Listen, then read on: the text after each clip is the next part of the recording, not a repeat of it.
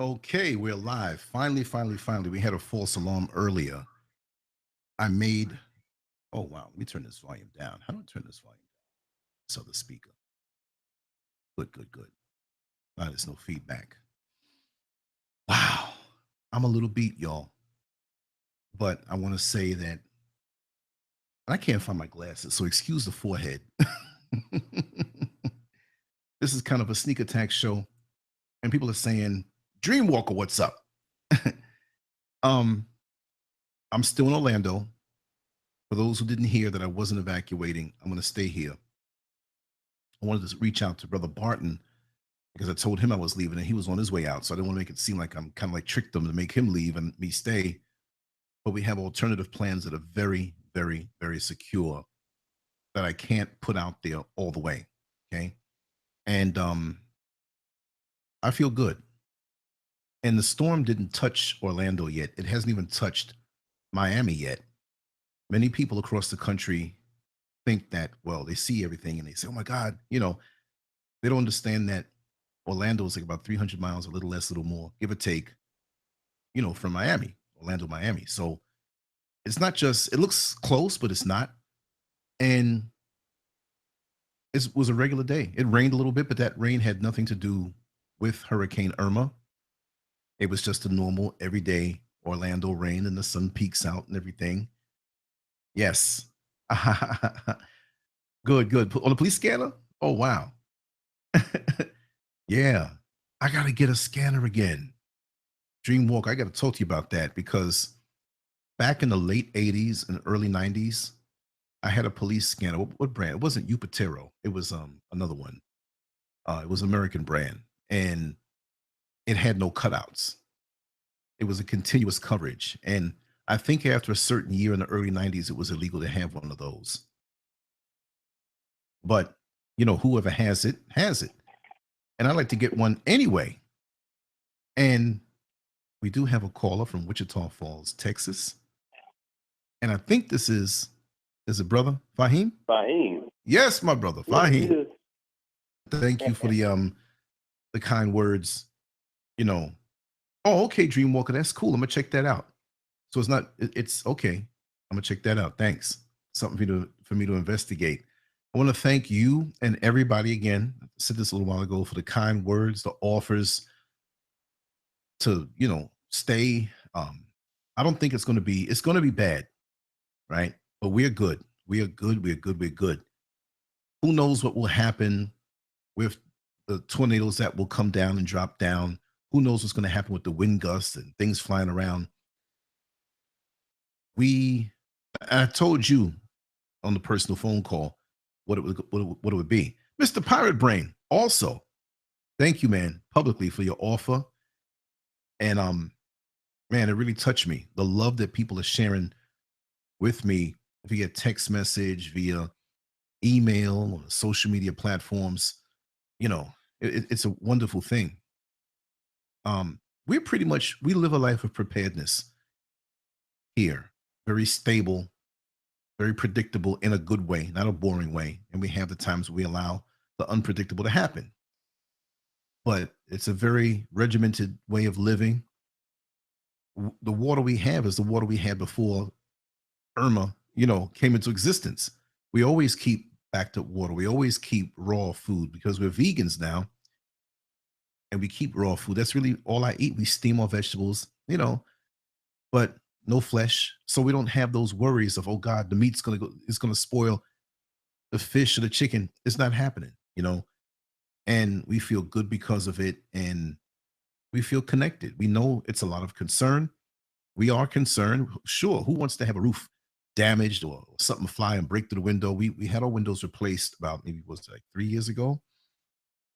Sliding doors and windows, and they're hurricane proof up until a certain wind, mile per hour, whatever. I think it'll be sufficient. And if they break, the company will replace them for free. The thing we try to do is rock solid, just being prepared for life. When I purchase something or buy something, I want to do something good so that it lasts and you're covered. So down here in Florida, you know that there's going to be hurricanes, things break, things fly around. So we went the extra mile many years ago, not many, but 3, 4 years ago, and we got those taken care of. So we don't have to worry about that. And I find that many who are worried or freaking out right now, and I'm not making fun of them, but maybe their lives weren't in line as it should have been. And this is not me throwing off like, yes, I have it together and nobody else does. No, no, no, no, no, no. Because life can throw a curve my way. And Nicole, how are you, sweetheart? Feel free to call in because this is just a chop up. This is just a thing to me thank everybody shown and to let you know I'm safe and to let you know that the storm here probably will not hit until sometime Sunday. That fluctuates now depending on the trajectory, but sometimes Sunday in Central Florida. But the outer bands are going to start first, and you feel the wind, and it's just going to increase. Now, where the eye goes, it can go west, it can go east, and the water, it can come right up the middle, wide that it's going to hit us, right? But we will be safe, and I will explain that in personal conversations. I don't want to put that out there to the great unknown, our exact plans. But like I said, to worry right now is out of control. To show concern is control, right? So we don't need to worry. Do all that you can do and just, hey, I'm going to have some days off this week that I have to get paid for from the job. That's a wonderful thing. Look at the upside. I could do more blogging. And even if the power goes out, I got batteries, I can record things. And I'm going to share the experience where I will be here and there and everywhere on video. I'm going to talk to people. I'm going to make it like a little mini documentary. There are people who are going to be on there that they don't even realize they're going to be on there yet. I'm going to share the experience and get as much visuals as I can without getting my equipment wet. And it's going to be wonderful. Thank you, Linwood Payne Jr. Yes, thank you so much. Thank you so much. Cocoa Pebbles in the house. I used to eat a lot of those. My father didn't like it. I used to sneak it because it was all sugary and stuff. He liked me to eat good food, be strong when you get older.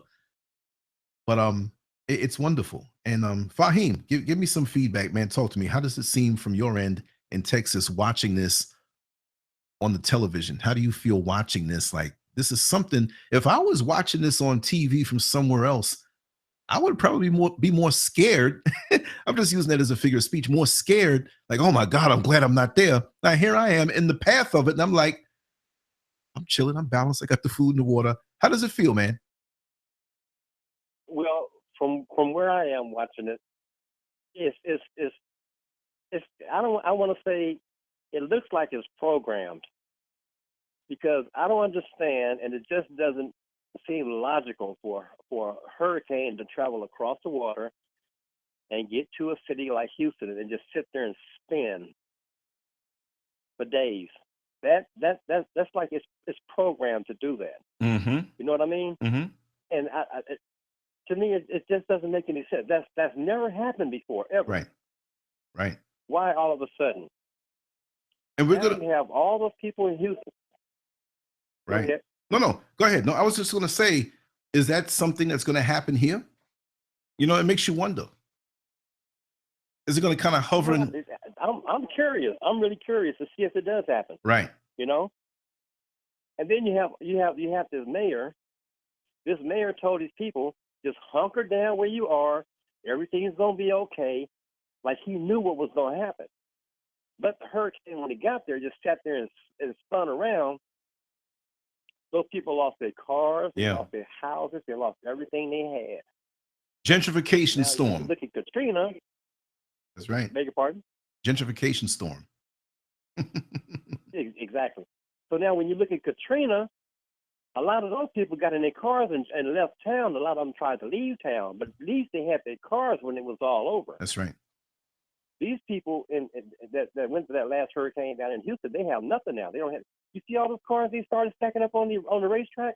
Yeah. Thousands of them. Yeah. Yeah. Now, okay, if you don't have flood insurance, you get nothing back. So now you have to go get yourself another car, so you can get another job, so you can get your place to live, so you get all this stuff. So now what do you do? Yeah. You're at the mercy of the government. And people are not aware that so much can happen with the domino effect. you know?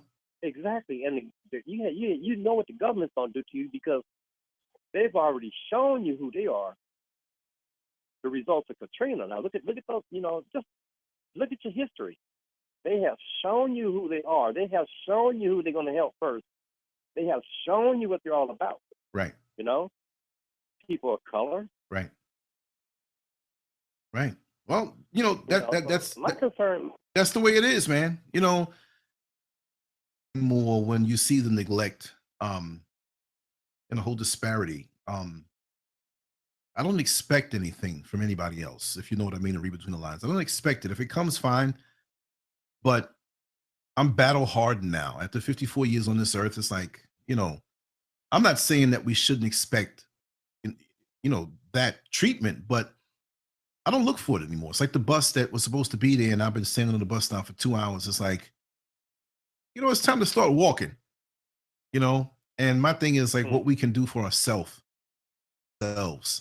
We know it's imbalanced. And like I said, I just recorded a segment with Dr. Mona Brockett. Wonderful segment. It was laid back. It was just like not even about a topic with government. We were just talking about the storm. It was comical, insightful. And after this live stream, I'm going to work on it and upload it. But I said that it was basically about this storm is about balance and cleansing, because, things are not right in this country. Things are not right in this world. And the people who are more so uptight, I'm going to say it this way. We ran, exactly, Nicole, we got to stop waiting for that bus, and we're too materialistic. That's right. The people who have a perceived status that they can speak to you in a condescending way because I live in a particular zip code, or I drive a particular car, or this is my status and pedigree in the world, and the way they carry themselves, with expecting the privilege, and I'm entitled. Read between the lines. Those are the people who are suffering. Even some of us who have that. You know, and Mhm. and, and a, one and a real sad situation today. Yes. Now down there in Houston, you see all the people down there of color helping everybody and anybody. Hmm. And then you have some white people that are doing the same thing. Hmm. But today, I Thank look you, out my Cassandra. window, Mhm. Go and these ahead. people are Hmm. flying these Confederate flags again. Hmm. Wow. But And what's that all about? well, like I said, it's like a childhood, and you have 10 kids. You say, wow, you had a wonderful childhood, and this is how it went. But if you speak to each child after they got a little older and ask them about their childhood, they're going to give you 10 different stories, right? Some good, some not so good. So it all depends on how you look at it. But it's not a matter just how you look at it, it's how you have to deal with it by what you have inside of you. Like, okay, and I mentioned before that, we live a life of preparedness. We live off the land here. We go to the supermarket too for things that we need to get. We go to farmers markets, and we live very frugally.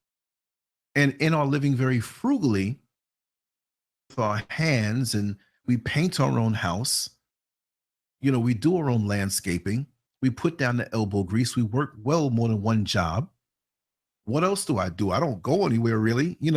I'm here and we do our shows and we create, and I bring the camera with me, and pretty much my life, what I do. So to others who don't live that way, they must got a whole lot of money. No, no, not really. No, not any more than anybody else. We're blue collar people, but we live with focus. And most people that I see out in the world, and it was a really funny contrast with what I saw today, because we took the whole day and we crossed every T and dotted every I, and we made sure that we're well stocked over and above and condiments and different things. And we're going to prepare tomorrow really big. And we're good. But it was a contrast, because when you look at the world that people live in now, in this society in general, they're in their comfort zone. They're in their own world, and their head is down in their phone. They're in their own world. Whether they're communicating with somebody else, whether they're projecting a fantasy existence. I've seen guys the other day, I see them all the time in the parking lot of the mall, leaning back on luxury cars. I mean, I've been on layovers and seen a person drive up in a Jaguar and go inside the mall, these Benz or Maserati or something, and you have a bunch of kids come up and lean up, take turns leaning up on a car and doing their little jailhouse poses, and grown people doing the same thing too, taking pictures for their social media, because it's all about presenting a front, an image, a projection of happiness instead of dealing with yourself on the inside and bringing yourself to a level of cleansing and balance. And those are the same people who have an alternative lifestyle, or not lifestyle, that sounds kind of funny, right? An alternative life that they project out to the world, where they're always happy, materialistic, things going on. They count the money, they're this, they got the pretty women, and everything's all good. And they sit back scared in the middle of the night and they watch this projection and try to watch the reactions of the people they're projecting it to. And they want to call them haters. They're not haters. They're hating this false thing you're putting out there. And really, you're insecure and you're scared. This is why I believe in being transparent, transparency. Now, while I don't tell every single detail about my life, pretty much you figured it out. The rhythm, the consistency, what I'm about. There are many who projected that on social media that I've known, and many of us have known, who have passed through these doors because they projected something that wasn't real. They're all about this, and they really wanted money or some type of internet fame. I'm home, y'all. Mr. Scurv is knocked out. He's fast asleep. And this is how we live. I'm home. And now that the threat of being yanked out of their alternative life and their projections and what they fooled themselves to believe in because of a storm now, because now they hate the fact, many people who have that perceived status, that I'm above you because I know the secret handshake, or I'm a member of this organization, a lodge, or I make six figures and you don't. I have more education than you and you don't have any at all. I have a better car than you and you don't. My house and probably debts are bigger than yours and you don't. It's all equal now. You see immortality. You hate to see that there's something bigger than you coming around that makes you get down on your knees and really look at yourself as to what you're honoring as power. Because all the status and power that you think you have, it means nothing. Like I said earlier, or I said on the broadcast or the recording with Dr. Mona Brockett, I know of a person who is pretty well off. They don't appear to be as well off as they are, but they're pretty well off. And they're in South Florida right now. And wouldn't you believe, with all of her maturity in her 70s and different things that she knows, that she's crying now. And she's going to the shelter, just like the so-called derelict on the street or the drunk or the wino. She's going to the shelter and she's beside them. Now, I wouldn't say personally that she feels better than, but this is a gut check for a lot of people. And that aspect of it, it doesn't bother me because I'm grounded already. I am who I am, and I've accepted who I am, and I know where I want to go, and I know my mortality, and I know that I'm not the sugar honey iced tea. I'm just another guy out here trying to affect other people for the positivity that I can bring and make up for a lot of the dirt that I did back in the day, because I was not perfect. I broke a lot of hearts. I stepped on a lot of toes of the time. But if I can apologize or make up or be that better person now, let me do that. And what is that? Balance and cleansing. And if you don't seek balance and cleansing in your life, things like this are going to scare you, because there's an unknown factor. What if the tornado comes and I get blown away and I die? What's going to happen now? See, that life that you thought was so certain, now it's in question now. That property that you own that helps you to push out your chest. And I don't mean in a righteously proud way, like you're proud that you achieved something, but that false pride that you use this thing now to push your chest and put your nose up over somebody else. We all know that person who buys the brand new car with low self-esteem, that may be a nice car, and they zigzag through every single block on this particular day when they bought it, and they're looking and they're honking and they're waving and they're stopping and they're styling, and they want you to see them in this car. A chance to see them. They're going to come by a house. They know you go to bed at 10 o'clock at night. Here they are ringing the bell midnight. Ding dong, ding dong, ding dong. What's up? How you doing? And it's all to throw off on you. And we do that in many ways. Just of a brand new car, a house, or even having a wonderful physique, a wonderful body. You know, you get in shape now and you look good, but you want to use that as a way. All that stuff comes into question now. You know, when you have to face these moments of facing your own mortality and things rearrange beyond your control, and it makes you see that you're not the one in control. And God is in control. The creator, the most high, whatever you want to call him, whatever you want to call him, whatever you want to call it, if you want to say it's a her, whatever, that thing that did all of this, now you see. Because I already know. Because I talk to that person, that thing, that entity, that most high person every day in my own way. I say curses sometimes and slip out. I'm trying to clean up my mouth. I know enough words in the English language where I don't have to say those words. But sometimes I get in an environment where I have to, you know, and not that I have to, but some people understand certain words more so than others. So we paint pictures with the palette, you know, that we have, that we're dealt with. But I'm seeking even more balance.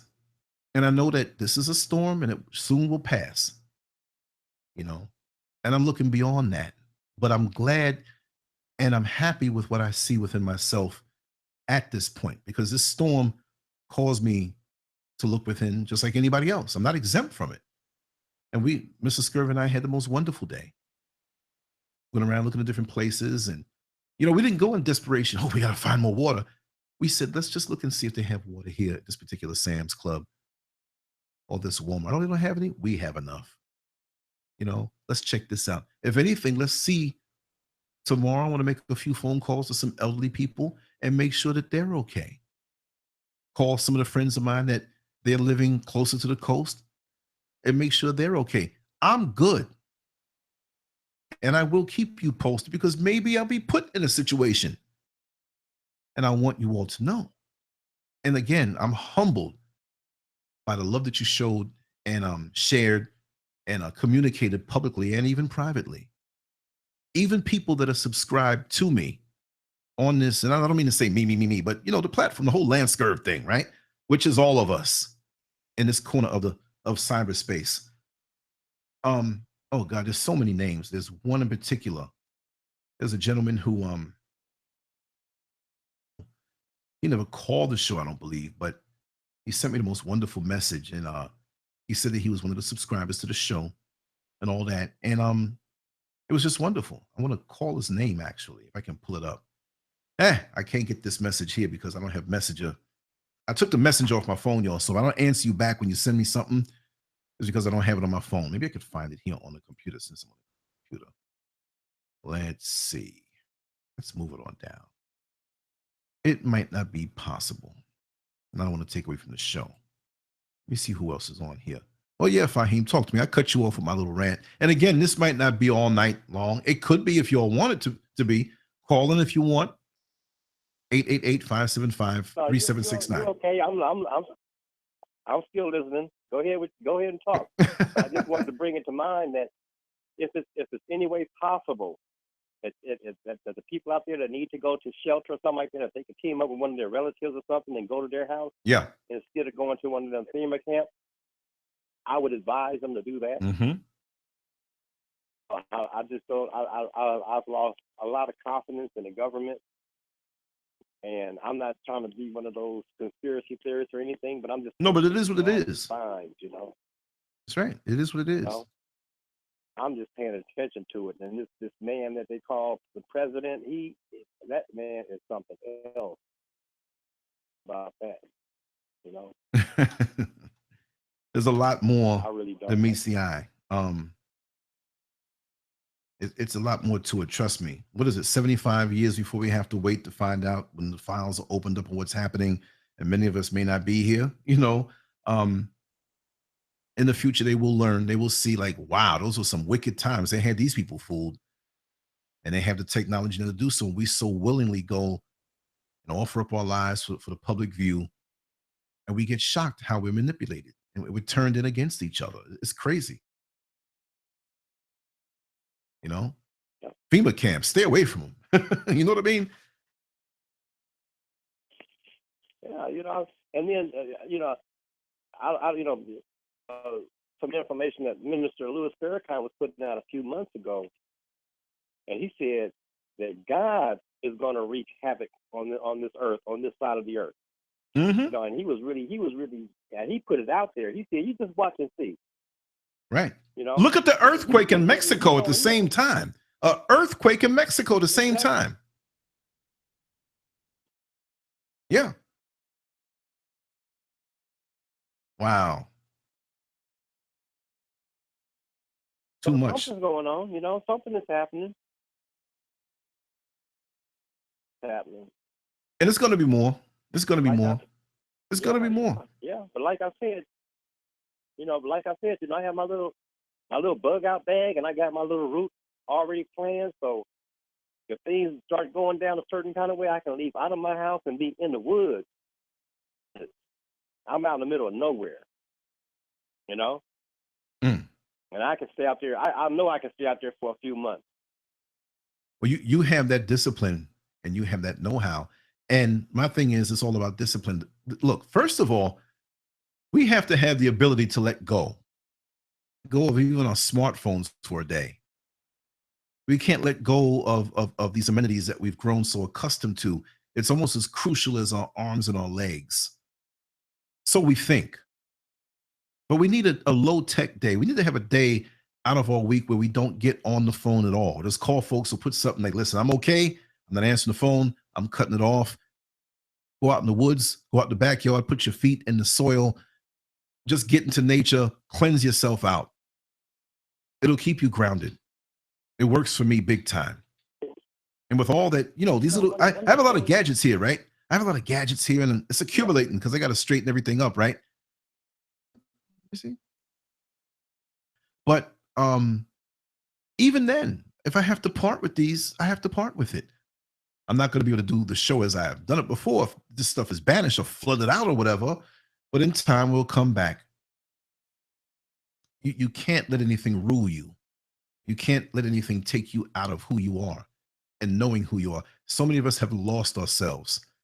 And today, it was ironic. And I was telling Mrs. Scurv how, because I'm in the street all day, driving the bus, 10 hours a day, right? In the street, out in the street, just seeing it, just right there, hearing it, seeing it, smelling it. And the whole climate today in the street, it was raining a bit, but people were uptight the way they were driving, honking the horns, giving each other the finger, cutting each other off, the almost accidents, the attitudes. And it's like, wow, it wasn't the storm. It was themselves. They were finally seeing what was inside of themselves, and they didn't like it. They didn't want to face it.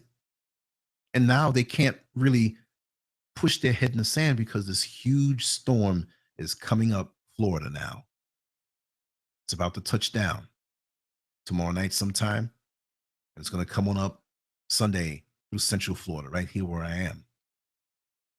Unsettled. And have accumulated so much toxic energy in their spirit, in their soul. And now they're seeing themselves what they are. And it's going to be so many different things that are going to be happening because, and I joked with Mrs. Scurv, and I said, what about the married dude that has 3 girlfriends? He's going to have to decide who he's going to spend time with. What about the folks who are fiending for drugs, right? And they have to be in, and they're going to be all antsy and itchy. And now the people who have money, they can afford it, but the one who has to turn a trick to get a hit of crack. Well, you're not turning tricks in a Category 5 hurricane. And the crack man will probably be nowhere around. If he's got your money now and he's good, what you going to do? You got to face yourself. The alcoholic, you looking to get water to store up. The alcoholic is looking to store up alcohol, right?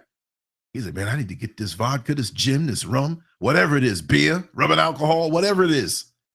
I got to stock up because I want people to, there are people who drink that I see from morning until night. I see them every day back and forth, stinking, drunk in mind, that had homes, that don't have homes anymore. They're in the street and they're digging in the garbage can. They ran out of money and they find a bottle of liquor with a little teeny corner.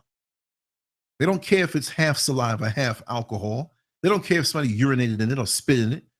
They turn it up to their head just to get that aroma and that flavor in their mouth. It's not even going to get them high anymore. Sold out to whatever their indulgences are. And the storm makes you face it. You have to say, I want this, but I can't get this. Oh God, I'm addicted to this. You got to say to yourself, how am I going to lay down for 3 or 4 days, possibly with no power? What about the man addicted to pornography and there's no power? Well, you got to go back to the days of the magazines, right? But that's not good enough. You know, the thoughts that you have facing yourself, you can't throw a text. The cell towers might be down. Your batteries may run down, even if the cell towers are up, and now you have no power to recharge your phone. And extend it and everything, right? But now what do? You sit still and you have to face yourself. And that's one thing that many people just can't do. And it's sad. Why can't we meditate and look within to know who we are? Why can't we face the demons that we have on the inside and say to ourselves, you know what? I need help with this. I need to get this out of my life. You know, people have that guilt in them sometimes. I'm not just saying guilt, because when you're riding high in your indulgences, you're arrogant with it because you're getting it. You're getting it. The dude going home with 2 women. He wants the world to know, yeah, I'm going to take these 2 BRTCHs home and it's all my, status pumped up off of what? What are you pumped up off of? Animalistic behavior?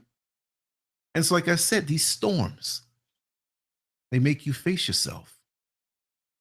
And a lot of these people, when they see you peaceful, doesn't mean you're perfectly clean now, but you're in a state of cleansing every day.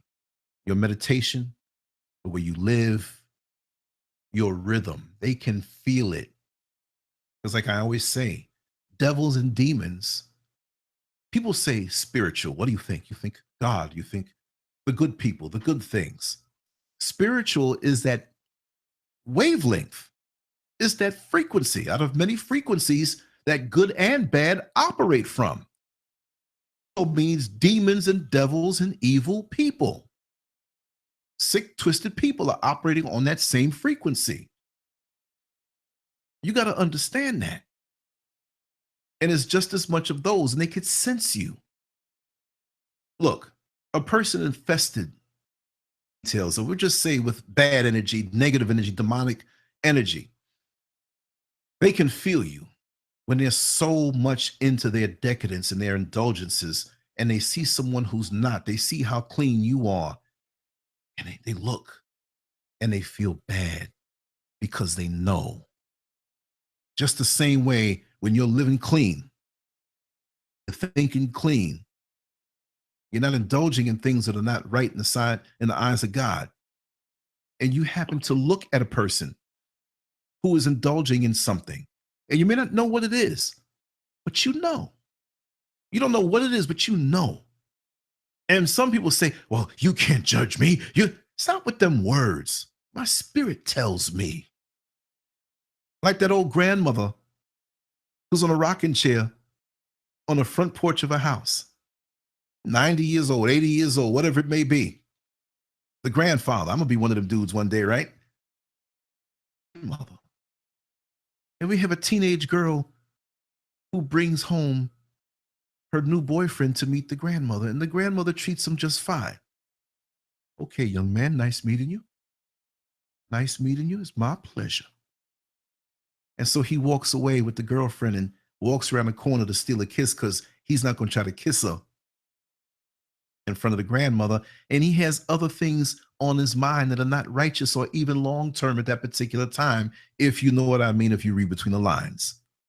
Hormones are raging, and probably on both sides. Not just going to demonize the man. But when that young girl comes home and she sees the grandmother rocking, grandmother got one eyebrow raised. Well, grandma, how did you like Tyrone? I don't hate nobody, but I'm going to tell you what I know. Leave that young man alone, because he ain't no good for you. Leave him alone. Be nice to him. Let him down slowly. But I know it's on his mind. But grandma, you can't, you just met him. How could you? No, he's a nice guy. And she knows really what he wants, but she loves the attention. That boy's going to bring nothing but trouble in your life. You need to be focusing on your school and focusing on, she may not have talked to her like that before, but she might say, keep them knees together. And she walks off mad and runs over to the boyfriend now and tells him everything. And 4 months later, she has to call him and say, my friend hasn't been coming around the last 2 months. And nothing to do with her no more. And now she sees the wisdom of grandma's words because she knows. And you live life enough on those planes and on those levels and on those frequencies. I love to go out into the world when I'm centered. I just don't see the pretty shirts you have on and the dress or the high heels or the makeup that someone has on or the gestures or the Colgate smiles that may be false. When I'm in tune, I'm looking right at you. And when I look at you and when I'm centered, you already know. On my bus, the last few weeks, my third eye has been wide open. Oh, the Holy Spirit, don't get scared. I'm not into any weird practices here. And there's some people who have gotten on my bus, and it's all in the eye contact. I don't give it up too easy because I don't want to connect with some of these demons. I'm sorry, I'm going to say it that way. I can feel a good person and I open up to them in time. But when I'm real strong and I look at you when you come on my bus, if you're doing some grimy, low down, dirty stuff that you know that you shouldn't be doing, we don't even know each other. This is what they do. They look and they blink and they look everywhere else. They cannot look at you because something from you is so powerful and so aligned. And you may not be that way every day. I might get pissed if somebody cut me off and I might want to give them the finger back. Like this. See, I did that, right? I'm human. And we all have days where if we're trying to raise our frequency, it goes up a little bit, comes in. It's like the stock market. When you see the graph, like the stock has been progressively going up. It dipped here, but it went up and it kept going up. So from 1997 to 2017, it started here, but it's way up now.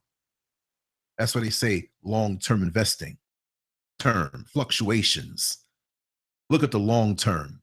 So in your spirit, like synchronized swimming, when they score and they have, I guess, 5 or 7 scores, correct me if I'm wrong, they delete the top score and the bottom score and average out the middle scores.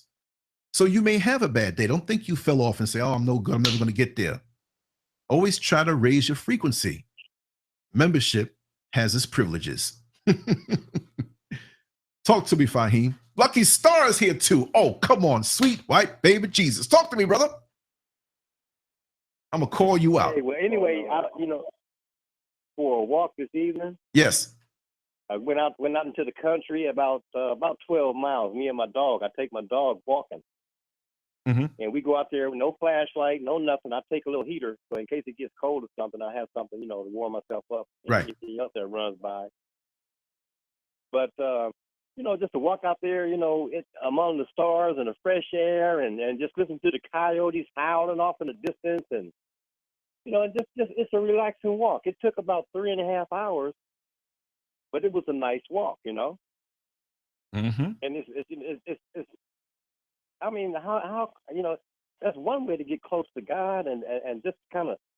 I don't take no cell phone. I just take, like I said, I just take my dog, Right. That's right. and just walk, Right. And it's a good thing. It's a good thing, and so many people are not even don't even know anything about anything like that today, Right. Right.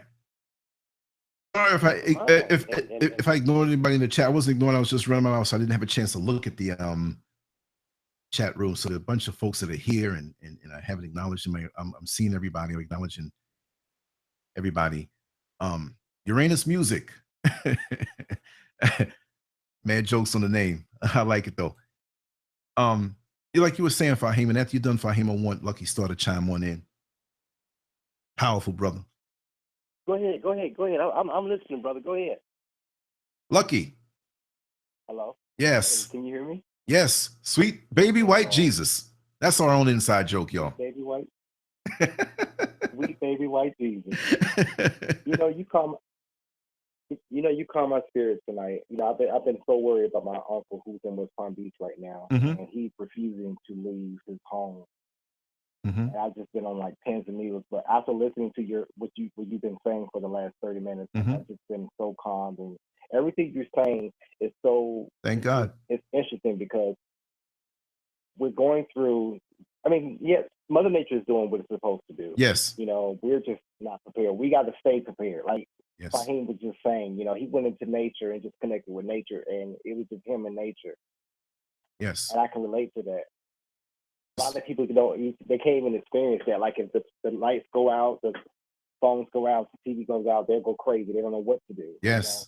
Yes. But it's also like an inner battle. Like we're going to, we each of us are responsible for our own selves, and we have to remember that we can't rely on, the government or Trump or anybody. Exactly. Like we have to rely on ourselves, and this is the time to come together. This is the time to really connected with ourselves, be connected with each other, and be connected with nature. I love it. Because nature is just doing its business. That's right. Nature is just doing its business, and that's just what it is. Balance and cleansing.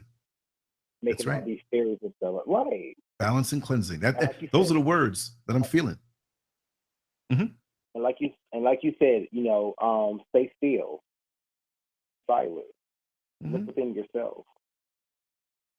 Imagine, like, with this storm coming, neighbors who haven't spoken to each other in years, or friends who haven't spoken to each other in years, and this thing is looming over their lives, and it forces them to have those light moments. It forces us to put the cell phones down, the technology down, which, okay, we're dependent on this technology to have these shows. And like I say, maybe by Sunday, the power might be out in different parts of Orlando that I may be in here and there to broadcast anything live. And, if the cell towers are down, know that pretty much I'll be all right, but I'm kind of cramming in today and tomorrow, and bringing that connection and letting everybody know where I stand, and maybe they can get something from that. Not that I know everything, because I've gotten stuff and good words from other people, but that's the storehouse. You see, so many people are storing up everything in their house, but they have nothing stored up in their spirit.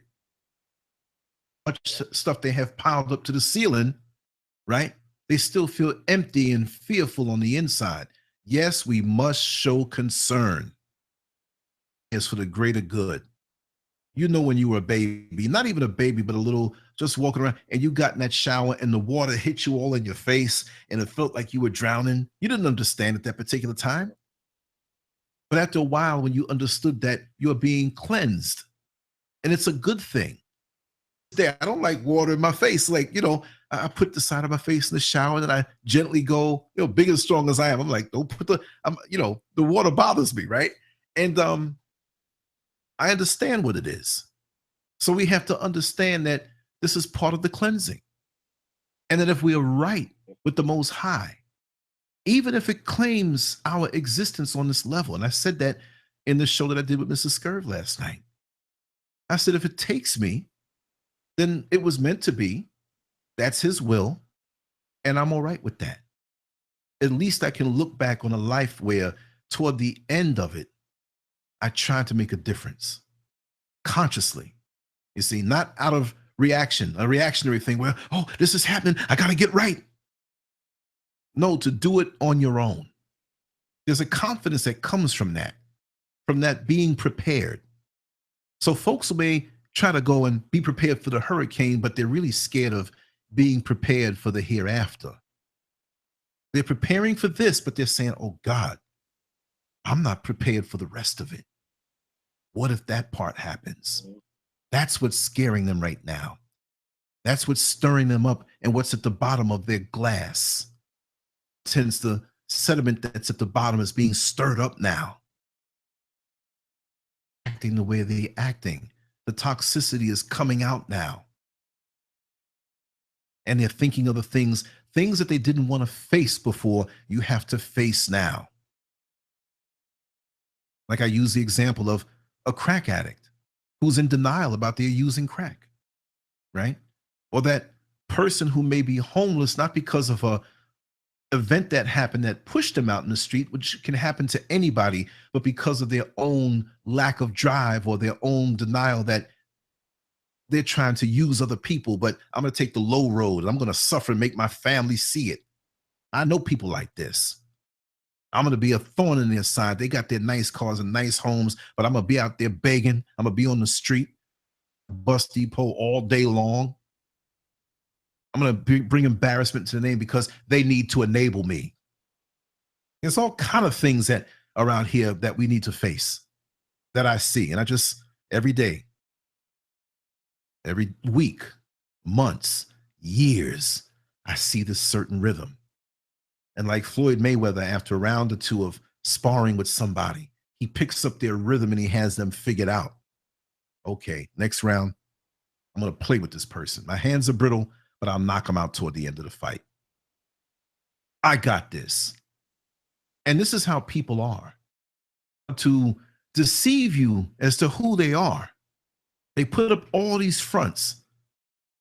But at the bottom layer, it may be something so nasty. And kudos to the people who are trying to cleanse themselves. I'm not talking down to people because I got things in my layers that I got to deal with. We all do. Doesn't mean anyone is better, or if I may be a bit further than the next person that I'm better. No, it doesn't mean that. That next person may have had more toxic layers to deal with that they were born into and accumulated while they were in this life. So it doesn't mean that you're a bad person because you have things to face. What's bad is when you turn your back on facing it and you don't start. I don't care how long the journey is.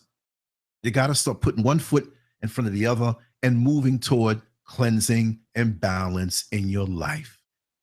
Storm means. The storm is like the cops when they come to raid the crack house. They in the crack house smoking, getting down. In the next room over there, somebody's turning tricks, right? And all this stuff is going on. The dealer's looking out like, yeah, do your thing. I'm getting this money. And all of a sudden, knock, knock, knock, knock. Who's that? Boom, the battering ram comes in. Everybody down, freeze. It's done. Everybody down, freeze. The so-called Christians who are holier than thou. Now you're going to see what they're made of. They should have been preparing according to their word. They believe in the rapture, right? This is a mini rapture. It's a test run. This is a rapture. This particular storm called Irma, that's a test run rapture, is almost like an open book test or a test that they tell you the answers. Coming on this day, look for this mile per hour wind at this particular point. We're telling you. But will you be ready when that thief in the night comes? In all your decadence, you worried about a storm? We're talking about something more than that. Oh, the storm lets you know. I'm not preaching any kind of one particular religion or anything. Brother Gamer G, call 888-575-3769. I can't talk right now. I'm on live. No problem, brother. Yeah, say it again. Oh, I thought somebody was going to say something here. I'll shut up for a while. I want to hear you, Lucky Star, and Fahim. I know I was on a roll and a rant. I'm going to check the chat room. So. Well, you know what I've been through. Go ahead. You know what I've been through over the last couple of years, especially the last year alone, and it's been very interesting. And it's just interesting how you're talking about sobriety and cleansing. Go ahead. I'm sorry. And let's just say a couple of days ago, I had an episode where I thought I was about to leave this earth, and I made a promise to God if He brought me out of it, that I was going to turn from it and never do it again. And basically, what it was is, I've had been drinking like every day, like a beer or whatever, every single day.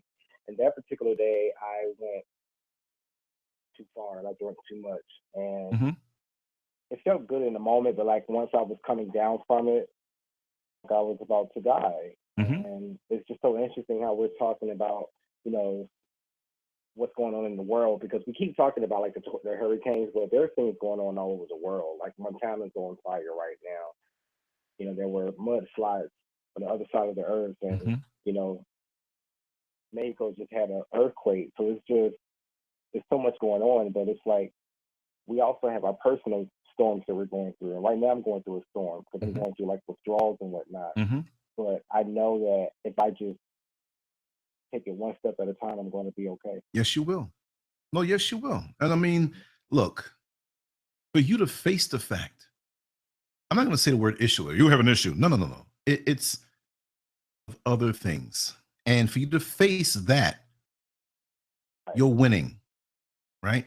And this is why I try to be brutally honest on this platform, because there are other people deriving. And now that you said your part and what you're going through, it has nothing. I'm not going to say it has nothing to do with me. Like, I'm connected to you and I love you very much. You're my brother.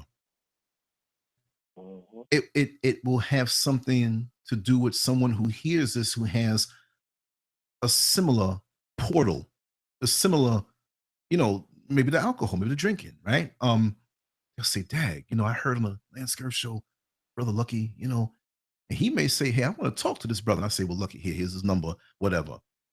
There's a lot of that I do, and it's wonderful, because as you face it, and others who are dealing with it that may sometimes not want to deal with it, may not be at this point of healing, because this is a stage of healing and maturity, you see, and you're getting better. And we're all dealt with different decks in this world. We had some very deep conversations, you and I. And deep. And I look forward to them. And I cherish the ones we've had. And the only way you're gonna rid yourself of certain things is to pull the strings. It may manifest as far as like, okay, I'm drinking, but you may say, okay, what is it that's causing me to do this? What's the real thing behind that? And there's something behind that and behind that and behind that until you hit it. And but to run away from it, you'll wake up and you'll be like 60 years old. You'll wake up, you'll be like 75 years old if you live that long. I'm not saying you personally, I'm just saying this to everybody, right? So when I see my mortality, when I fill out a form or something and they say age and I put 54, I'm like, whoa, that don't belong to me. I'm still 21. I don't think I'm 21, right? But the reality hits you because you're basically saying to yourself, listen, where did the time go? You still have certain hang-ups. I'm not saying you, I'm saying me. I still got certain hang-ups and idiosyncrasies and things that, I say, man, at this age, I don't need to be having this way of doing things or way of looking at things or falling back into this anger on this particular issue. Get derailed. And the biggest thing that you do when you get knocked down, you get right back up. If you feel you've been knocked down, whether it's externally or something from the inside, get right back up. Even if you feel like you don't have the strength to get right back up. I've seen fighters get knocked down. They should take, if they have a 10 count in the fight, or not a 10 count, but an 8 count, standing 8 count, an 8 count, stay down on one knee for a while. But get up before the count comes and it's over, so you stay in the fight. But be very cognizant of what is going on around you and within you, and who's around you speaking into you certain things. Because certain words of kindness from others are really bombs that are timed, not to go off right away, to create doubt inside of you, that they really are not your friend, but they're waiting around to see your self-destruction. and they want to hasten it along, but they don't want to say, I wish you die. I want you to fall. I want you not to have no money. I want you to lose your job. I want you to lose your relationship. I don't want you to have that because I don't have that. But they're not going to say that. If you're feeling down one day, they might come around you and put their arm around you and say, Lucky, how are you really feeling today? I'm a little down because you think this person is your friend. And he'll say something to the effect of, you know, I notice you haven't really been looking well. It appears to me that you lost a little weight and you seem to be stressed about something. Maybe you need to go get a checkup at the doctor, and I really hope everything's all right. Now they walk away now. And how do you feel? At yourself? Am I sick? You're probably 10 pounds heavier now. You think you lost weight. You feel now you got something spinning around in your head because they planted that seed. And I see many people around me who used to be around me who have tried to plant seeds, and they're looking like, how the hell is this guy really going so strong? And I know I planted some good seeds in his head because I know what you were trying to do. I took the seed and put it in your pocket when you didn't think you were looking, and you're the one freaking out down the road. And I'm all right. So you got to really be aware of the energies that come around you and the accumulation of energies, because we have that evil one, Satan, or whatever you want to call them, the evil forces, the negative spirits, whatever you want to call it, right? They may not give it to you in one sitting. They'll give it to you a little bit at a time.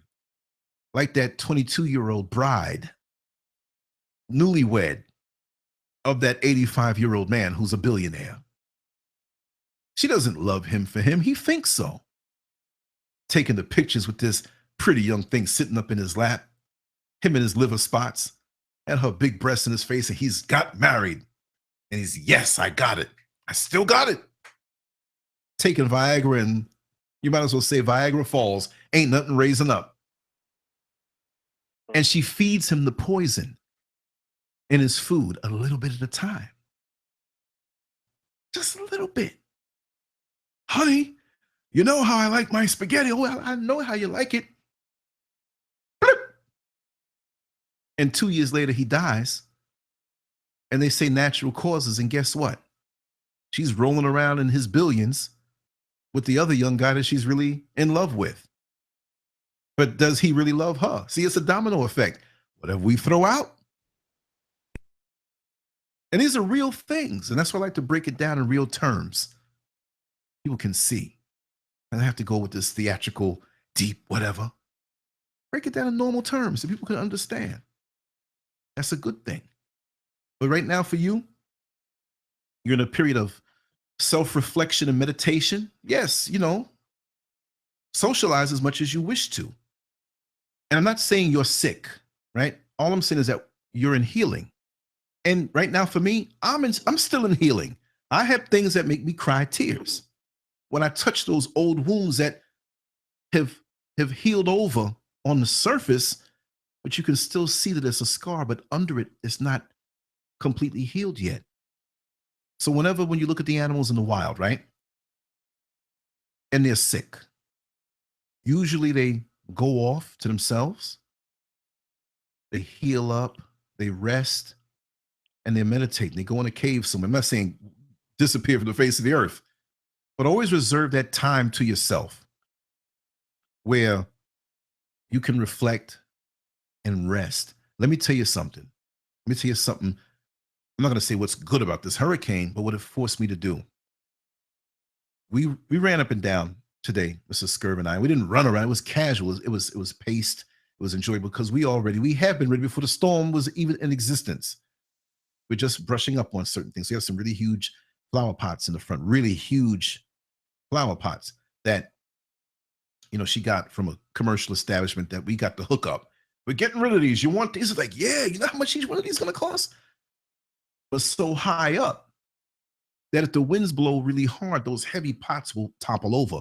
But normally, if they were sitting out there with nothing in them, they're not moving. But the plants will act as a sail and make it fall down. So we're going to go out there and have to get it more grounded now. Right? That's what it's all about, man. Being grounded and set enough to be able to deal with the storms. Wind drag. Look at houses all upright. You know, the roof, the shingles. What if they have this thing called monolithic domes? Google that if you're near a computer. Monolithic domes. And these are like doomsday homes. And they're like domes. And some of them have like like they're slanted and they come up and they slant down. Because you can have winds 500 miles, but the way the house is built, the wind's going to go over it and protect you. But these upright homes that we have now, especially the more north you go, when the homes are really just built out of wood and the hurricane comes and hits it, down here, it'll topple. But these homes are built block construction. And they have the hurricane, not proof, but resistant. The way they're strapped on, they strap the roof on. It has to follow certain building codes now, as opposed to many years ago when they didn't have these codes and standards. But you're still not protected, even with all of that. And you have to know that. So you have to keep yourself in touch with yourself and never lose yourself. And if anybody's a friend of yours and truly loves you, they're not going to want to see you lose yourself. If you're floating around like a person who got snatched up in a tornado and you don't know where you're going to go, you are going to be with you for the rest of your life. You are going to love you and you're not going to hurt you. You know, but you're the only entity. Isn't that something?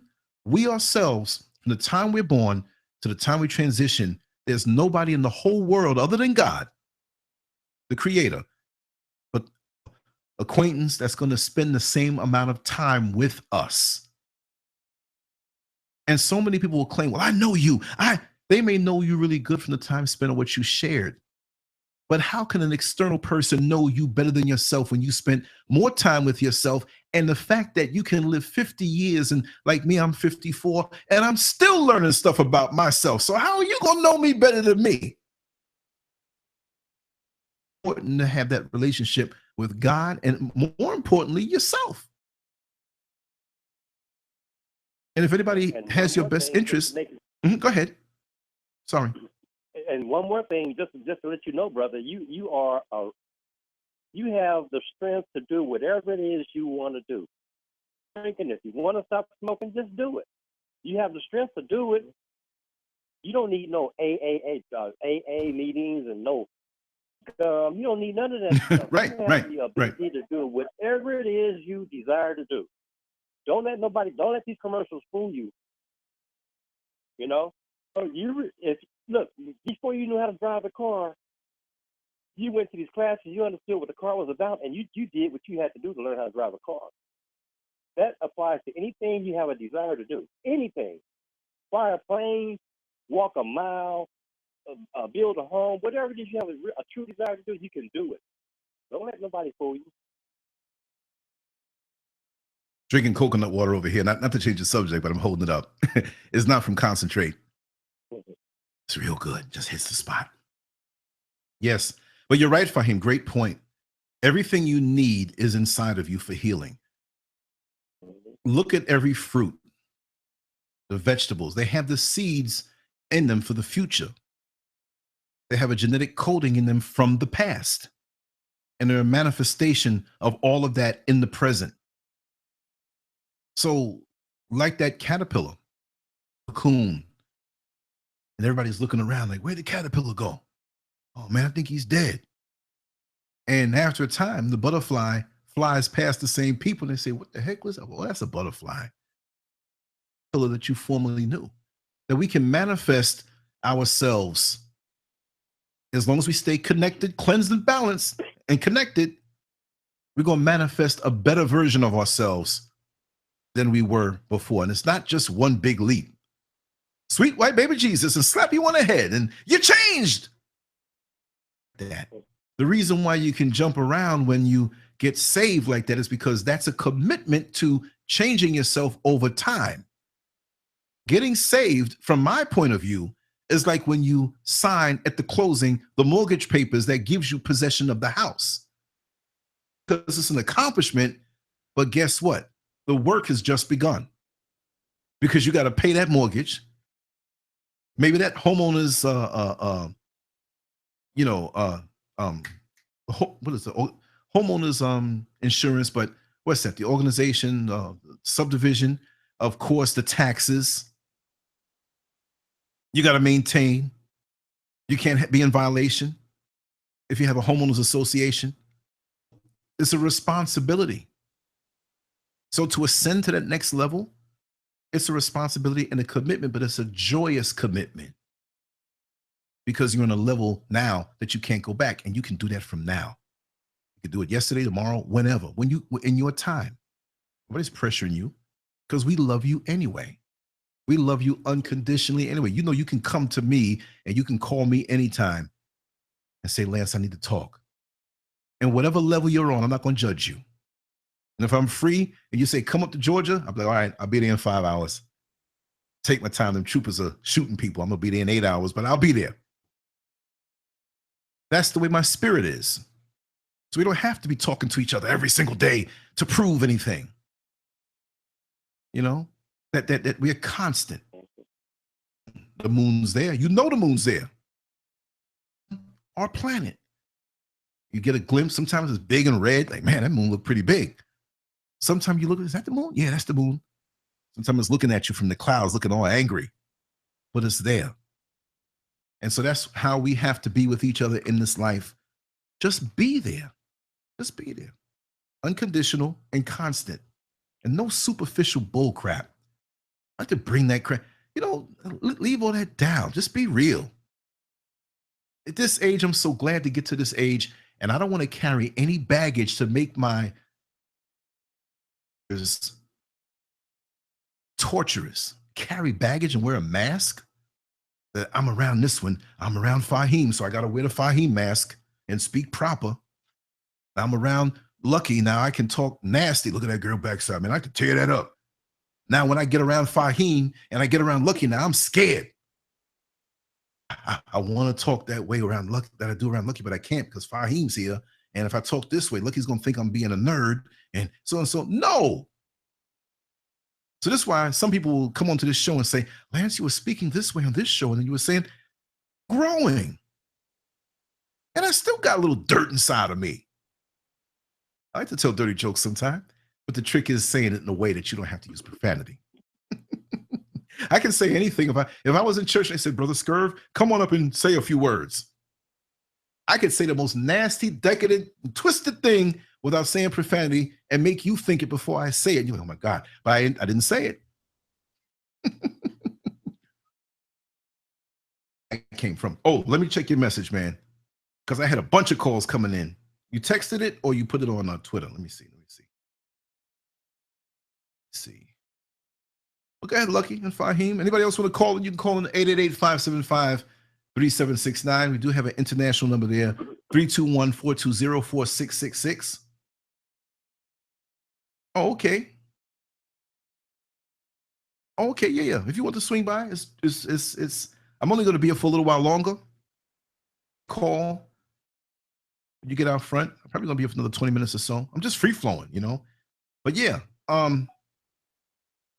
questions, any feedback, any things, I'm going to check up on this storm because it's coming.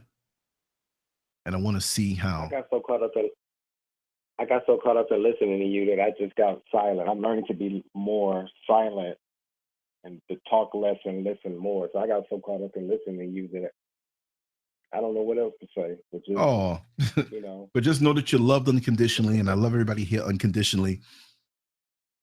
Personalities, we all have our viewpoints, we all have, but aside from that, aside from the packaging, it's just that unconditional thing. How nice would it be to live in a neighborhood where, you know, you're not in each other's business like that unless you want to open up and vibe like that, but you feel as though you're home.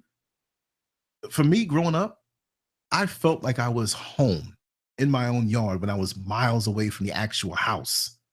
That's how much love and connectedness was in the community.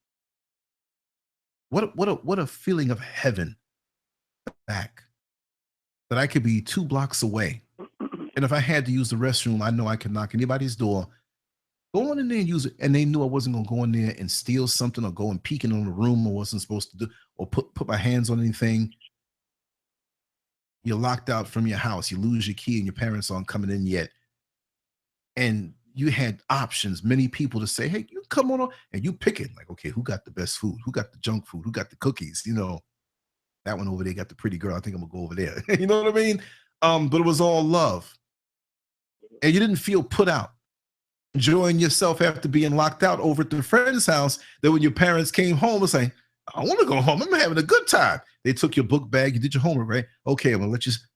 Did you ask them if you can stay a little? Yeah, he can stay. We're gonna retire another hour. Okay, you come home in 45 minutes. You keep on, you know, that kind of thing. We don't feel at home until we get to the actual house. And the funny part about it is, with many of us in our situations, the actual house and get inside the house, we don't feel like we're at home. We only feel at home when we're on the toilet or in our room, because there's so much separation in the house, which should be a home, or a whole community, which should be a home. To that, I'm just kind of ranting right now, you know. You're speaking truth. It's all interconnected. It's all interconnected. Mm-hmm. You know, because I can remember when I was a kid, there was no such thing as a McDonald's or Jack in the Box or Olive Garden. None of that stuff existed. You know, Mm-hmm. and now, now this is ridiculous. Now people don't understand how come they don't remember what they had for lunch. So you don't know what you had for breakfast a day ago. You're something's wrong with your memory now. Right. Your health is no good. You just don't understand it. You know, all these things, they came into place for a reason. That's right. You know? Here you have somebody that's cooking food for you. You don't know nothing about that person. All you think you know is that they gave this person some kind of permission. They gave them some kind of, they screened that person. They said his health is okay. They say this is okay. They say that's okay. So they gave him a job back there cooking your food for you to put in your mouth and to put in your stomach. And now you have all these different diseases. You know, Mm-hmm. you don't understand how you got this stuff or where you got it from. The only thing you can really relate it to is, oh yeah, I used to go to Jack in the Box every day. I wonder if that has something to do with it. You know? That's right. And then the government will go so far as to say, okay, you can put this red slime in the meat. That's permissible. But if the people get sick, they can't sue your company because we're going to pass a law that says that they can't do it. Mm-hmm. You know? What kind of madness is that? So what that means is you have to fix your own food, you know? And if you fix your own food, then you start to feel like you're supposed to. You know you're not going to poison yourself. Right. You know, you'll notice eventually your health will get better. You'll start feeling better about things. That's right. You know, right, I'm like Nicole. 63 years old. I can get up. So I can get up and go for a walk. I can walk 12 miles, 20 miles, 30 miles. Oh, you're formidable, man. I know you're powerful. I can hear it in your voice. You know, I can walk and not even think about how far it is. I'm busy looking at the scenery. I'm busy observing everything around me. I'm enjoying that, you know. Well, look how it was when we were children. It's effortless. You want to run all day and jump around all day. You might even be hungry and still have energy. Because what your spirit wanted, you did. Right. Yeah. Right. You know, and you have to start, just start from the bottom and work your way on up. You know, so start cooking your own food and see what happens in about 3 months. You know? And you know, and then drink your fruit smoothies and drink your, you know, make your own drinks and stuff. Don't be drinking these soda pops and all that garbage. Right. No good right. for you. And that has no energy. No, how it's artificial. I'm not even talking about the physical carbohydrates that are cheap, stripped down carbohydrates. I'm talking about from person to person. Mrs. Scurv cooks 99.9%. And I don't mean just cook, because we eat very little cooked food. We eat raw food, but it's from her hand to me. And she gets up in the morning, and maybe I'm bragging. I don't know. I'm just telling the truth. Before I wake up, because I usually stay up late, before she goes to her first job, she'll get up and slice the strawberries. Slice them. You know, I don't tell her to do this, and I say, sweetheart, I can do it. She said, no, no, no, no. She knows. And she puts it and tucks it away in the containers. Oranges, she'll peel them and cut them. And she'll get the mixed nuts with the raisins and put the right amount of mixed nuts and raisins and put the grapes and the cherries and my vegetables with the brown rice, and she'll season it just right and make it. And she stacks it up and puts some of the stuff in the fridge to keep it cool and puts stuff in the bag. I get up and I just have to grab. No, but I understand what she's doing. You see, there are a lot of men out here who focus on, man, my girl, I ever had, man, she does this and she does this and she does that. But in essence, you might not even have a connection. Because while she's doing what she's doing, her mind might be somewhere else thinking about another man from the past or somebody she saw in the mall. But that consistent connection of loving you by maintaining you and pouring love into you by what you do for the person. And me now, I'm not just going to be receiving. I'm going to do what I do in my way for her. And it's not just where it's a sexual thing. It's if you have the car, let's break it down to those terms. That's not a human being, right? But you have the car and you say, I love that car. And wash it and change the oil. You don't look at the level that the tires are inflated, right? You just let it go. Let's let it turns into a jalopy after a year. You don't love that car. You say you love that car, but if you love something, you're in the process of loving. I'm loving you by what I do for you. Never to be thrown up in your face because I did it from the heart. Connected to you in the way that I'm connected to you. I'm loving you. Nothing is too big for me to do for you. If I truly love you and I'm loving you. And so many of us get these words twisted up. A lot of people say they love you, but really if you switch that word with another four-letter word, not to be lewd, no, I'm not saying that. But many people say I love you because they think in their mind they really need you. I love you. No, you need a place to stay. You don't have a place to live. You don't get enough money on your job and you'll be living on the rough side of town. So you say you love me because you need me to maintain this lifestyle. Check it. There are a lot of people out here like that in those type of imbalanced unions. But the person who is on the other end won't ever challenge them on that, even when they know that, because they want this person as a trophy or they're scared of being alone. So they settle for less and they settle for being used. So they know the love is shallow. They know it's about a need. So now, because they're so lonely, they're going to keep you in check by keep you needing them. So you have to say what? That I love you. And you're both lying to each other, but deep down, you both know the truth. Read it like a cheap novel. I like to really look past through other people's situations and what I see with the Holy Spirit, AKA my third eye. Get me a pencil. I'm going to draw a third eye in the middle of my head. I'm going to do a show like that one day. Oh, I didn't even see the question, Victor. I'm sitting here talking and running my mouth. Let me scroll up and see. Okay, let me see. Wow. Okay, let me go down.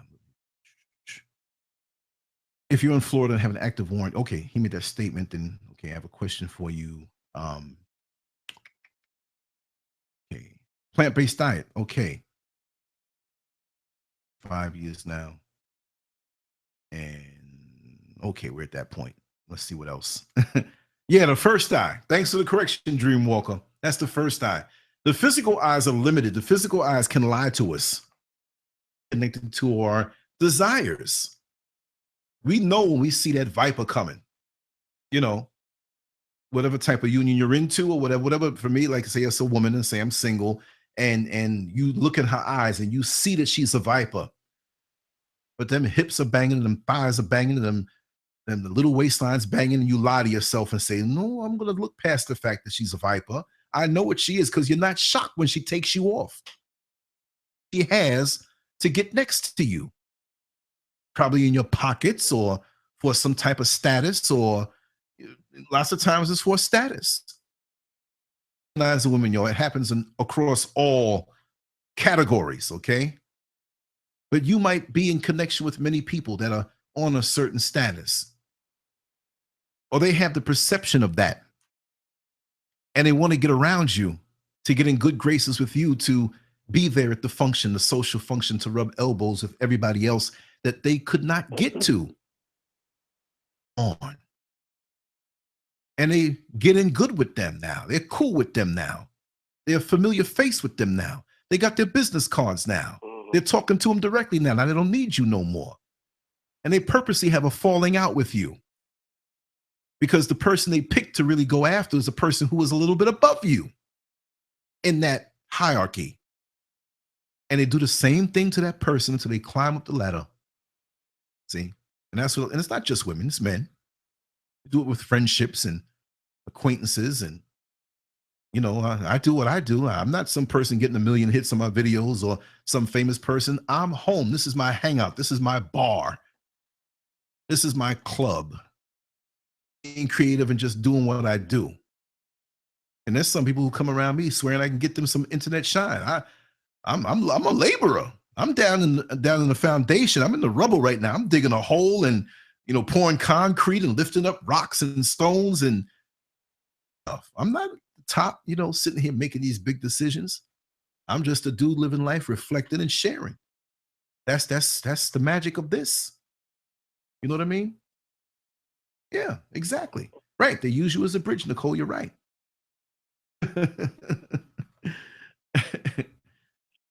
What'd you say, Barbara? Let me scroll up. I'm missing a lot in this chat room. And I'm just running my mouth. Yeah, man. Lance, you flowing, man. I'm letting the frequency kind of like vibrate my intellect for right now. But I'm gonna go in, but I'm just gonna let you Brother Coach, go in, man. Go in. Go in. Keep the throne cold. This the King Eugene right here. That's right. I'm let you keep the throne warm, man. Let you keep it warm, man, because he said something.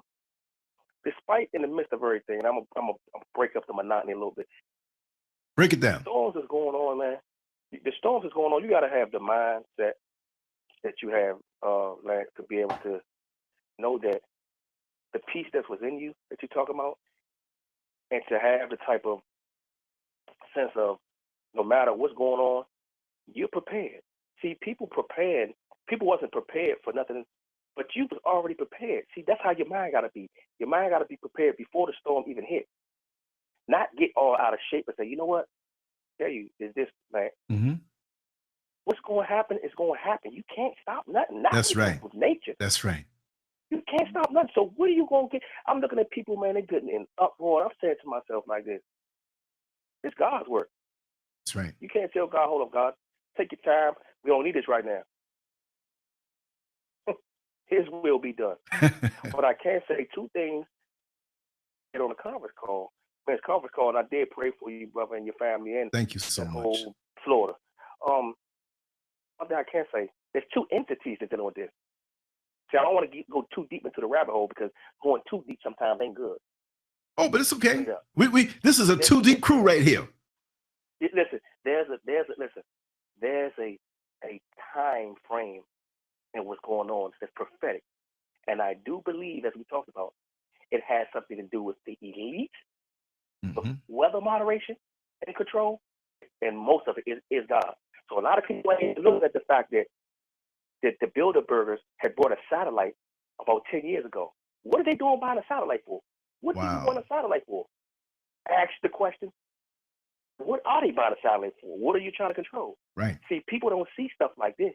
See, this weather and how they putting these things up under these oceans and shaking these oceans to get these typhoons and stuff. This stuff is man is messing with America. Is being judged right now. Judged. You're right. And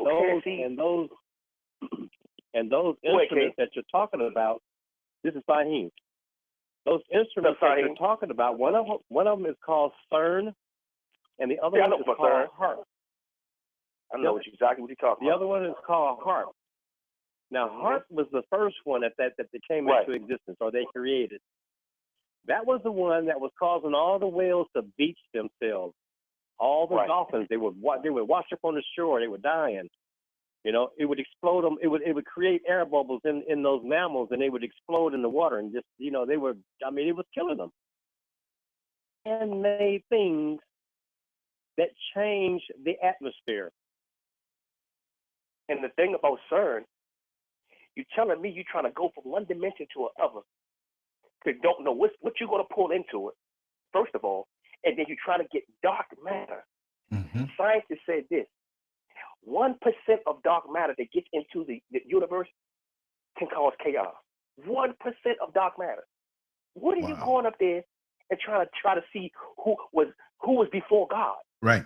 See, man is trying to tamper with so much stuff, and God said, you know what? Since everybody wants to, in America, Babylon the Great, you want to keep on trying to be gods. Let me show you my wrath. That's right. And I'm going to touch you from the bottom to the top. What goes up must come down. What comes down must come up. And I'm telling you, I just see it all. I see it all just prophetically. It's going right down the line. Luke 21 through 25, man. If you look at the scripture, man, talking. The sun and the moon and things started changing, the earthquakes coming, and the people starting to go crazy and wonder what's going on. I mean, hey, I'm praying for the people. I'm praying for my brother Land. But we got to wake up and educate each other on what's really going on behind the scenes. It's a spirit. It's these spirits that's going on out here. That's running rapid through the United States. That's in play. That has us in chaos and depression and you know, stress and all these other things. But nobody's able to sit down and say one thing: let me get my house in order. Exactly. My house in order. I can't worry about what's going on out there.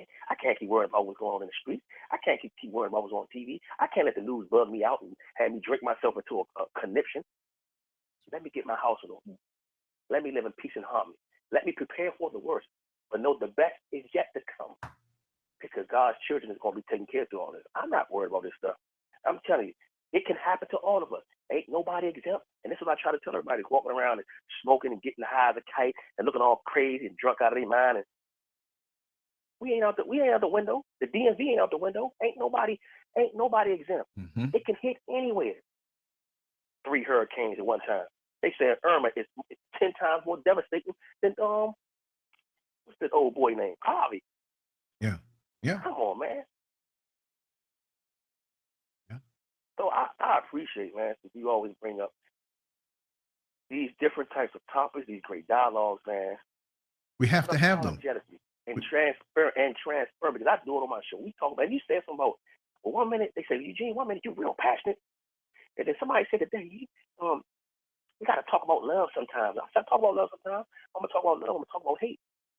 Right. I said, Jesus talked about hell more than anything in the Bible. That's right. See, when you want to keep talking about love, and try to like sweet talk people and give them this feel good type stuff all the time, there's no conviction. Ain't nobody learning. You got to come raw. Right. Without compromise. Consistent. But you got to have balance. Yes. Yeah, consistent balance. Yes. I'm going to keep talking about love. Who cares? What about hate? What about people going through real stuff? I mean, I'm an encourager. I'm a motivator. That's right. You still need to hear the truth. The sweet stuff under the rug. But we don't want to talk about the LGBT. Who? We talking about it here, Jack. Right. It's about everything. We talked about. And we're real about it. I have compassion. For my LGBT people. Do I follow them? No. Will I bake a cake? No. Will I go to a wedding? No. But what needs to be known is it was never Adam and Steve. It was Adam and Eve. And it's destroying our youth, and it's not giving them a chance to be able to choose for themselves. Because Lance, your cousin, which is Obama, yeah, he's the one passed this when he was against it at first. You see what we up against? Against spirits, man. We got to have men of integrity and courage that's going to stand up and speak truth. Like you, me, and a lot of other brothers, and Brother Saeed. We got to, if I'm saying it wrong, she said Saeed. Fahim. Faheem. Fahim. Okay, good brother. But yeah, we got to be able to stand. We got Brother Lucky here too. Speak truth. Mm-hmm. Speak truth without worrying about. I'm gonna probably lose about 100. I don't care about losing no 100 followers. Because the fathers, yes.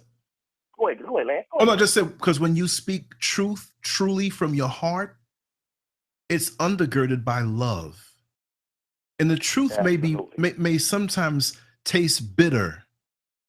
Receiving that truth understands that is a medicine that's given in love, even if it's not tasting good.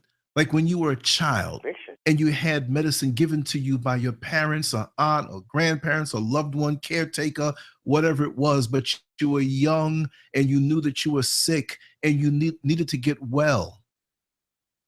Nasty. Listen, baby, this ain't gonna taste good.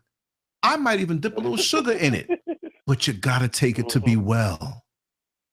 I want you to be well because I love you. And they take it and they don't like it. And after they take it, they say, you know what? I'm gonna reward you. Here's a piece of candy. You see what I mean? That lets you know that they still love me. They weren't doing that to punish me. Now the whippings now, you take a little while to understand. I'm whipping you because I love you and I don't want you to go the wrong way. You know what I mean? So, and we need that. And I tell people one more thing. We just say that if I'm wrong, whip me, correct me. I want to learn. I want to grow. Don't say, well, we can't say this because this is his platform and we can't challenge him. And no, say, listen, Lance, I'm gonna call you out. But you were wrong on that. And I'm gonna be like, oh, I submit. Show me, and I accept it. You see what I mean? That's what keeps me grounded. And I'm gonna tell the story real quick about the guy in the jail when I worked as a CO in the jail, right? And I told it many times before. You've heard it before. We were in an area where each cell had 2 bunks. That was I forgot what the custody level was, but it had 2 bunks. But it was overcrowded at this particular time. It was after a holiday, and a lot of folks got locked up in that particular custody level. So we had to have 3 to a cell. And this man had to be in his early 70s. I don't know what he did, but they were like, hey, Pops. Every area has a Pops, right? Tolerate him a little more. So we brought him to the cell. And before we brought him, we actually said, listen, man, one of y'all, honestly, you got your bunks, you're settled, but we got an older guy coming here, man. And, you know, just one of y'all decide who's going to give it up. I can't make you do it, but just decide. No problem. They were cool about it. So we brought Pops on up there and said, Pops, somebody's got to be on the floor or the lower bunk or the upper bunk.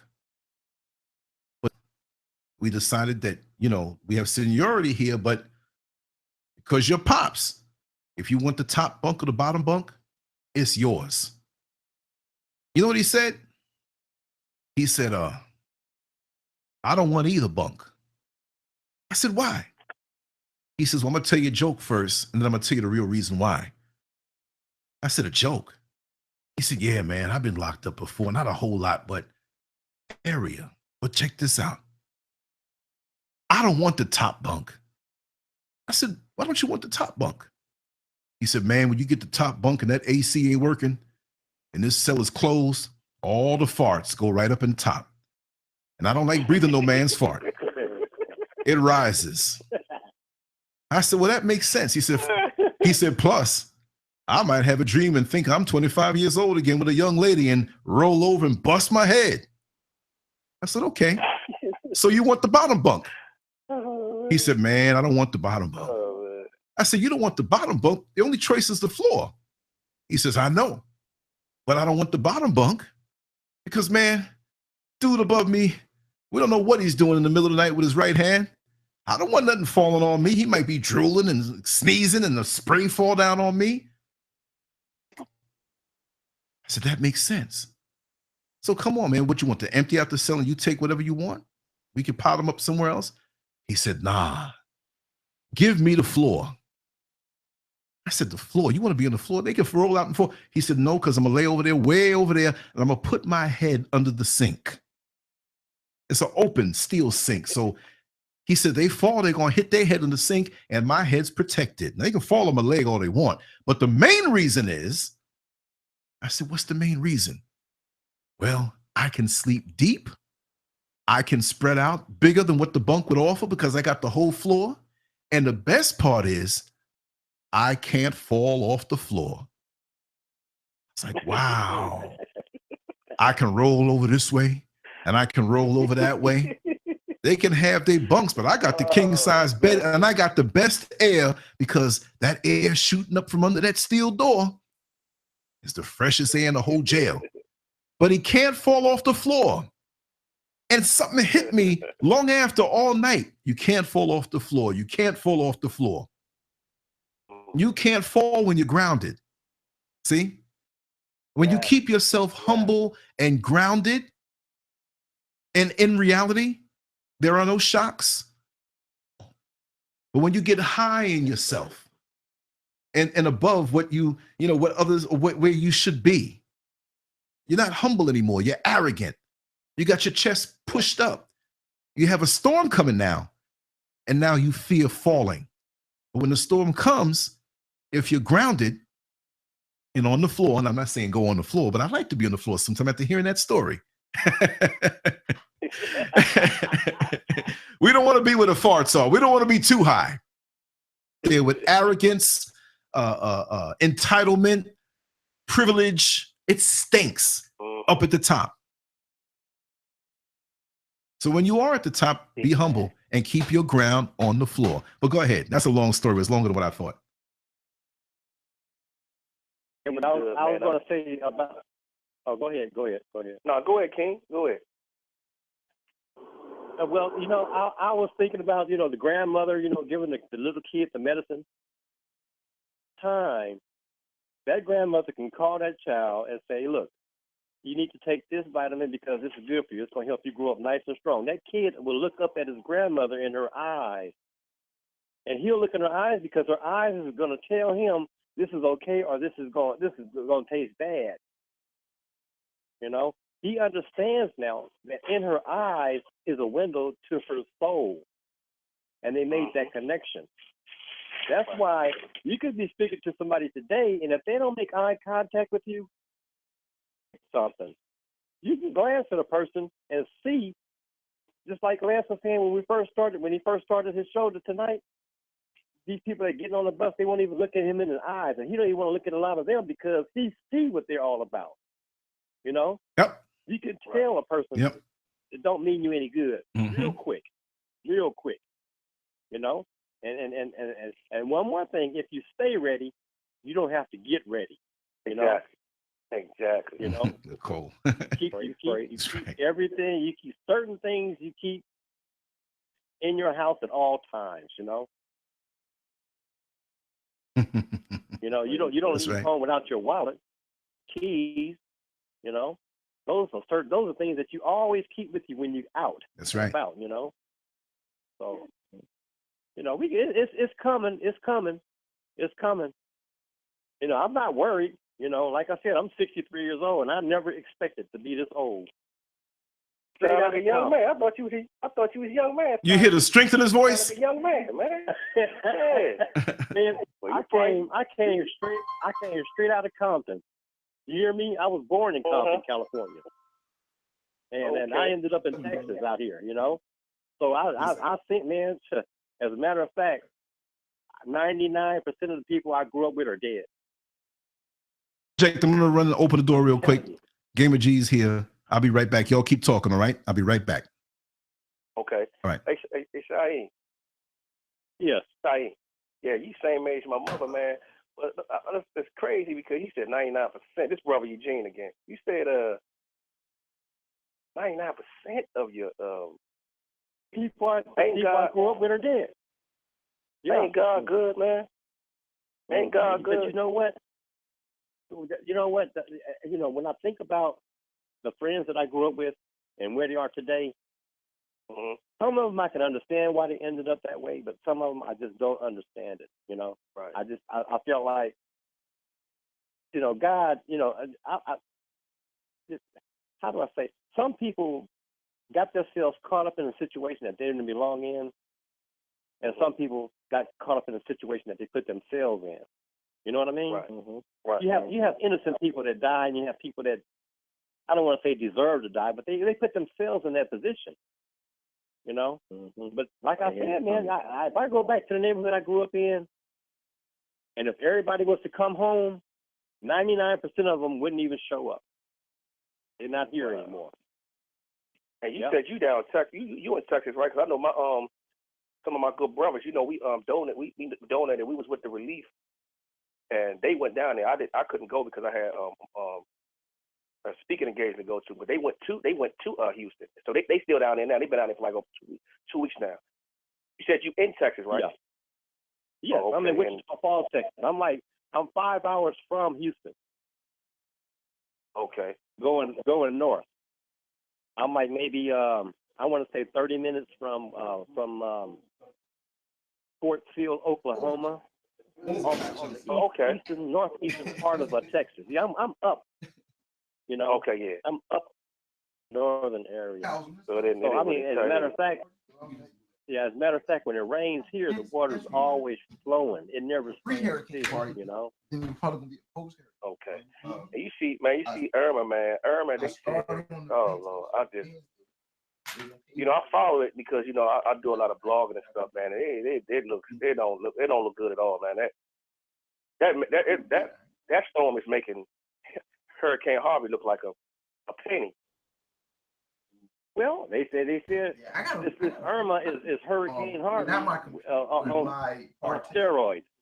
That's what Irma is supposed to be. Yeah. So, but like you said, a lot of these things, I really believe that a lot of this stuff is man-made. I don't want to put it past them. I can't put it past them, man. Because I have to believe what I see. I've been following CERN in the heart for the last 10 years. Some people is just getting onto this.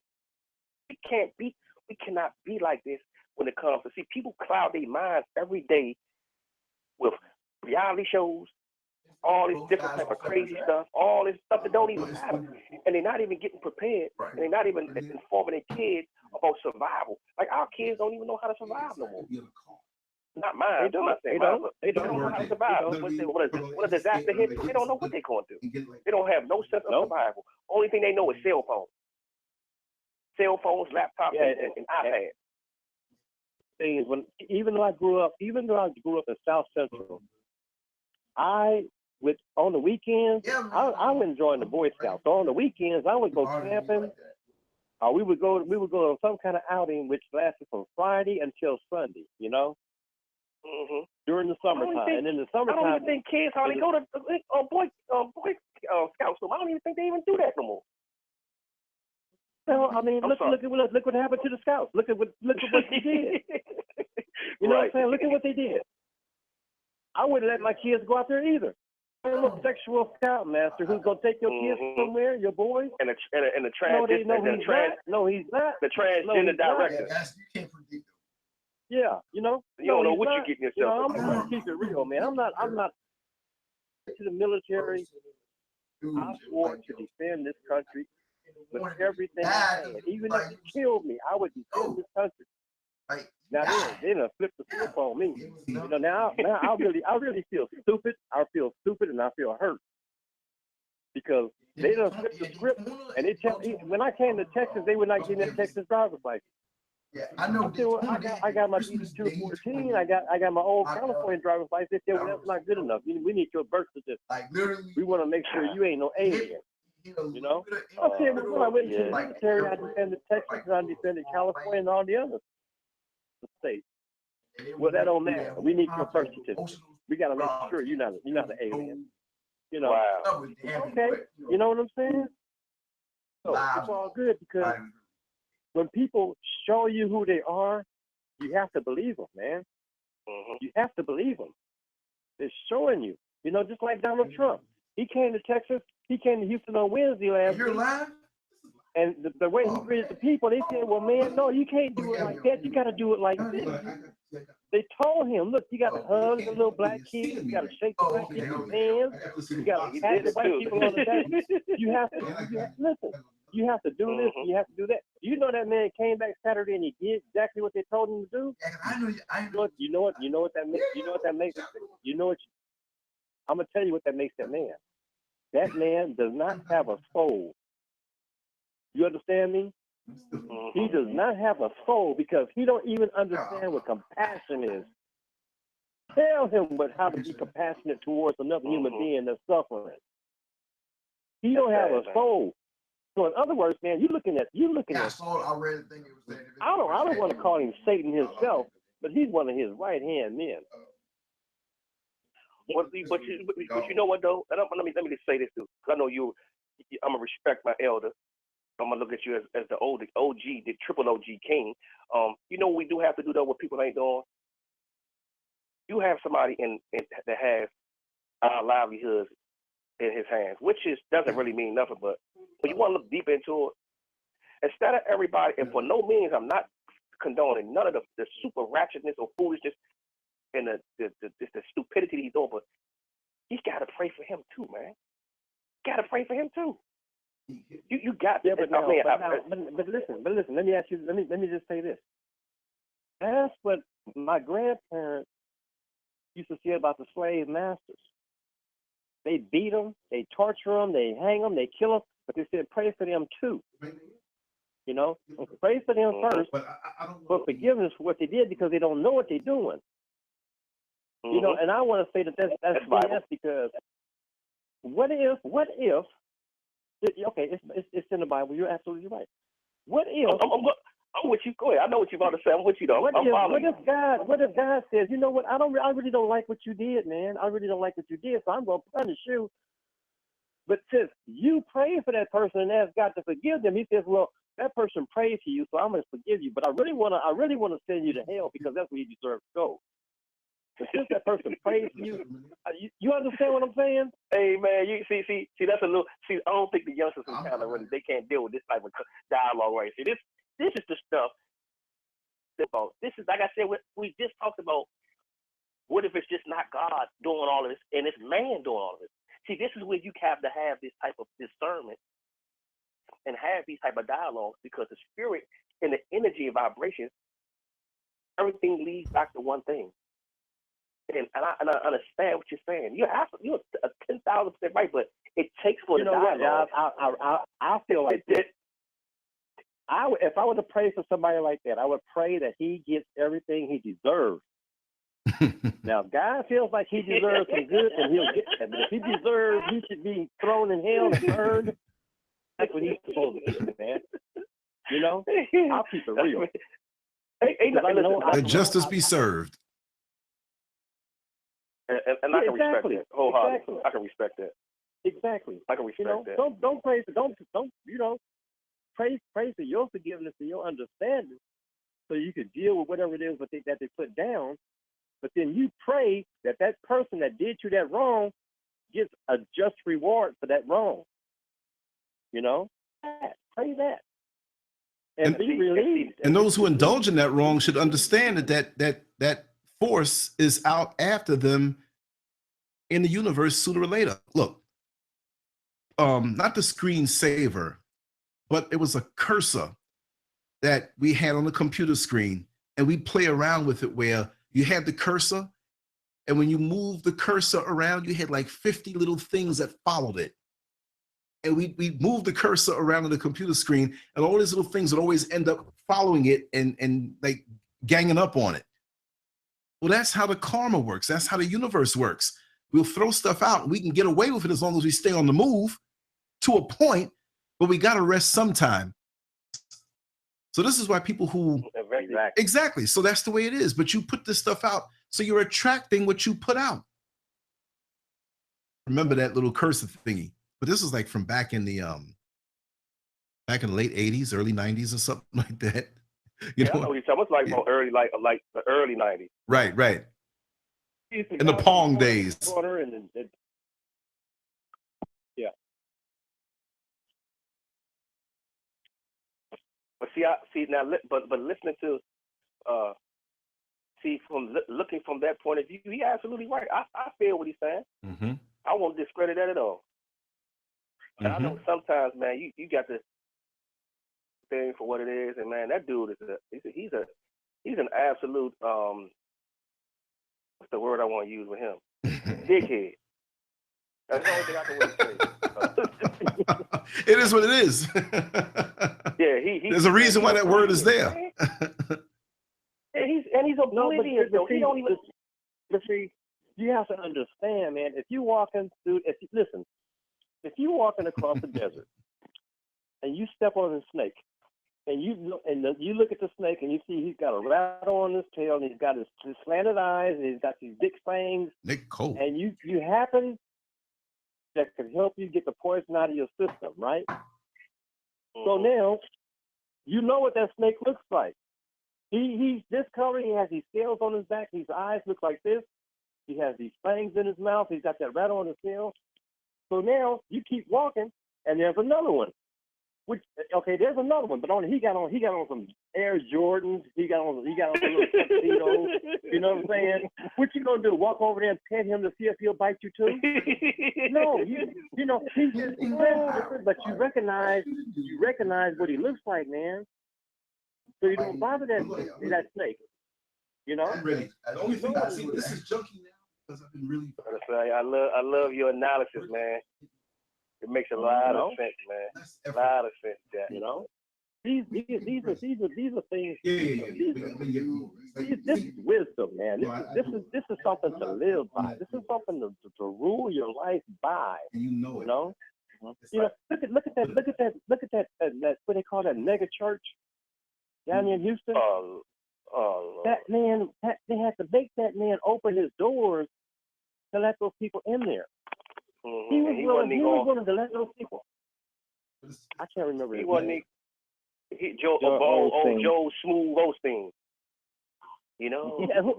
You know, they had to make that man open his doors to let those people have some shelter, because he was willing to let them stay outside and go through whatever it was that they had to go through, because he felt like, or they insinuated that, oh well, there's trials and tribulations, and if you're worthy of if you're worthy of coming out of it, then you will. You know, what kind of madness is that? That's telling you that church only wants your money, doing, and when you get yourself caught up in a dire situation, don't come to him for no help, because he's not really willing to give it to you. Like I But after they got on his case, he saw what he did, right? He opened the church up. You know. And it's all good now. That's that medicine. Smooth Joe, those things. You can have your best life now. You have your best life now. Yeah, okay. Smooth Joe, Bad, man. It's he bad. was, look. If he would have never went on the internet and pressed him out and exposed him like that. Even when he had the interview, he was on CNT, whatever that was, and he was red as a devil. Did you see how red he was? He was upset. Yeah. That he even had to do that. You know, he was embarrassing himself. He got caught. He embarrassed himself. You know. Now he's got to bounce back from that, and it's gonna take him some years. Well, only thing I can say is those who are great will be made less, and those who are less will be made great. So everybody is on top, all those super apostle prophets, whoever they are, and you know they can speak in 10,000 tongues, and you got a blessing with your name on it, and they touch and agree, and hashalaba, they gonna have to have an account for everything that they doing in these last days. All of them. Lance know. Yep. Lance know what's going on. Lance know them. He know the preachers. He know we don't mess around with the preachers, man. Oh, you know, I don't play with them. I don't play with them. I don't play with them at all. I make sure I put them on First Street. Yeah, that's why half of them in Orlando hate me. Lance, Nicole. Lance, you know what? I express something. How are you? Oh, I feel strong. I feel good. You know what the storm coming I know we're having a good time. Go ahead. And it's like, no, we're gonna let you talk now because you're bringing some fire tonight. I mean, man, I'm watching the things you're saying in the chat room, but you are so special and you are a gift to the world, and I love you so much for who you are. I don't understand how much light you shine out to the world. And I'm gonna keep saying that until you realize it. And I know you accept it properly and everything, but you're gifted for a reason. You know, they talk about having flashlights for the storm, but as long as you have Nicole in your life, she's all the light you need. You know what I mean? For the storms in life. Thank you. Thank you. Oh, thank you so much. It's the truth. Thank you. It's good to be acknowledged. It's not to say that I'm never acknowledged, but you know what I'm saying. Sometimes I understand. People, they hate on the light, but I shine anyway because that's just who I am. I'm just over the top. I want to be. And we love it. We wouldn't have it any other way. I receive it. I absolutely receive it. And that's just confirmation. I'd be lying to say that I haven't heard that before, but it's always good to hear it again. Yes. But y'all made me think of something that was really funny. With the hurricane and everything that's going on, and with what happened with Joel Osteen down in Texas, and the lies about if the church was open or not, and you know, everyone giving him the side eye. I wonder, someone had put on Facebook that we'd have to see, what were they saying? They were waiting to see what Paula White Church does. Yes. Here, and she's around the corner from me. I mean, once I get out the subdivision, she's 90 seconds away. The church is right there. Mm-hmm. There's a orange, a West Orange bike trail that cuts like below it, right up a Popcove Island Road right there. Matter of fact, probably tomorrow, maybe I'll do a little videotape driving out of the subdivision right to the church to show you how close it is. And they don't dig me too tough there. I mean, all over the city. I'm not on some fame tip, but it's a notoriety thing because, oh, hold on. Because when I did a show with a good friend of mine, several shows, books on Paula White, and it wasn't anything made up. It was all public knowledge that, you know, we got from different newspaper clippings and different stuff, public knowledge and court documents that were public, but they were quelled, they were hidden, they were just pushed away. And he put all this together and strung it together and made several books on her.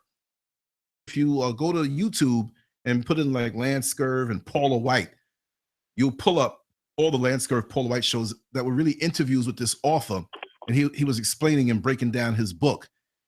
So I remember, I told the story before when I went to do a little videotaping for a friend at a very small church, and I was getting the angles and everything. I went up on the second floor and I saw this woman. I didn't know who was who. I thought she was a pastor or something like that, or some higher up. She's sitting behind a desk.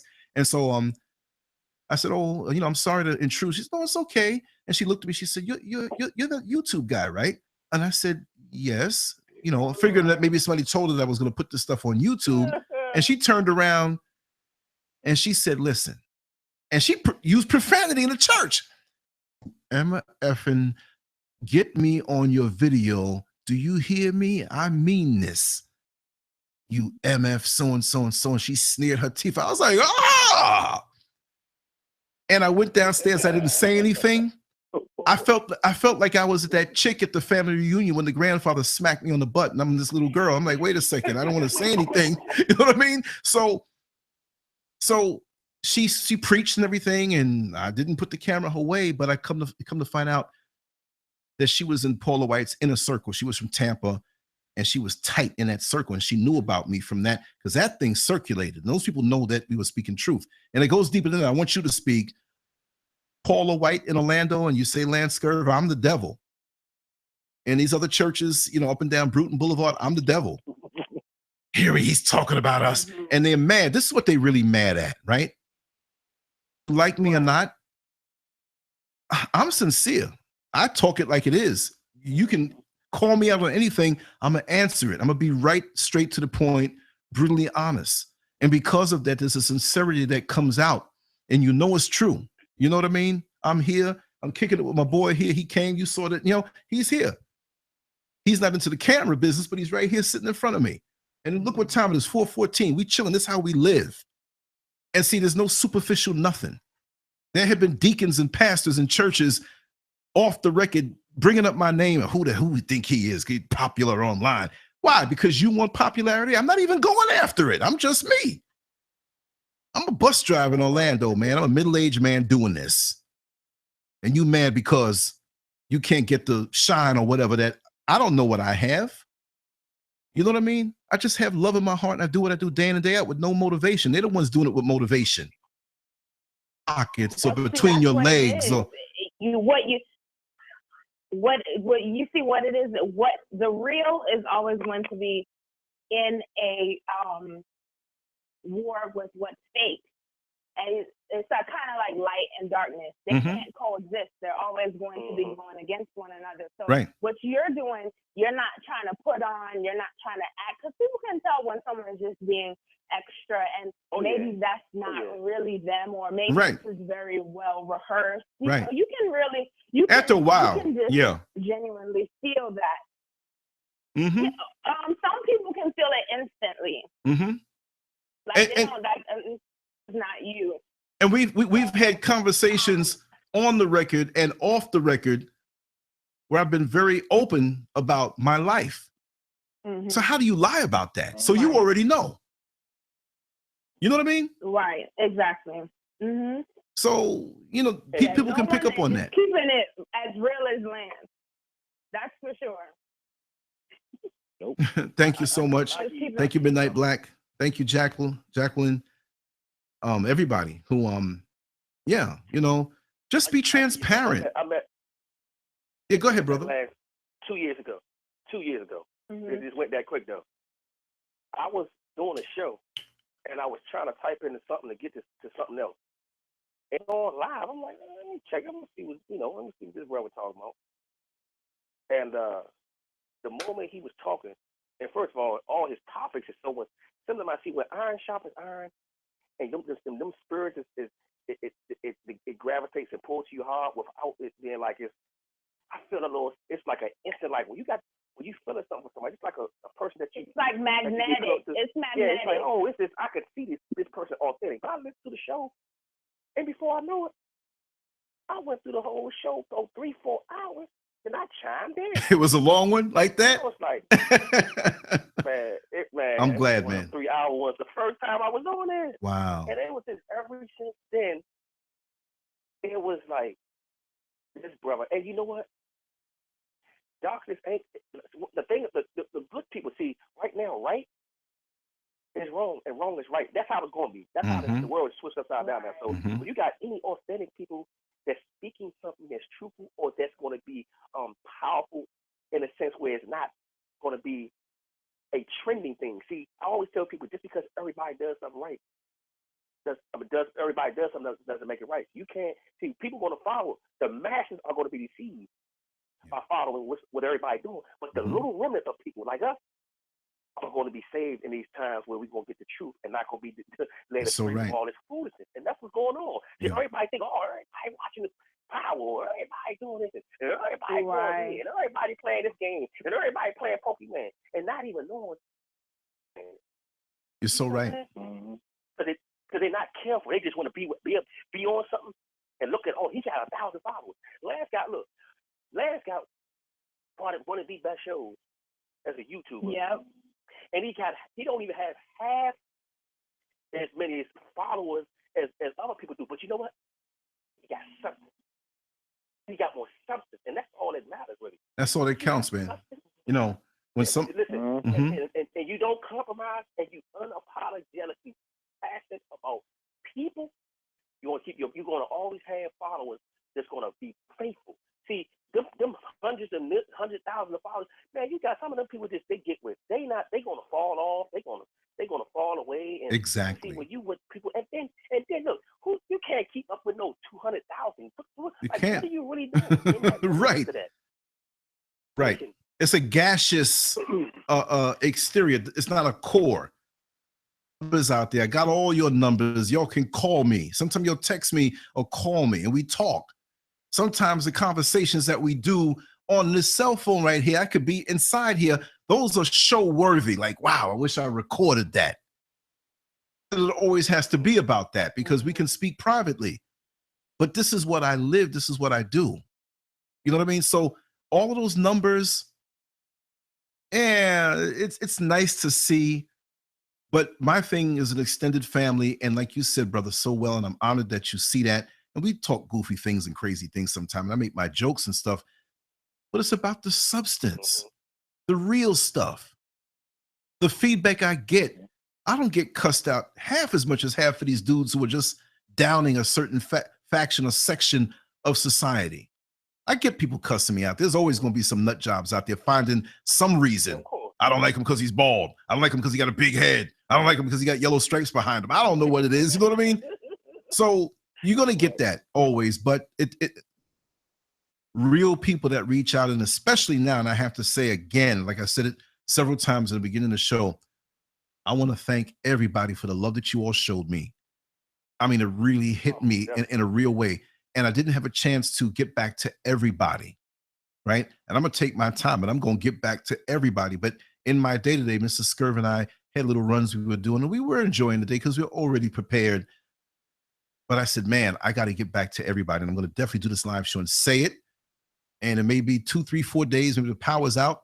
You're going to get that message. You send something to me, fine. But the love that you all share with me made me understand how real this is and how worth it is on a real level. People have extended themselves and say, hey, here's my address. If you ever come up to Texas or Michigan or so-and-so, if you want to come up, we got you. We got an extra bedroom and all the food in the world in there. Jack, we'll give you the key. We got an extra car. Seriously.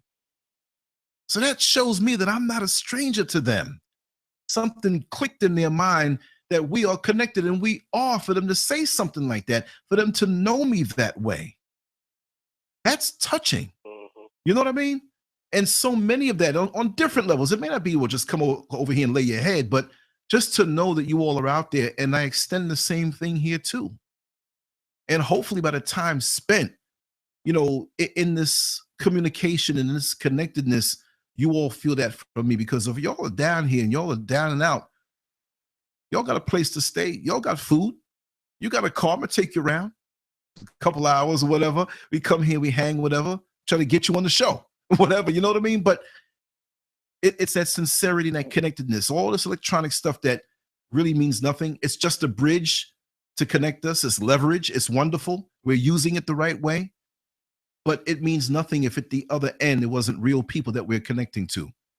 And it really hit me today because of the storm, what you all said. Hey, Lance, can I say this real quick? Because Barbara just said something. Oh, my big head? Oh, I know. We all know about my big head. I got to stand. I'm actually standing like 50 feet away from the camera. If I come close, you'll see nothing but forehead. Go ahead. No, it wasn't that. It was the fact that she said she don't see how people would have a problem with you. And let me just say this to Barbara. This is Eugene. When you are going up against the forces of darkness and you're trying to wake people up, you're going to always have people that's going to have a bullseye on you. You're going to always have people. And I'm talking about little old me. Look, my show every Friday, I'm cool with my show. I can eat every week, find some kind of way to discredit me, undermine me, because they don't want the truth. If you're saying something that's ratchet, you're saying something that's crazy, you're saying something that's lit, you going along with the cliches, then you're cool. See, that's what's selling. What are you doing in your household to keep your house clean? Because both of y'all got two different side chicks or side men. I don't want to. They don't want to hear that stuff. They want to hear get lit, drink Molly, smoke your brains completely out of this world, and they want to hear that stuff. So people like me and Lance want to get it. And the only thing I really care about with my shows, when I do these motivational speeches or anything like that, is the fact that I know it's not going in vain. I know it comes from a good heart, and it's always a pleasure to hear one person saying, "Hey, brother Eugene," or King. They call me King, and like, King, hey man, look. With your message, man. That's all it really. I don't care about those 6 million likes and 500 comments. I don't care about none of that. I care about the people. That's when you know authenticity is gonna always be a standard, and people gonna look at you. Lance, man, he always been real. He ain't never been no wishy-washy. It's integrity. Always gonna be the same. See, if you ain't standing on that, you ain't nothing. You ain't nothing. So I'm cool with my old radio show every Friday. I'm cool with my little things that I do and the people that I reach, because you can't save everybody and you ain't gonna reach everybody. But for Barbara, the answer to that is, every time you're doing a good work, you'll always have those naysayers and then gainsayers. They're gonna come against you. It comes with the territory. It does. That's the anointing that they see on you. The devil don't want that. He want to chop your head off quick. So, oh no, we can't get him to wake people up. You're so right. Yeah, I drink to that Gatorade. Hey, Oh man. Lance, hello? Wow. Yeah, we're here. Yes. This Lucky. So, usually when, the guys get into it with their, hold on. Usually when the guys get into their rants about, homosexuality and transgenderism, I usually go, I usually be on the defense and we go at it. But, tonight I just took the time to listen to them, and I really got to know them as people. Like, it wasn't really about, if I agree or disagree with what they had to say. It's just about connecting to how they're feeling right now. Because right now we're human beings having, we're souls having a human experience, and we're just vibing. But and you I see, was quiet, like, the whole time, just like learning and just taking it all in. and see, this is the thing. I love you unconditionally, and we love each other unconditionally. Right. And the things that we will express that some may not see eye to eye on, but at the end of the day, I love you unconditionally. And everyone here, seriously, if I had to die and give my life for someone, all of you here, I would. And people say, oh, you're just talking at the sound, whatever. Because look, who gave us this life? And if it's called for me to do that, look, look, really, if I'm supposed to live to 90 or just 55, what's the difference of a couple of decades? We going anyway. Why live to 90 as a punk that won't stand up for something, as opposed to leaving out of here righteously, standing up for something? And I'm not saying like the Muslims say, you'll get a reward of all these virgins, but you are going to be blessed. Right. I'm not looking to get laid in a spirit body. You know what I mean? You'll be blessed for forfeiting and giving up what you have for something bigger. Because if I see something in you that you can go further and continue on to work, and it was either me or you, and I'm near the end of my work, then hey man, you take the baton and you go ahead, because I'll live through you. And we need to think that. We need to be connected on a greater level instead of separated from a certain way we may live or love or whatever have you. Yes, some may agree and don't agree. And whatever. Yes, we are Black people. We are suffering, like the show we did where we spoke on, they're coming for us. Black people beware. Great things that you drop. You drop some nuggets in there. And I'll always love you for that. But go ahead.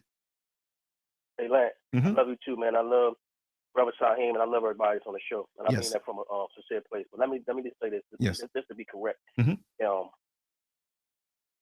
love my brothers and sisters of the LGBT community. Right. That's number one. Number two, I don't have a problem with them. And I don't have a condescending or a approach to try to go back and forth with them. Right. I was at a show. Had to speak at one of them, and was mixed, but it was together, the LGBT. And I just wanted to say, I want to say this to my brother Saeed. Everybody's not going to agree with everybody, and everybody doesn't. People are uncomfortable. Everything is just coming into a place where people all of this is just new with everything, with transgender and all the stuff that's going. It's just different. But one thing I can say is, when you love people and look past a lot of that, it won't bother you as much. As long as you live in your life and they live their life, it should never be a problem. This is the problem that I have with people. You telling me if a transgender is dying, or someone of the same sex, they're laying on the ground, or if it's a Muslim that's bleeding out the side of his head, or a Catholic person that's on the ground, and they need CPR, and you telling me because you're a Christian, or you telling me because you're whatever religion it is, you're not going to help them? See, this is where we make a mistake at. Right. And this is why the conscious community, meaning the Hebrew Israelites and all them, they debate. They masturbate. And they never going to win. They're not going to win nobody over. Because right. I'm gonna remain a Muslim and you're gonna remain a Christian. So what do? We worry about the problems that need to be fixed in our community. We come together. For that cause. Now, after we do that, if you want to go back to be your Muslim and your Christian and all these other things, do that. But why can't we get together and understand the power of unity and love? Everything when it gets down to situations where we're going into chaos like right now. And I say that because he a Muslim, and I'm like, I don't believe in no. I ain't a Muslim. You know what I'm saying? I'm Catholic. I'm like, oh no, I can't. So you telling me you gonna let them sit there right there and die, or I can't call the ambulance where you're gonna die? See how stupid the mind. See how people think. See how stupid that even sounds. So even with the LGBT community, I know gay people. I have gay people in my family, and I love them the same. But the thing is, we have to start doing is have compassion. Whether or not you support it or you believe in it, still have compassion for them, because you know what?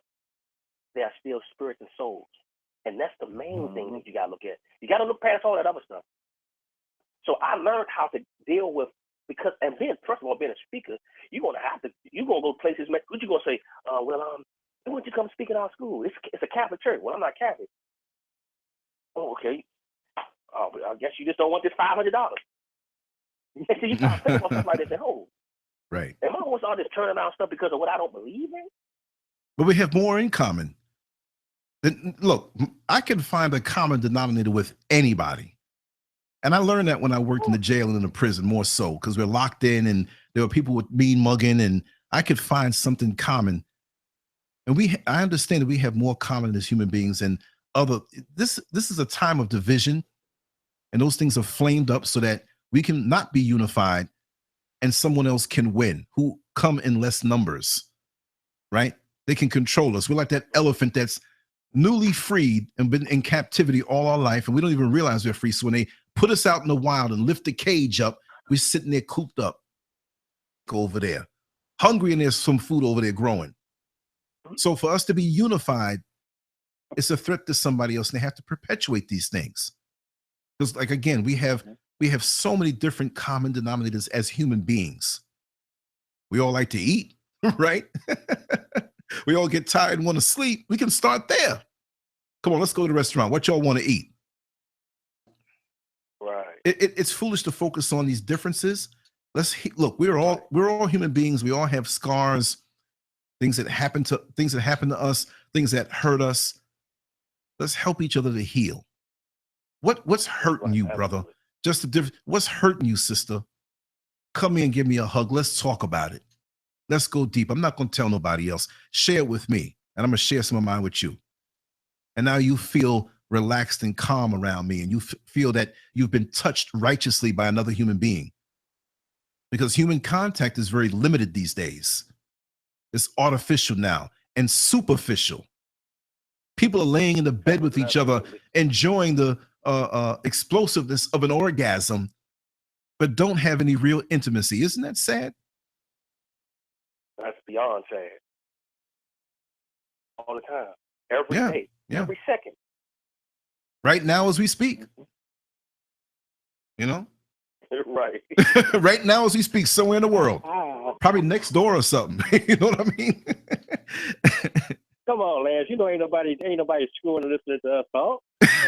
You'd be surprised. I had a show one time where somebody had called in. I didn't know who they were.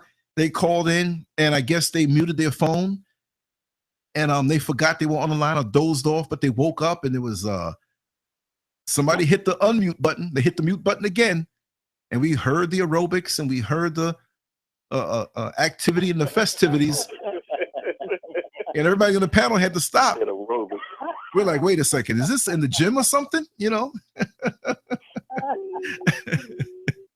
Well, you know, they came and went. One of the hardest things. You want to know one of the hardest things to deal with? What's that? When I had to deal with somebody and they asked me a question. See, this is why I said you got to be able to think from both views. Mm-hmm. Brother Fred told me they was against they couldn't stand. They use the word hate. They hate the word. I can't stand faggots. I said, well, what's the thing about faggots? What's making you why you can't stand them so much? Right. I just don't like the ones that the flaming ones. I said, well, okay, I guess you can have a disagree with that behavior. I mean, don't nobody want to see somebody around them and they doing all a little extra curricular stuff like that. But I said, but you mean you hate them now? I said, you don't hate us. I said, man, that's a strong word. Did they ever do something personally to you? Nah, I just don't. I said, man, look, man, what if your son or your daughter was gay? Mm-hmm. Pause. Well, and of course it was a youngin'. That's my son or daughter. I ain't gonna disown them. I said, that's somebody's son and somebody's daughter. Think about it, Slim. Think about it, man. And he paused and said, right, man. I never really looked at it like this. Nobody never told me. Because you know why? Because the older people are not engaging with the younger people anymore. Because a lot of times, they don't know how to really respond to them, man. If you just sit and listen to them, let them vent. One of my shows is called Engage with These Youngsters. The youngsters the only ones talking. The old people, all the old people say, man, I ain't trying to deal with them youngsters anymore. They ain't listening anyway. You got to get a conversation with them to understand. And that goes with everything, man. Get a dialogue going. See where people come from. Step into the gay world. Not saying be gay. Y'all know what I'm saying. We mature here. Step into their world and see what it's like to go through a day with, people calling you faggot and this and that and looking at them funny and saying, they deal with enough. They deal with enough. I hear what you brothers are saying, but I guess you might say I'm from the old school because of my age or whatever. But I one of my things is I go out and I observe nature.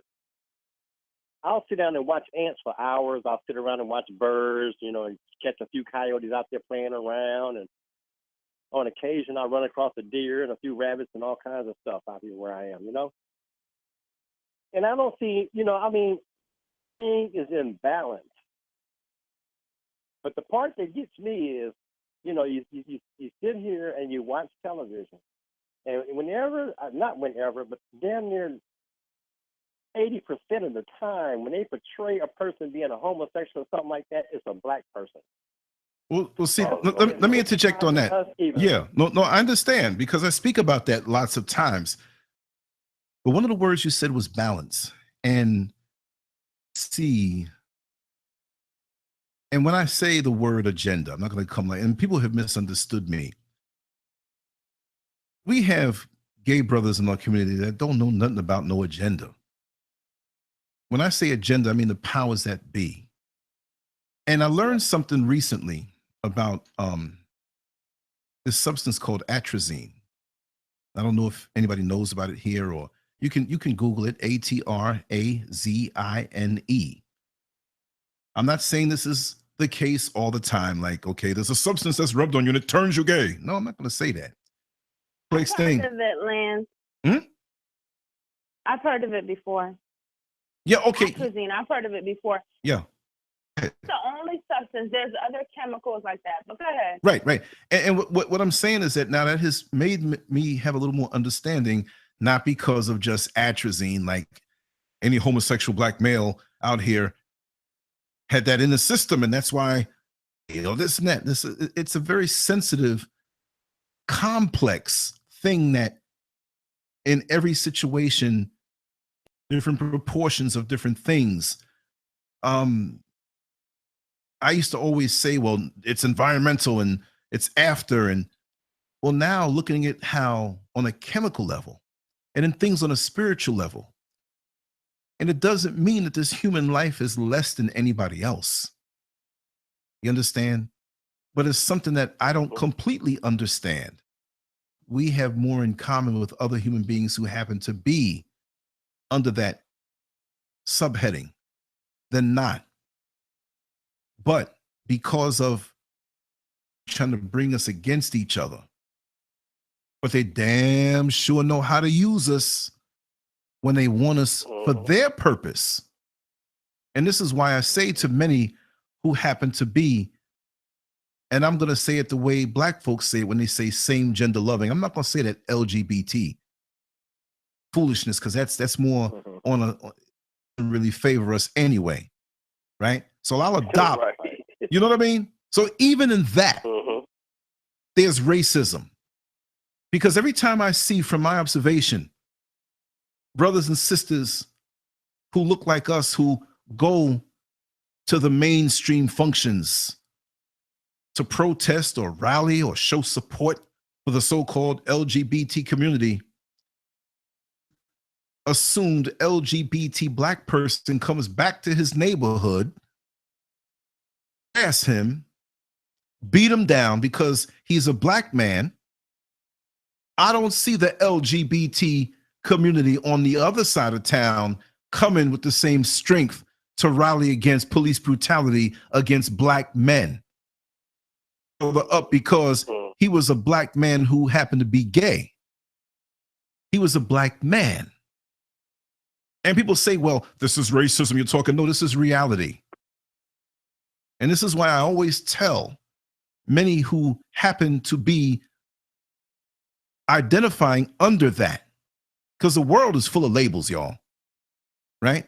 The world is full of labels that understand what you are first in the society. Because when I see one of my black brothers, he's a brother. There are white men that I know that are brothers to me.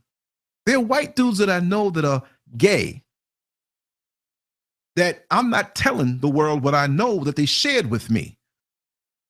Just as much because on a human level, they have showed me who they are, and I'm a human being also, right?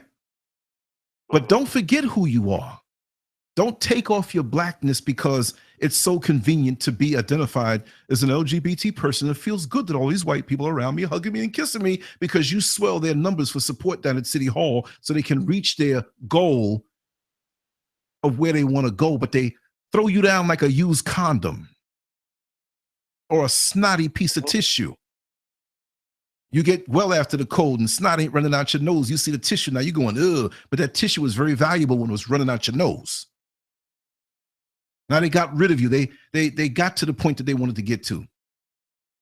They don't care about you no more. Now some of the LGBT people who you helped when you left your community and came to theirs, they're gentrifying your neighborhood now because you supported them with gay rights, lesbian rights, bisexual rights, transgendered rights in the queue, questioning or queer or whatever it may mean. Are they going to give you a discount because you supported them? And again, I'm going to tell this story. I'm going to shut up after this, let y'all chime on in. I was on Orange Blossom Trail in Central Avenue at the long light. I hate that light. When I see it green, I'm on the bus. I'm trying to get it. Here comes the yellow. Oh, I'm stuck. So I'm sitting here, okay. Let me see what I'm seeing. Now, when do I hit that intersection? I think I hit that intersection. This particular time, it was 5:55. Got there a little early. You know, I'm a fast driver. I can whip that bus, y'all. Ain't nobody in Orlando whip the bus like me. But I was sitting there, and I saw two white men. Comb, it was blonde, but it was I'm not, looking at white men's hair and saying, I wish my hair was like that, because I ain't got no hair by choice, right? But they had it real neat. They had it real, it was combed, it was moussed up, mousse, the stuff that, holds it in place, and every strand, and they took their time and had it cut. And they had the tan, and they had their nose up, they had designer glasses on and designer shirts, and they were in a drop top Benz, a late model, if not new. I mean, I smelled the new car smell off of that bad boy. And I don't lust after vehicles, but I said, man, that's a nice vehicle. It happens to be two gay men. And look, I knew the guys were gay. Little mannerisms, little things. They threw that out, They didn't know I was observing them. And I wasn't really looking at them to look at them. They were there and I was seeing them and I was picking up their vibe. And what really showed me what was in their heart was when they looked over by me on my side of the street. I was at the light, but they were pulled over for some reason. And there was a young black kid. He was still about maybe 19 or 20 years old. and I know him from the jail, forgot his name, but I know him. And he's gay, and he happened to be a young black gay male who was flaming, but he's also homeless. Oh. He's also drug addicted. I know his situation personally from speaking to him. It was a different guy than the crackhead that I had kind of interviewed before, and I hate to say crackhead. I'm just using that for verbal shorthand. I ain't putting nobody down. We thought it was. No, it wasn't him. It wasn't him. That's who we immediately thought it was. There's a whole lot of characters out there. I don't mean characters put anybody down, but there's a whole lot of folks I know out there down there now. We do this broadcast and see who we can find and put on the video. But yeah, let me tell you. I'm the ghostwriter. I'm the ghostwriter for your book because there's so many characters that you have told me about. Oh, there's so much more. Yes, my life has been a whole thing of characters. Okay, I need the help too, for real. The help. I can tell you, well, yeah, that part. So they were pulled over to the side. I don't know why they were pulled over there. They stopped. I think one was looking at their phone or whatever. But they happened to look over by me at this young black gay man who, in the past and through his mannerisms, he was flaming. Really flaming, and he was dirty. He was actually dirty. I mean, like really dirty, like he didn't wash in 5 days. And his clothes were dirty, like he was sleeping out in the street and rolled around in the mud. But he had some cheap lipstick on, and his hair was relaxed, but it was knotted up, and he had it dyed red, and you see the roots like afro hair with another 5 inches of dyed red straight hair. You know what I mean? And lint was all in it, and he was a beauty queen, in his mind, right? I'm just painting a picture because that's what I do as an artist. In his mind, he had dignity about him. I'm not making fun because he had his left hand, he had a tank top on, but he was holding his chest like he had breasts. And he looked around by the garbage can, and he did it quick. He pulled something out of the garbage can and looked at it and looked around. He took a bite off of a piece of a hamburger that somebody threw in there. And I looked over at who were in their drop top Benz. The Benz was bad. That Benz is so bad, 30 years from now, it's still going to be bad. They looked at each other, and they had the most glorious laugh, sarcastic laugh. Okay. So you're obviously part of the LGBT community, but you see a young black man who's obviously gay, but you're rich. So you're not looking at him like a brother no more. When you were downtown protesting for your rights, symbolically, whether they were or not. In that also. When you have a white racist homosexual male hit you with his brand of sarcastic racism, you know quite well that thing permeates into their side of town. And so for my black same gender loving individuals who are now hurt now because they've encountered this, I also learned was that many of us who are Christian and many of us who are conscious black brothers and whatever, we don't give them a place. Now, some people will say, well, Lance, you bending your message, man, because you ain't with that. No, I'm straight, right? But you can talk and you can dialogue because these are still human beings and they still feel pain in their heart. And that's still somebody's child. It's part of our community. And how would you feel if you had nowhere to go? And this is why many of them seek acceptance over on the white side of town and want to identify as an LGBT person on the white side of town and turn their back on the black community because we turn our back on them. So they're really nomads with nowhere to go. Yes, some may not agree with what they may do behind closed doors. I don't do it, but what I'm saying is that there's more to a human being than meets the eye. And everybody has a story and a path in which they can reveal something to you that can stick with you and add on to your life. We don't understand, and we're never going to get the understanding, some of us, in our lifetimes. How can we when we don't get the understanding of who we are? I'm still learning stuff about myself at 54 years old. So how could I condemn somebody who may have been on this earth a few decades shorter or even more, 1,000 years, trust me, you still would be learning stuff about yourself. We're still going to transition and leave this life incomplete. Nobody's going to leave this life perfect, but hopefully we can leave this life before. So I don't have time to knock anybody, right? But then when people come at you sarcastically, no matter who you are, you could be pro-black and come at me sarcastically in a condescending manner, sarcastic, and I'm gonna get you. You can be gay and come at me in a sarcastic manner, and I'm not going to be scared thinking, oh, if I snap back at this brother, they all going to say I'm hating on gays. No, I don't got time to hate on anybody with all the love I have in my heart. That is not hate when you're trying to help somebody get better and go up higher. It's not for me to unravel and figure out the deck of cards that you were dealt in this lifetime. Point. We are going to part with our hormones. We are going to part with our imagination. We're going to part with our genitalia. A hot day, it gets so musty we have to scratch. And what happens when we're not sexual beings anymore? What happens when we can't see spirit booty and twerking? Move them wings, girl. Move them angel wings, girl. Move that thing. Twerk that thing. Yeah, get it. Invisible dollar bills I'm trying to put down the crack of your behind. It don't work that way. So this experience, all our bodies, it's like when you go to the amusement park, right? I want to get on the bumper car rides. And you bump into people and enjoying the ride. And you want to get on a roller coaster. You want to go here. We're in these bodies right now. You are not your body. And I'd like to say that maybe we're not even our sexuality. Does that really matter? Pleasurable for sex.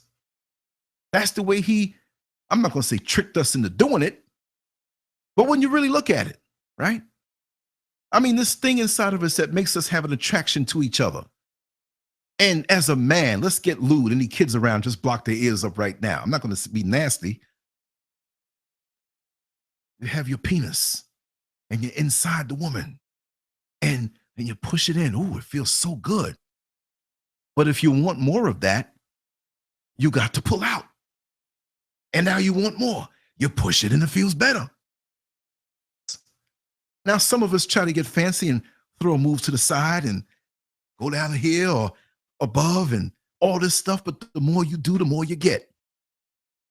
See, until you get to that point where you're procreating. Even if you can't afford to take care of that procreation, the people on the good side of town are doing it.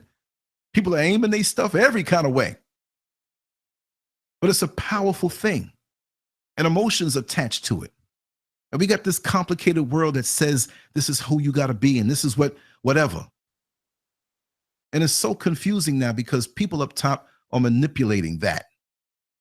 They're telling us that all of these different things, and our kids are coming up confused. Even if they're straight, they're coming up confused. You got young men, young black men in the hoods who are ladies that they're interested in. Hey, Ma. How can I move my mouth to call my wife Ma? She ain't my mommy. What sickness is this? And I know in the Latin community, hey, Poppy, hey, Daddy. I don't want no woman calling me Daddy. That's incest. No, I got daughters. I don't want to associate stuff with that. But we got young black men who are looking for women to take care of them like they're their mother. And we have young sisters and grown women who have that mothering chip, that slice inside of them as they should, but they're giving it to a man. The man don't deserve that. You need a man. You don't need no damn kid. But then those guys, some of them may knock the homosexual. Well, the homosexual dude might have his apartment, his money, his finances straight. You understand? He might not be straight, but the finances are straight.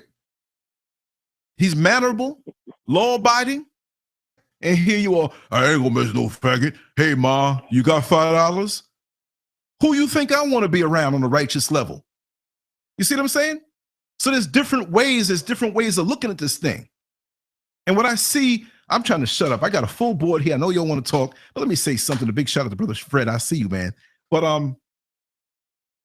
we got to get our act straight, man. But go ahead, man. Let me shut up for a little while and drink some water. I know y'all got some thoughts. Well, hey, this is brother Fahim. Fahim. Do you know what a diener is? What a what? I'm asking. Are you aware of what a diener is? A diener? Yes. Oh, I thought you said dinner. A diener is a person. Say again? I thought you said dinner. I'm full. My gut's like in the third trimester of pregnancy over here. A diener is a person that works directly with a doctor doing an autopsy. Okay. Let's get a little graphic here, okay? At one time, I was a diener. I would work directly with a doctor and perform autopsies. Wow. Now, my theory is this. White people are angry at us because of what we can. Nature cannot do some of the things to us that it does to Caucasians. A black person, when they transcend, or when they move on to a different life, their remains are basically the same color. It stays intact. It does not really dissolve or break down the same as a Caucasian's remains. I heard that. For instance, a Caucasian's remains will turn a pussy gray almost immediately. Wow. Their skin is like leather. I mean, it's a really bad. I mean, they smell really bad almost immediately. They start to. I'm saying this from observation, from a professional point of view. I've witnessed this, and I performed several autopsies.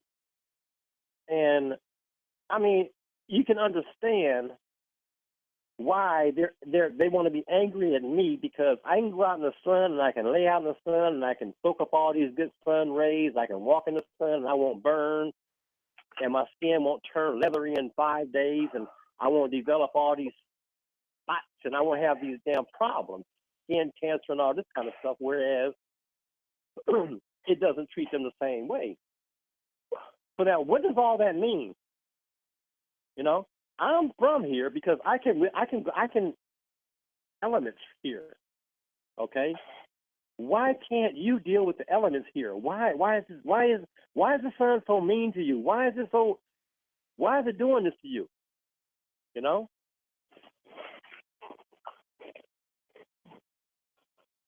So, you know, these are questions that I ask myself. And so now I look at the way the world is today, extinct through any means necessary, it looks like now. You know, they want to feed us this all these different chemicals, and they want to put this in our food and put that in your food and tell you to live like this and tell you to live like that and do this and do that and do this. And it's the way it is right now, you know. So I'm just making that observation, and I can kind of understand why they're so angry at us, because they don't have the same privileges that we do when it comes to being a habitant here on this earth. That all boils down to just one thing that you just summed all up that they really hate it for. Melanin. Mm-hmm. There it is. Melanin. There it is. There Melanin, it is. Jack. Oh. We can't. You know, why do you think they do so much? Do all these different these billion, quadrillion dollar industries of organ donors and all this other stuff, man? Why do you think they do this stuff, man?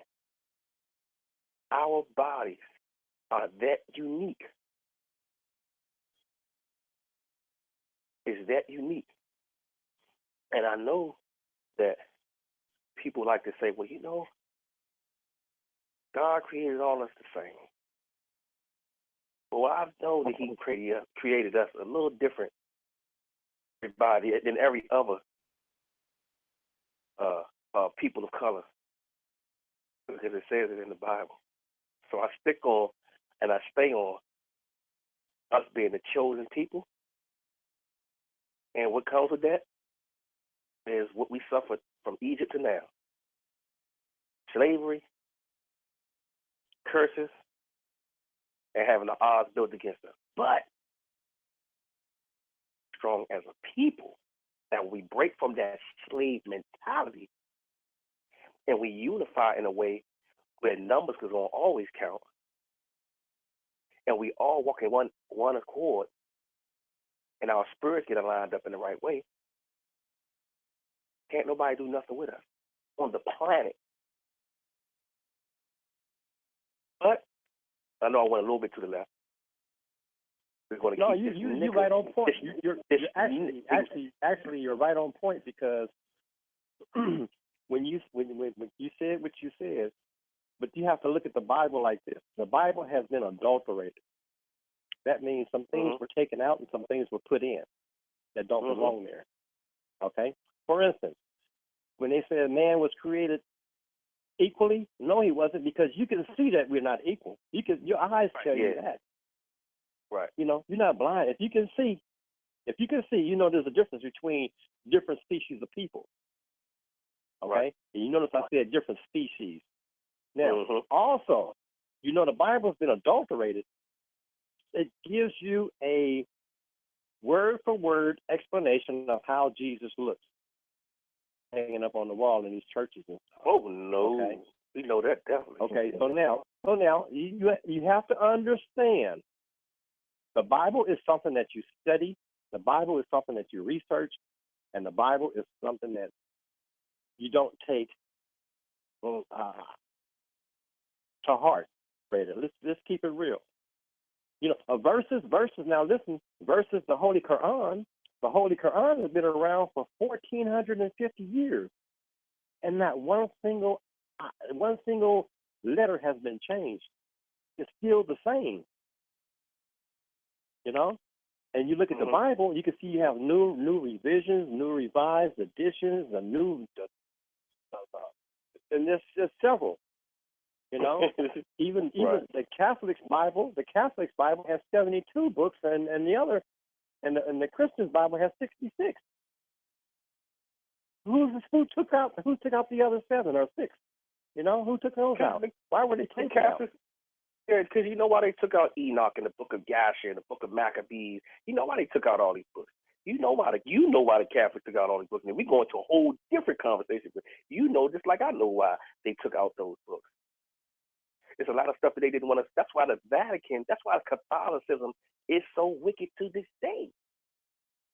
Thank you. Okay, they put your cousin, your nephew, Caesar Borgia, in them, and tried to switch up his Christianity and to make everything that deemed to be exactly what it was, pagan. They put it over here and said, we're going to do this, we're going to do that, and we'll give it to them from our point of view. We got to understand, if you want to get down to the nitty-gritty of everything, you're going to have to do your own research, and you, more importantly, going to have to ask God to give you the wisdom and discernment to navigate. That's why I said I always go back to the one thing. Well, why would he say this, and why would he put this here? Well, let me go a little deeper and figure out that. See, it can't see all truth. Listen, not in the Bible. It's not in the Quran. God put things in this world and different emphasis and give you a divine intellect to be able to gravitate and know these different things when they come. So, okay, because everything, when you look at everything comes back to full circle. You look at, okay, I got this from over here, so it got to mean this. Well, let me do a little bit more research over here.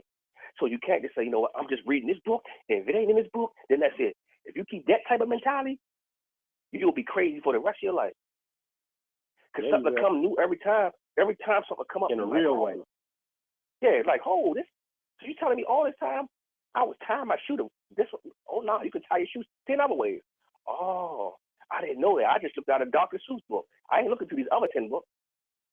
With mine, you can't have a one-track mind, and you have to use the intellect, the God-given intellect that you have, and do research.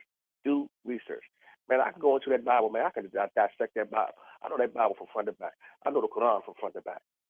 But you know what I also know? That the tampering of it gives you a lot of like hope. It makes you wonder, why would they do this and why would they do that? Who's behind this? What are they hiding? It makes you have to know knowledge of self. It makes you go back to saying, you know what, I got to dig down deeper because I got to figure out, oh man, what is my purpose here? What is God trying to show me? What is truth? See, I'm not sitting on no spookism, if that's a word. Spookism will have you just in a place where, you know, I just only want to just, you know, if it ain't like this, then if it don't just say this, then it can't be true. Right. But you have to do research and everything. You have to do research and everything, man. From your food, from your anatomy of your body, which you know, what things are like. Cause see, it's a lot of things in the world that we don't even understand. Like, we can live off things. We can eat the things that we think that's not going to be helpful for us versus the things that we think that. What I'm saying is, they say you got to have protein, you got to have calcium, you got to have all of that stuff you can find in foods. But you think with this stuff that they say on the back of these labels, the RND8 or whatever, whoever, man, that stuff is, they putting so much stuff in our food, man. Why do you think cancer has gotten so rapid? Why do you think all these different diseases is turning up a notch? Because they're doing a lot of chemtrails, spraying all these stuff over the food.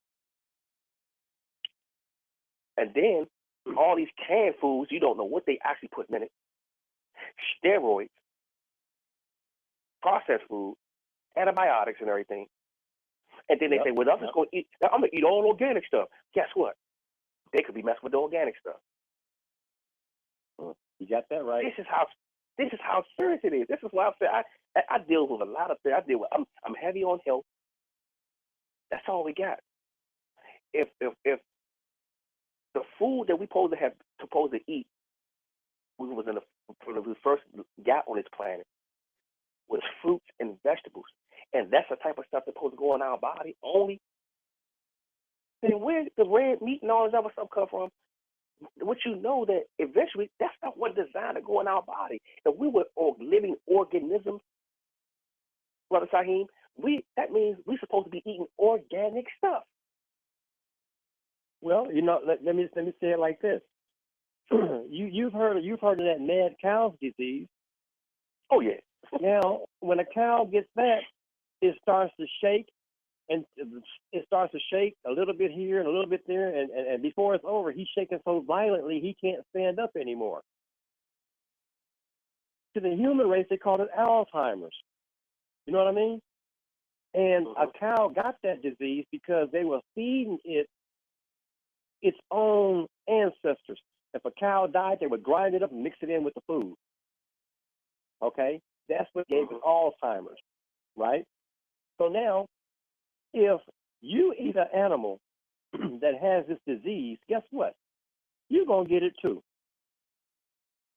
You know? Right. A cow's teeth, if you look at a cow's teeth, they're designed to grind and but they're designed to grind, right? If you look at our teeth are designed to grind. They're not designed to bite and tear. They're designed to bite off and chew. You understand? not meat, but we're designed to eat grass, vegetables, fruits, nuts, plant material. We don't supposed to be eating no meat, no animals. They brought us when they brought us here from our motherland. They didn't bring our food with us. They gave us the same, and we have adapted and adopted this diet that they presented us with. Why? That's one of the reasons why we're in the situation we are today, eating all this BS, man. It don't make it messed our digestive. That's the way it happened. It messed our digestive system up. It did a lot with. That's another thing. That's another thing I want to tell you too. Process this stuff, man, and it messed our digestive system up. You don't process it. You don't process it. Exactly. Let me tell you one thing. Remember I told you that I used to do. I was a diener at one time. Right. In a person's bowels that eat bloody red meat, in their bowels that meat is still there, rotten. That's why I know that. Yeah, good. It's glad you brought that up. You wouldn't believe it, but that's exactly why you see these old men with these. They call them a spare tire. Their stomach is hanging down over their dick. Yep. So that's what's in them. This putrid meat, this stuff that just won't digest. It's bloody meat, it won't digest. It can't process it. It just stays there and just rots. Okay, and let me go to something that you're speaking on that, because one of the things that I am certified in what I do is I'm a nutritionist. So, I mean, that's just because we working out. I had gotten into that because I wanted to know more about the foods and the fruits and the vegetables and those things for your body. But do you know that your colon doesn't clean itself out? It has to be cleaned out, which usually is more than likely fiber is the best thing for that. Being right. So I'm going to this. You got to understand this. That red meat stay in your body 30 days. Now think about on top of the red meat that you haven't flushed out, plus the other steak and cheese, plus the other fried food. That stuff sits right there. So let's say this. You have the stuff sitting around the walls of your colon. What happens with the walls of your colon, it comes like a little stuff, like little plaque, and it's just sitting there. Then it builds up. Then it gets hard. Right. Then after it gets hard, and you still ain't cleaning your colon out, it becomes cancerous. That's how you get colon cancer. You got to continue to flush your colon by eating fiber stuff to clean your colon out. And we don't eat enough fruits and vegetables and stuff to constantly cleanse us out. That's why a lot of that stuff sits in us and it becomes very toxic. That's why two important things that I got to have every day is probiotics and prebiotics. That's putting the good bacteria in and taking the bad bacteria out. See, stuff like this I wouldn't have known probably 15 years ago. But when you start getting up in age and you start wanting to know what the hell is my hurt? Man, what's this? This lump on my side. Man, it started making you say, hold up. I got to start knowing more about my body. And that's why I got into that stuff. I started noticing that vitamins is... And another good source of information for that is Chinese herbal cures. Go to one of these bookstores and pick up one of those books, and you'll start and just study that book. That's one thing that I really believe in, because if somebody's been practicing herbal cures for 5,000 years versus somebody who's been here 200 years, and they have all these different chemicals that they can give me, they'll give me something today and then tell me 6 months later, oh, you better go get you a lawyer and sue them because they gave you something that's going to kill you in 10 more days. Mm-hmm. They gave you this right here for an upset stomach, but it's going to give you stomach cancer, Can I tell my brothers and sisters is I'm not a vegan, but I pretty much 90% of the food I eat pretty much is just salads, fruits, vegetables, a lot of soup. That's pretty much all I eat. And any meat that I eat, because I don't eat no pork, but any meat that I eat has to be baked, and it has to have no steroids or nothing. That's baked chicken. And I usually bake chicken, and I usually cut it up, and I'm putting it in salad. But that's all I eat. The stuff that I just named. But let me say this: the vitamins, you got to be real careful with the vitamins too. All those vitamins, if you're not going to, I'll say this, vitamins and supplements are good. I don't know which ones to use. You got to have your vitamin D. Brother Saheem, I think you understand vitamin D is the most important thing you need in your body that a lot of people don't even get. You got to get that vitamin D. You got to get that CoQ10. You got to get that fish oil. I'm talking about essential things that you need for your cardiovascular, for your blood, for your heart, those type of things. Now, right, when it comes to like keeping your body strong, water, which is, I only drink alkaline water. That's another thing. Water is everything. Water is just like the car needing an oil change. You have to keep it lubed. If you drink a lot of water, it cleans your blood out, and it keeps you. You have to do three things. You have to sweat. You have to take that boo-boo out your body every day. Them toxins are what is what's hurting you. The toxins, and it's a lot of stuff that's in the food that's cancerous that has a lot of toxins in it. Stuff that we eat. We can't eat perfect every day, but you got to have the balance. You got to have the balance of eating more good than bad. You get what I'm saying? Mm-hmm. You got to make sure that you put more good in your body than bad. And a lot of people, you can't eat McDonald's. Oh, I'm going to eat some broccoli tomorrow. That ain't doing nothing. Okay. But now, I'm gonna give you a little bit of information, and you look it up for yourself. And then whenever we talk again on this show, you let me know how it worked for you. Okay. There's a plant. It's called chaparral. That's CHAPARRAL. Chaparral. Okay. You only use the leafy part of it, right? I heard of chaparral, but I heard of chaparral. So you about to give me something. Enlighten me, brother. Okay. And before you even finish, hold on. Before you even finish, I meant to say this. The things I use, I said the CoQ10 and the vitamin D. One thing I forgot to tell you, and for the people that's listening, one of the best things you can use to this day, because I go to a lot of different holistic little thingamajiggies. I've been using this black seed oil for the last 5 years, and I ain't even got to say nothing about it. Look it up. If y'all don't use black seed oil, I know, Brother Saheem, I know you probably know about it, and I know oh yes, of course I know about it. As a matter of fact, it's black seed oil is referred to in the Holy Quran, and it's stated that for every for every illness there's a cure. And on earth, there's a cure for every illness. That's stated. Yep. And don't forget what you're about to say. That's how they refer to the black seed oil. Yeah, but that's all I wanted to say. Because I mean, I've been using that ever since I was turned on to Dr. Sabi about 20 years ago. And I'm telling you, that black seed oil. But now listen now. You just don't use any black seed oil. The best one to use is called halal every day. Halal every day, yeah, I got right here. Okay. So I know what I'm talking about then. Yeah, I'm hip. I'm hip. Okay. But go ahead with the chaparral. I want to know about the chaparral. Okay, now the chaparral is a antibiotic.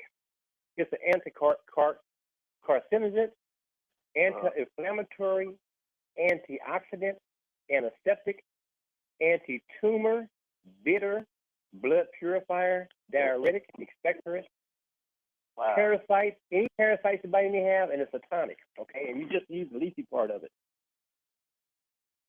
Now, this is one plant. It cures aches, acne, allergies. I mean, there's a whole list of things. I don't want to take up too much time reading this stuff. But now, one of the interesting things about this is after 2,000 years of recorded history, and after multiple universities have found that it aids in dissolving tumors and fighting cancer, it wants to take it off the market. You know why? You see? You know why? Because it works. It works, and there's no money to be made if people take this They don't need to go. They don't need to go to the doctor for all these different illnesses. And listen, and you cutting into the government's money. That's why they killed Dr. Sebi. That's why they killed Dr. Sebi, though. That's what I was getting to. That's what I was getting to. So I've been on Dr. Sebi for the last week, and you know what? And this is the thing. Do y'all know? Listen to me, y'all. This is Brother Eugene speaking. Do y'all know that AIDS and cancer? What's the name of the treatment? What's the treatment called? Oh Lord, my brain is the treatment for the What's the thing I'm you not gotta familiar get with the name. It's prayer. We have Truvada. No, what I'm saying is, I was saying AIDS. Antiretroviral? No, the machine you got to get in for when you got cancer. Oh, that's chemotherapy. Chemo. Okay, chemotherapy. Okay, yeah. So listen, do y'all know that most of those medicines that you get, that they give you, do you know they're only for pain? Do you know they're not for curing? And do you know that it's designed to get you addicted to give you more? Those things actually, you can live longer, 10 times longer, or forever until you die with having AIDS. Do you know the medicine actually kills you? Now, this is stuff, I'm giving y'all some stuff that I know they list, the people in the background listen. I'm talking about. I've heard of that before.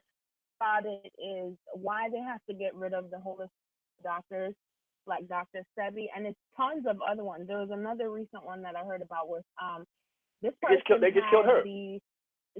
They had a cure for cancer, and she was killed. But the reason why they have to get rid of these people, and this is Nicole speaking, is because the treatment is where they make all their money. If they cure you one time and done, they're not going to be able to stay in business. They have to keep giving you something to treat a symptom, so that you'll keep coming back.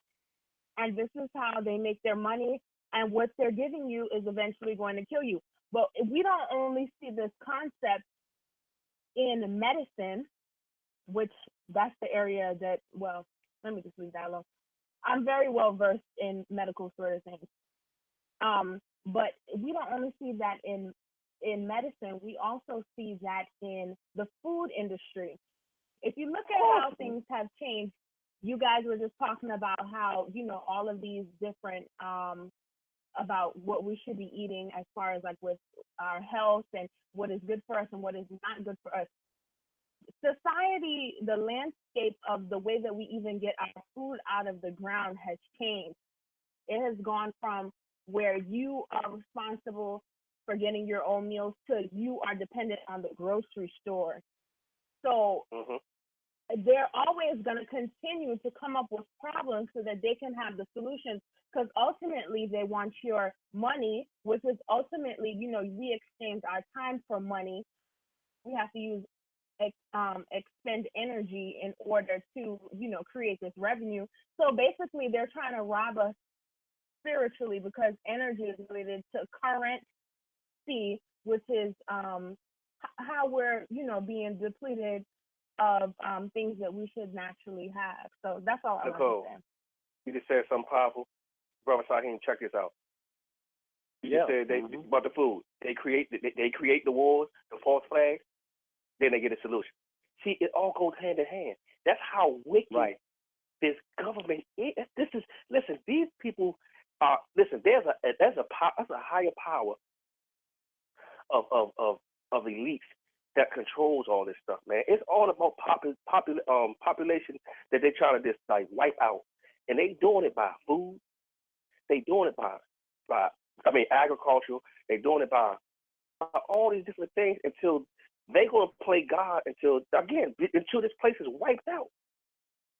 And they know it's wrong, and they know it's wicked, and they gotta continue to create these types of things in order to come in like we got a plan for, just like they sit and gonna create. Listen, how wicked can you be to create? And this is deeper than a little deep. I guess people should probably already know this by now. But how are you gonna get your own government to destroy the Twin Towers and say, oh, these Muslims that did it? Ain't nobody falling for that. The evidence from head to toe shows that wasn't the case. Who are you saying? Who are you saying destroyed the Twin Towers? Who did that? That was the government. Inside job, government. Thank you. It's been done since the Indians were here. You know, they came here. It was 550 million Indians on this part of the world. When they came here with their peace treaties talking about we only want this land right here. But when they had a desire to get more land, some of the soldiers would dress up like Indians and go around the back and come to the front gate and kill some soldiers to start the war all over again. So they created another fight with the Indians to take more land, and they went on until they got what they have today. You know? Mm-hmm. You know, wait a minute. This is back up to when they first told Mr. Bush that the Twin Towers had been hit by planes. They're all calm and collected with them little kids. With that dumb look on his face. You know what I'm saying? I mean, man, if somebody came to you and say, hey, man, somebody just ran into your car and killed your wife or killed some of your cousins, you're going to jump up and say, who did it? Where they at? You know? I don't care who you are. I tell you one even better. What happened to them 1,100 people that just so mysteriously didn't come to work that day? Yeah, all right. Yeah, you know. 1,100 people don't come to work and that day. Like that, and then look, Timothy, and then the Timothy McVeigh, the one that supposedly had bombed that FBI headquarters. Oh yeah, I already know about that. Yeah. That was another. You know, come on, man. You know that, man. And people just listen to this madness and they believe it, and they want to blame these people. You know, we done went over there and tore up those people's homes and tore up their country. And now they live out in the middle of nowhere, no food to eat, nothing, no clothes. They live in tents and cardboard boxes and all this kind of stuff. And we over here playing football and basketball and things, you know? Come on, man. God don't like ugly. God, you done all this stuff and you trying to fool what God sees. Oh, come on, okay. It's going down. It's going down. That's why stuff is happening the way it's happening, because everything is being exposed now. Now look, the Illuminati is so blatant in what they doing now, man. It's just like they don't care. They just like it's out there. You know what is happening? The principalities and the powers and the man of this world here, he know his kingdom coming to an end. So he's trying to make sure he gets run amok and just do everything he can do before it's that time. And it's all coming. It's all That's coming to light. That's what I was just about to say. And anybody that has discernment, or the remnant of people that knows what's going on, they know what's happening. They know what's going on. Those who are woke, they know what's going on. But now you can watch. You know, you watch on television for yourself. You'll see it for yourself. You'll see the police beat this person up. And look at the Rodney King thing. You saw that. You looked at it over and over again. And do you know that they convinced those people that those police were not really hitting him? They were just acting like they were hitting him. What? No, really. Think about it. Yeah. Watch this crazy stuff. You know? They were saying that they wasn't really hitting them. So now, I said, man, y'all got to be out of y'all. It's funny, but it's not, because what that means is, what are the people taking that make them draw these conclusions? They don't believe what they see. What are you taking? What is it? What is everybody taking where somebody can walk up to you and say, hey man, you didn't see that, this is what you saw? You know? What he is using to make you think like that. And there's only one thing that I can come up. There's only one thing that I can come up with that everybody's using that would make them think, or being brainwashed to a certain extent, that they have to go along with what somebody else told them they saw. You know what that is? Toothpaste. Yeah. Toothpaste. Hey, look. The devil, man, is going to deceive almost the whole world. And guess what he's going to start with, though? Which he's already doing it now. But guess what he's going to start with? Beam project. Hey, you know what? They already doing stuff. Spaceships going across Spain. This going across that. Trying to get people all in a euphoria. Just like go. Oh my God! I'm telling you, we up against. Man, We don't wrestle against flesh and blood. I'm telling you, we dealing with something that's on a whole different level, man. Deception, man, is finest, man. Yep. And I don't care which part of this country you go to. You'll find a Chinatown. You'll find a little Puerto Rico. You'll find these Mexican villages, and every other culture has their own little spots they go to where they can just deal with their own kind of people, but except us. You know, we had Black Wall Street. You saw what happened to that in Tulsa, Oklahoma. You know what I'm saying? So we're not allowed. We're not allowed to have, you know, any community for ourselves. You know, we can't claim nothing like that. We can't organize nothing like that, because when we do, we will become so powerful that they have no control of us anymore. That's why they destroyed Black Wall Street. They couldn't have that. You know, them people were around there eating out of trash cans and stuff, and the communities of Black Wall Street, they were eating steaks, and they were continuing the way that they had been living, you know, and they couldn't have that, you know. And see, that's when America was great. So you go into a town, and you can kill, and you can maim, and you can hang those people, and then go back your truck up to their house, and take all their furniture out, and everything that they own, and take it to your house, and the law won't do nothing to you. That's when America was great. You see, America was great when they could catch you walking down the street and hang you up in a tree and take everything out your pocket and cut your privates out and stick it in your mouth. That's when America was great.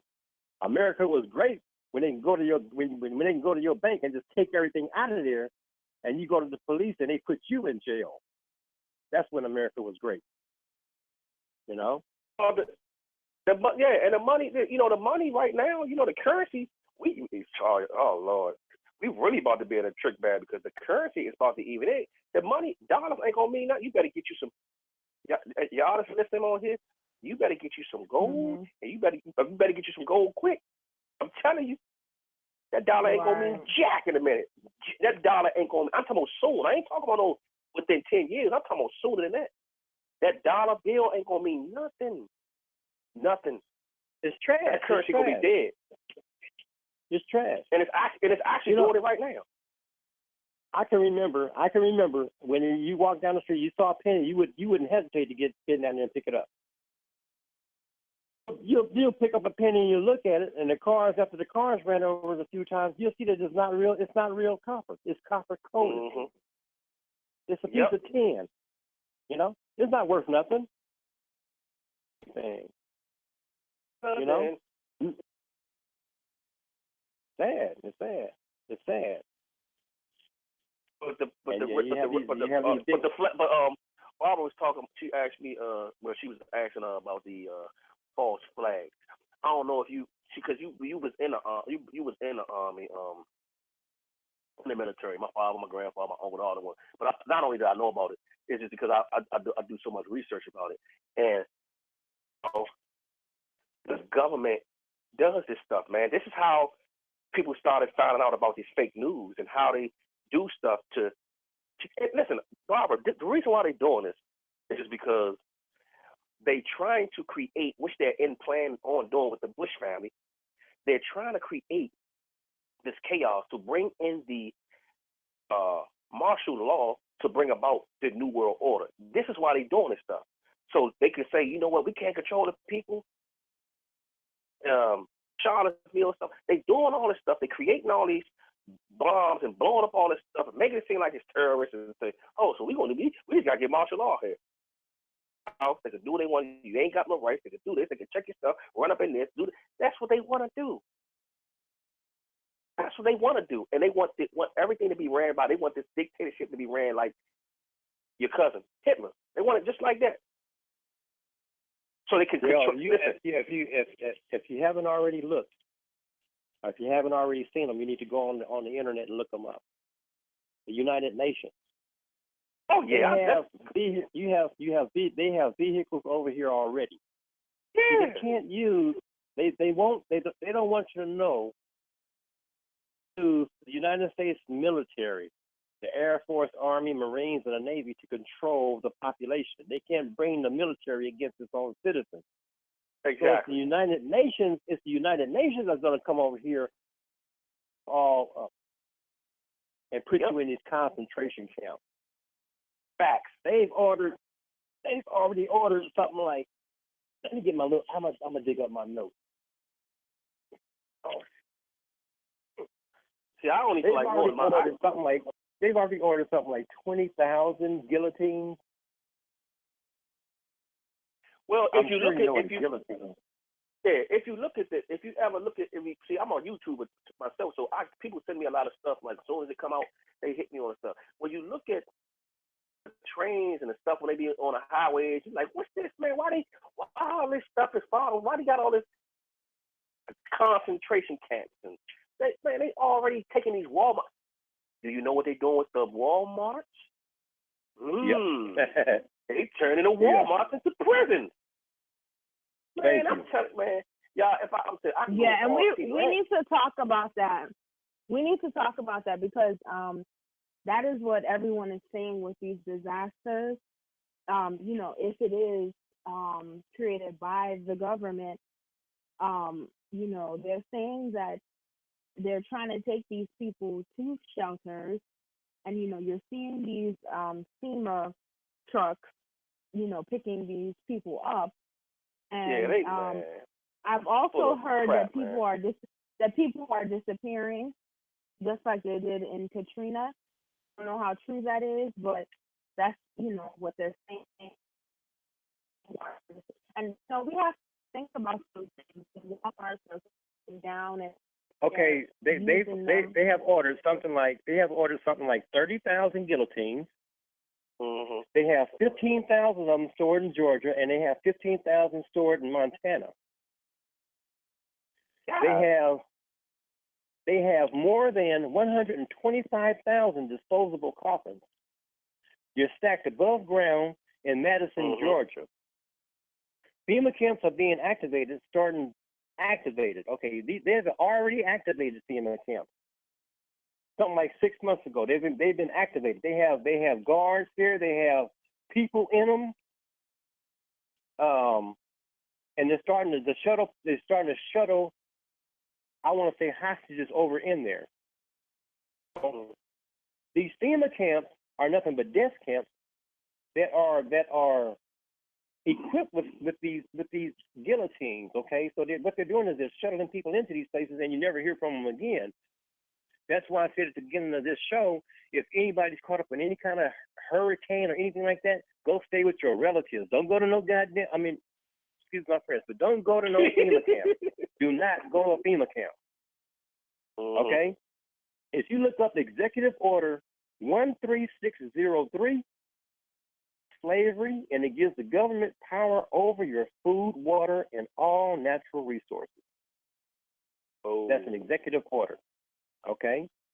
If you look up the Obamacare, IC D9-E978. I was just about to say that.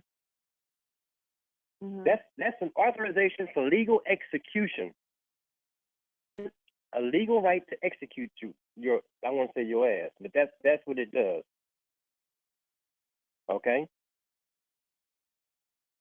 A Rex there's another. It's a Rex. It's called Rex 84. Rex 84 plan that was drawn up to imprison people. Yep, it was drawn up to imprison people of color.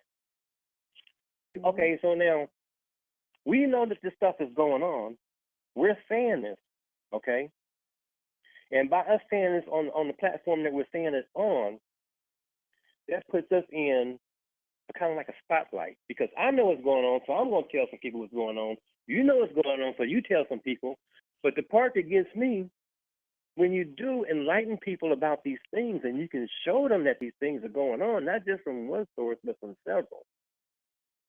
They look at you and they want to say, "Oh, that's not what that is. That's something else. Where are you getting that from? I never saw." Say hello, everybody, to my neighbors. So what are you supposed to do? Hello. What's going on, everybody? Hello, Governor. You know? Hello. Hey. Go ahead. Hey. Yeah, sorry to interrupt, Joe. We were outside running our mouth and talking. I'm gonna come right back, but we're just out here, and this is funny because this is the very first time we had a chance to meet each other and talk. We're outside in the front rapping, and it's so beautiful the things that we said. But yeah, I'm gonna run back outside for a It second. sounds like someone had an English accent. Yeah, right. Your accent. It wasn't Bulgarian. Bulgarian. I'm Bulgarian. I didn't have an English accent, Mike. Let me stop, man. Oh, that was you. Okay. And I'm messing with y'all, man. Oh, okay. I was like, who is? Oh, because I know this that. wasn't me. I didn't have an English accent, Mike. Oh, I couldn't really hear it. Yeah, but what I was saying is, yes, Rex 84, King Alfred Plan, all the things that the gentleman was talking about. That's really, really serious. And saying when you tell people these things, they're just looking at you like you're crazy. And everything is all this conspiracy. Y'all don't know what y'all talking. You know what? Before I'm gonna tell you something. Every prophet, when God sends, listen, before anything happens, He sends I am a watchman. He sends a prophet or a watchman to warn people. And do you know every prophet in the Bible? They looked at them like they was crazy. Oh, you don't know what you're talking about. Oh, this, that. And what happened? Boom! Wiped everything out every time. Everybody not gonna get it. Everybody not gonna get it. And a couple more things. And a couple more things I need to mention. Okay, now they have on this video that I saw. You know how homeless people have their baskets and they have everything they own is in that basket. There's a place that they have something like 25 baskets lined up on the sidewalk, but nobody's there with them. You understand? So what they've done is they talk those people into coming here. Come here at 5 o'clock in the morning. There's going to be free food, free blankets, free this, free that, and the other. Just bring everything you have so you have a way to get it back to where you're going, right? So they talk these people over there, and then they take the people and leave the baskets on the sidewalk lined up. Okay? They even showed this lady was coming out of a welfare office. She's applying for food stamps, right? But her clothes were not kept. And the policeman was there, and the policeman looked at her and said, "Excuse me, ma'am, do you have a place to live?" And she says, "No, but I just filed for food stamps and stuff, and I should get my voucher tomorrow." And do you know they grabbed that lady and put her in the car, and nobody's seen her again since? Wow. And if you haven't noticed, the homeless people on the street, they're coming up missing, and there's not as many as there was before, and there still ain't no jobs over here. So where'd they go? You know, and the government has ordered something like, well, they have, I want to say, the National Guard or this new army entities that we have coming over here. They've ordered 450 rounds of hollow point ammunition. Hollow point ammunition. Hollow point ammunition is designed to kill. Period. Okay, that's what we use in the military. Go ahead. Someone had mentioned because you had mentioned it and someone mentioned it earlier, so I don't want to even forget to say it. We're talking about the homeless people being missing. I noticed that too. Someone had said in the chat, have you guys seen the video of the guy on TV that said that they were asking him why during Hurricane Harvey he would choose to sit outside and just be, of the elements. And the homeless man said, I didn't go to the shelter because they're killing them in the shelter. And so as soon as the homeless man said that, the news reporter, kind of started talking to him like, oh, okay, obviously we can see that, you're not in your right mind. And he was like, no, I'm a police officer. And then he was like, we're going to get you all the help that you need. And then he just walked away from him. Okay, there you go. You see what I'm saying? Did there y'all you go. See that? Did y'all see that video? Did you guys see the video? Yeah, No, I did. I'm sorry, I didn't get a chance to see it, but I'll look it up. Yes, look it up. You up. will find it instantly on YouTube because it's like one of the biggest stories. It's like we're at the point now where people don't even people are believing in conspiracies more than they believe in what seems like it should be the truth. So I do think that people, in a way, are waking up because everyone is talking about that video. At first, the person kind of sounded crazy, but then I listened to it again and I was like, you know what? What if what he's saying is true? Because he kind of sounds crazy, but when you listen to it again, it's just like, wait, maybe we're being too dismissive. Exactly. And who, all these people that go to these FEMA camps or these FEMA facilities doing all these natural disasters, where do they go where do they go? What happens to them? Where are they? Unless you have a relative that's going to the police saying my uncle's missing, nobody's gonna say anything about you in here, and that's the end of it. Well, it's something. There's something ain't right with this. I don't know what it is, but I can't put my finger on it. But I'm looking at a lot of evidence and a lot of and just things that I'm researching are saying, if 1 and 1 equals 2, then that's what it is. Right. I was also going to say, someone had mentioned in the chat earlier, I don't think you guys talked about this, or maybe you did and I missed it, because now that I think about it, I do remember earlier about what am I trying to say? About not getting into those vehicles, go stay with the person and your family. You did say that earlier. But what the person said in the chat was, did you guys hear about the fact that they said that they're going to arrest anyone that has any active warrants if they're trying to evacuate? Oh yeah, man. Of course, man. Okay, so what's the reason? What's the reason for that? There's a reason. There's a reason for doing that. If it's a natural disaster and you're trying to save your life, and they want to arrest you for trying to save your life, then what are they trying to take from you? Your life. Right. Save yourself. Are you? So now, if you don't want to die, you got to go to jail, and you have to be put through this procedure, and what's even worse is you never come out of jail. Who says you ever gonna make it there? I heard the prisoners really went through it, the ones that were in Harvey, during this, because the water was coming in on them, and they didn't let them out the cell.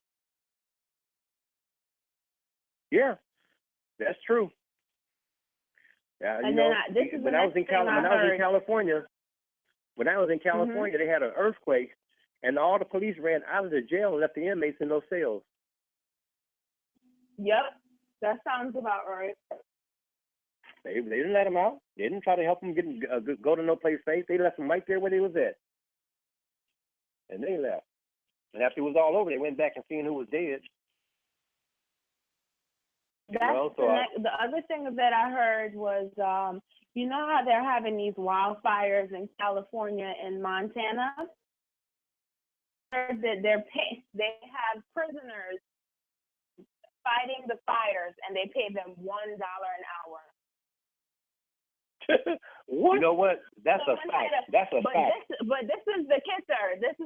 Someone had a meme saying, okay, you will pay the prisoner $1 an hour, but when they come out, they can't work for the fire department because they're a felon. But they have on-the-job experience. That is the craziness that we live in.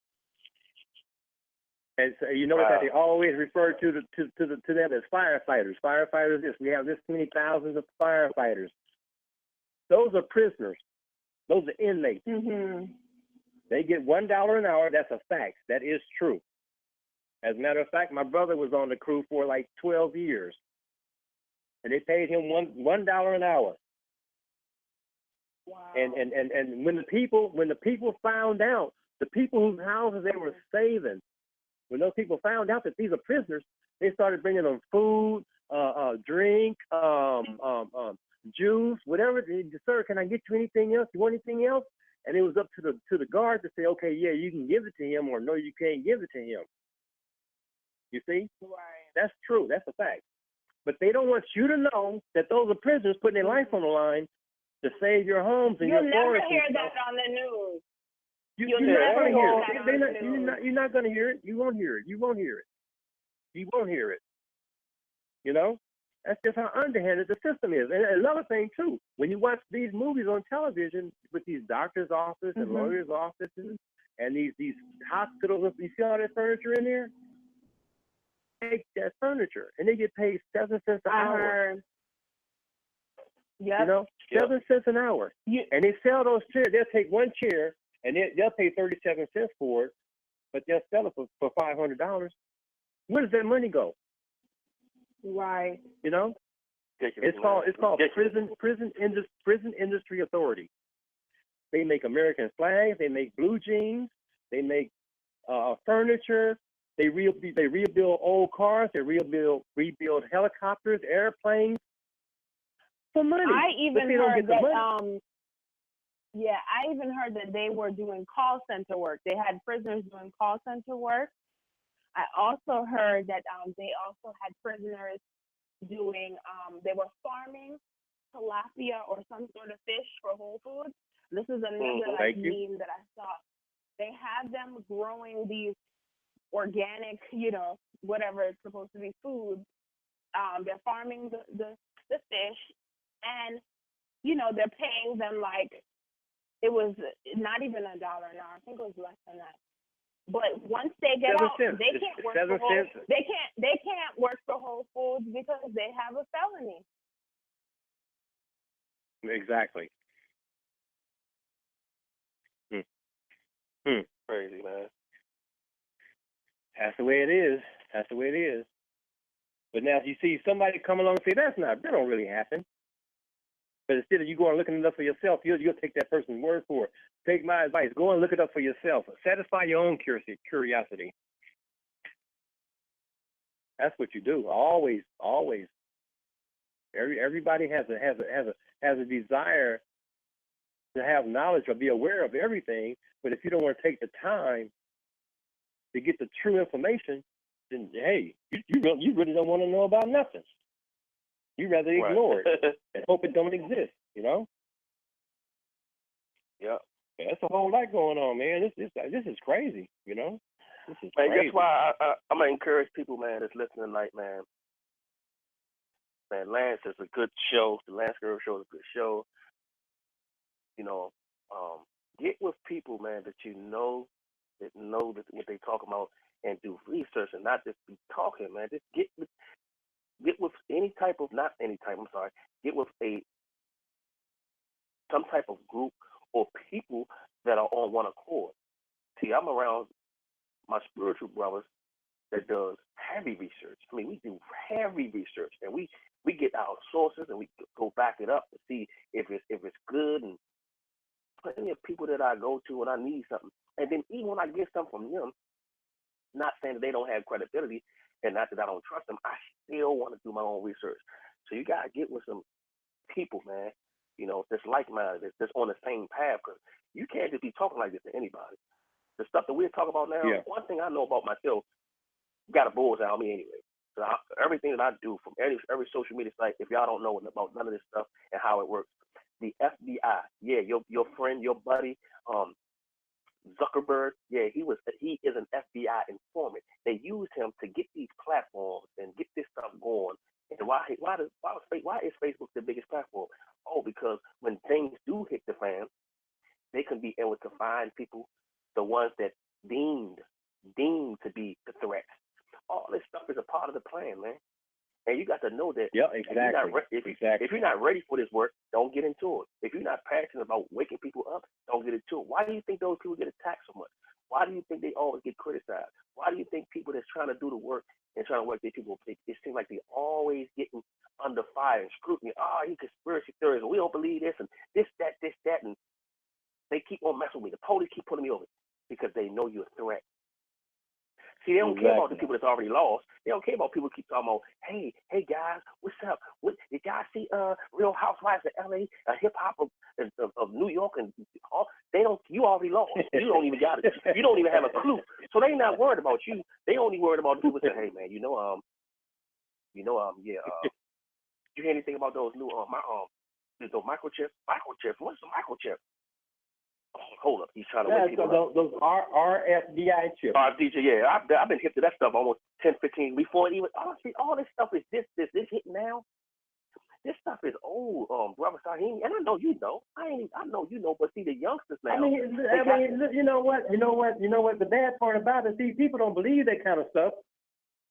So now, when you tell them, hey man, they were putting those in your dog. You know? oh yeah, they was putting those in my dog in case my dog get lost and know how to find his home. So now, do you believe it? But see, now you have to communicate with them on their own level. So you got to tell them, hey man, these chips that I'm telling you about this, they put them in the dogs first. They tried it in the dogs, it works. Now they're gonna start putting them in you. You know? They've already started injecting people with those chips. I'm looking at it right now. Yeah, they been started. They got it. They been started doing it, man. I'm like, man, you ain't putting that in me, Jack. And that's freaking RFID chips. Yeah. Look. The RFID chip is so dangerous that the emitter that's in it. If something electrical go wrong, this is the crazy thing about it. Do you know this is a chance that it can give you a heart attack? See, this is why I said I'm not. They got to be crazy, man. Putting that stuff up. Brother, not only that. You know what? The chip contains a toxin. All they need to do is rupture it, and it's gonna kill you. Okay? Yeah. So they get to turn off. They get to turn off who they want to turn off, and leave on who they want to leave on. That's all that is. You know? But also too, they've always said, at least I've heard, as far as like with this chip, I'm 31, but I've always heard about this chip even before they started talking about it. And when they started talking about it way back from a religious perspective, it sounded insane to people. And it's like, okay, you're just really super deep. But now we see that it is here now, that they're actually having people into their hands, and they said that the chip is the mark of the beast, and if you take it, that what is going to happen is no one's going to be able to buy anything, sell anything without the chip. But taking the chip is going to be a choice between you're going to either take the chip and live for the world, or not take the chip, take the chip and lose your salvation, or take the chip and live for the world. And you know what? The world, it's not worth it, because like as he just said, it could kill you. That it's set up like that on purpose. It's not a coincidence. So I don't really think that the mark of the beast is limited to this chip. I really think that the Antichrist, and this is what I think, I could be wrong, is just ultimately the nefarious use of technology. That is going to be, and it's already here. Well, yeah, it's already here. Sad, but it's true. Let me say this. You know what? I can say this. I haven't talked this much in the last 3 months. I'm serious. When I go to the store once a week, and I pick up my little knickknacks or whatever it is I need, and I talk to some of the cashiers sometime when I'm there, and people recognize me and they speak to me. But as far as where I live, I live by myself, and I got my own house and everything, and then. Yeah, I'm a loner. It's just me. It's me and my big backyard, my wilderness. I just kind of think no one could be talking like this unless they were a loner. I'm just gonna be honest with you. It's a small remnant of people. That's all it is. It's just you gotta find. The spirit of lead. This is when you trying to seek out like the spirit of God will lead you to the right people, man. He'll lead you to the right people. And because I don't listen, I talk all the time. I'm on like 3 or 4 shows a week talking, and then my own show is every Friday. So I'm constantly like. So I learned so much stuff, man. Then I sit back when I get off that, and I'm on a computer. The only thing I watch on TV is sports. I don't watch no TV shows. I don't watch Power. I don't watch Empire. I don't watch Game of Thrones. Just call me weird. I don't watch none of that stuff. Only thing I watch is sports. 90% You know of the what? time. You know what? That's probably a good thing because a lot of this stuff on there is designed anyway to throw you off guard. I tell people it's a distraction. Everything is a distraction. All them shows is a distraction. Everything they put in is subliminal signs of what's to come if you're smart enough to see and read in between the lines. Because everything is spiritual. But then on the most part, it's always something to get you off the course, to make you be like, oh man, I gotta get this, I gotta get that. And it puts you in a level of an idolic Frankenstein. Like you got to be You know what? That's what an old saying comes in. You tell the person, I hear what you're saying and I hear what you're not saying. Those are what you call subliminal messages. Yeah. Okay? So you in other words, you understand what's going on. So I'm not trying to go out my way to try to meet some people and all this kind of, like I said, when I go shopping and stuff, I have conversations with That's how I feel too. And you know what? This lady looked at me. She says, "Excuse me, sir." She says, "How old are you?" I said, 63. She said, "Are you serious?" I said, "Yeah." She said, "Well, how do you keep your skin looking like that?" So I told her what I did, and I shared some of my my home remedies with her, for her to take home to her husband, and they like them, so now they want to buy them, and I said, okay, I'll make some more for you, But they want to know why you look the way you look, you this old for real, They say like, look at you, Go ahead. We got to take care of ourselves. What I always tell the youngsters, man, and I ain't old, and I'm gonna tell you like this: you live long, man. Your health is more important than anything you can. It's God, it's the Most High, your health and your family. Your health and your family in that order. And they wonder why the older dudes are looking better than the younger dudes and the older women. And not a knock on you, Nicole, or anybody else, but not saying that you look old or anything, but because they're taking care of themselves. My mom. Yeah, the youngest now, they drugged out. They don't eat right and they don't work out. So they looking, so people look at me like, how old are you? And I tell them how old I am. They're like, hold up, man. You sure? And they looking at me, they like, you 40? And I'm looking at them like, I'm 26. Like, God, you like you 46? I said to myself though, like, God, your life that hard? Like, what in the world? Yeah, you can tell when someone has had a hard life. They, they don't go to their bed at night. They drink, they smoke. It's like they age themselves. Like, I mean, what you're saying is absolutely correct. There is a lot of older people that they look a lot younger than people that are supposed to be younger. It's like everything is really reversed. That's a very true statement. Hey, but look too though, y'all. I don't know if y'all know this either, Brother Shaheem. And I'll keep going to Brother Shaheem because I know he said he kind of dealt with the medical field a little bit. I think Nicole did too. But another thing that I got right by my bed that I keep 3 big bottles of them with the mother apple cider vinegar, with the mother, not just regular apple cider vinegar, with the mother. Yeah, the one with the yellow label. Yeah, the yellow label. Got to have what's it called? That stuff right there. High blood pressure, cholesterol, inflammation, anything you can think of. This stuff my mother was using when I was a baby. Yeah, it's called Bragg's. Everybody should have some of that in their kitchen. Hey, if you ain't got no Bragg's in your house, you out of your mind. You got to have it. I take 3 teaspoons every day. You got to have I've heard about Bragg's apple cider vinegar. Oh, you got to get some. You got to get some of that, Jack. It's real organic. No, I said I've heard of it. Well, it's all organic, right? Yep, and it's organic. It's only organic. Yeah, so Bragg's is about the best one you can get.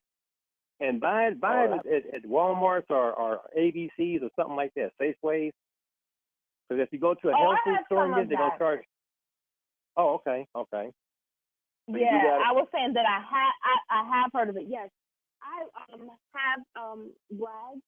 Like I think I ran out of some, but I have a lot of apple cider vinegar, huge container.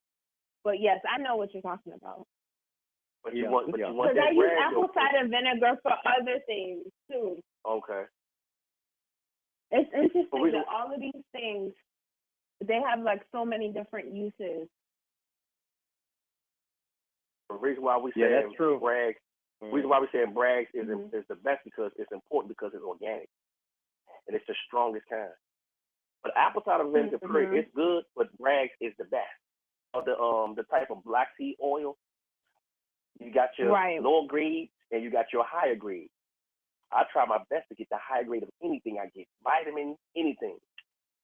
I'm only trying to get that knockoff stuff. Well, it's just stuff. It's okay. And everything I like to get is I like for it to be liquid because it hits you a lot quicker. Hey guys, this is Lucky. I have a question right quick. Okay.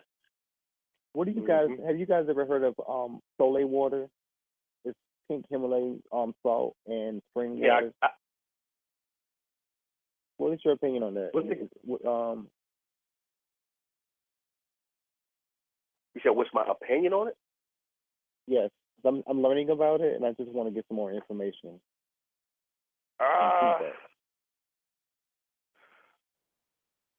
Well, I'll give you one pointer if you don't already know. You use the bathroom a lot? A lot since I've been using it. It's gonna make you use the listen. It constantly flushes you out because it's purifying your blood. So you're gonna use the bathroom a lot. When you going to sleep, I would not drink it because you gotta I'm talking about I get up all night long. In between that, the alkaline water. Alkaline water and that does the same thing. It allows your oxygen in your blood to flow easier. It balances the pH in your body. It has to stay at least at a 7. If it go anything under that, you can die. But because our body produce already pH in ourselves, that, a lot of these acidic type of waters that we drinking, we don't even know it. But that's another, I can get into that because I would have to have my notes right, and they sit up on top of the whistle. I can't get them right now, but that water is absolutely good for you. Absolutely good for you. I can't really tell you nothing bad about it, but you saying I've been drinking it for about a couple of years now, but I've been drinking alkaline water for been over 5 years. Now I'm telling y'all that I may drink a Deer Park water when I'm somewhere and I can't get it because that stuff. The thing about anything y'all know about anything about foods and waters, good water that Mike is talking about, you're gonna pay some money. That's why the stuff is designed to be not brought a lot because it costs so much, and people don't. You can't constantly try to keep up with trying to keep buying alkaline water all the time. And I say this, Mike. So I do have some Deer Park, and I do have those two types of waters because you can over alkaline your body too. That's not good. Because the only thing that is it's not a higher grade of alkaline water that I got now because that's the highest is a 9.5. I use that alkaline water and say, and in alkaline, see, I'm gonna give y'all a health tip real quick. Cancer can't live in an alkaline state. This is why Dr. Sebi died because alkaline kills all diseases, all germs, and all bacteria. That's why alkaline is so good. When your body goes into an acidic state, this is how cancer thrives. Are y'all with me? Mm-hmm. This is why the hospitals, usually they give you that water, or when you come from operations and you go home, they tell you to drink alkaline water. But they say, a lot of people say, man, alkaline, I heard of it, but it ain't really, I never really, that's the purest water. When I say good water, that's some good water. And you could drink that alkaline water and then drink a Deer Park water and say, what? No, you could tell a big difference that quick. Like, this don't taste nothing like, am I drinking this? Because those Deer Parks, what's the thing called? Dasani's and all them other different waters, that stuff has some acid in it. That's why they have those, what's it called? All they doing with that water is boiling that water. They pretty much boiling the water and putting it back in the plastic. Oh, the spring water. Man, spring water. But yeah, I have that water. Filtering that stuff twice. They filter it twice and then reverse osmosis. Yep. Yeah, the water is good. It just, all I can really tell you, it just, you pee like crazy, use the bathroom like crazy, because it's flushing you out and it's cleaning out it's purifying your blood. It's allowing your oxygen in your, it's put oxygen in your brain, your blood vessels, allowing you to your respiratory to move a lot more fluently, like you have in any clot or anything like that. And alkaline water has been something that and all of that water from the Himalaya. See this, over there with the alkaline water that was under. Where it was under rock, because it's some black, it's black water. If y'all look it up, it's black water. Black water is very good water too. I was getting some of that from the Giant, but they sell out quick because people got hipped onto them. Because it's a holistic store around where I live at. I stay in D.C., the DMV area. Not in D.C., but I stay in Maryland. But there's a lot of holistic stores around where I'm at, and it seems like they're getting hip to so much stuff, and people can find one of the stores. Everybody go there. So black seed oil, sea moss, all that stuff, alkaline water. It kind of go off fast, but they put this stuff in these places where they know people can't get it, and they would never put it in the minority areas. You know why? Because if they get onto it by any means necessary, they don't got the money. They're gonna get that stuff. Because people want good food. People want the good remedies. People want stuff that's going to help them and clean them out. You think they're going to put that stuff in? Do y'all know? Listen, I'm going to tell y'all something funny. Do y'all know the stores, why do they have a health section and everything else? Think about it. They have a health section in the store. And everything else is just food and all the rest of stuff. So if that's just one health section, what that makes all the other stuff that's in the store? Is it any good? Why does the pork chops packs cost $4? Why do 2 pieces of organic chicken breast cost $10? You see what I'm saying? The stuff that costs the most helps you out. The stuff that's cheaper that you can get out of, it's the stuff that's killing you. Chemicals. It's just putting more cancers in us. And all we do is turn to what? A pill. That's all we need to continue. And then you got to read the bottles. You got to read those pill bottles too. Oh yeah, I said that in the beginning. Turmeric, lucky, the small lucky sauce.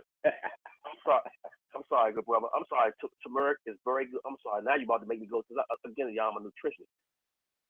Turmeric. Excellent. This is cayenne, however you want to say it, cayenne pepper. Excellent. Garlic, you gotta have it. Onions, you gotta have it. Yep, I'm just naming a few things that you gotta put in everything I eat. These are some of the things I put in my food. I don't use no salt or no nothing. If I use salt, it has to be sea salt. That's it. Sea salt, period. Black pepper. But you know what though? On the sea salt, you can use sea salt. You can use sea salt 6 days a week, but one day of the week you have to use regular salt. Yeah, of course. Because going back to, I know what you're about to say. Then go back to, because it's the balance of it. You can't. I think too much of anything that's even good is not good for you. Yeah, okay, yeah, but don't say you only use sea salt, because that'll give somebody the wrong impression. Let them know. Say, okay, so 6 days a week you can use sea salt, but then one day a week use regular salt because your body needs the iodine. Thanks for correcting me on, Brother Zion. And I should have said that, but you're absolutely right. You're absolutely right. What do you think about moringa? So who? Say it again? Moringa plant. Oh, moringa. Moringa plant. Moringa is. I used that before, and it's not. I didn't get the desired results from it. I can't. I can't say. You know, all I can say is I didn't get the desired results. I never used it, but Dreamwalker action. This is Brother Gene Dreamwalker. The trace minerals. That's good. That's what's in the. Remember I told you about the black water? Look up the black water. Trace minerals is what's in that black water. Real good for you. Real good. See, you know, water, if y'all even knew this, water comes from up under a rock, from up underground. From underground. See, a lot of them places that in Hawaii and those places where they don't have all those toxins all in the air like we do over here with all these automobiles and, you know, all this pure out there. That's why the waters over in the Himalayas and over in them islands are so fresh. That's why they look the way they look. Why their skin look the way they look. Their hair so long. Their nails are clean. They can walk on their bare feet and their feet don't never look all crazy. And because that stuff over there is natural. Everything we get over here, the natural resources, is all polluted.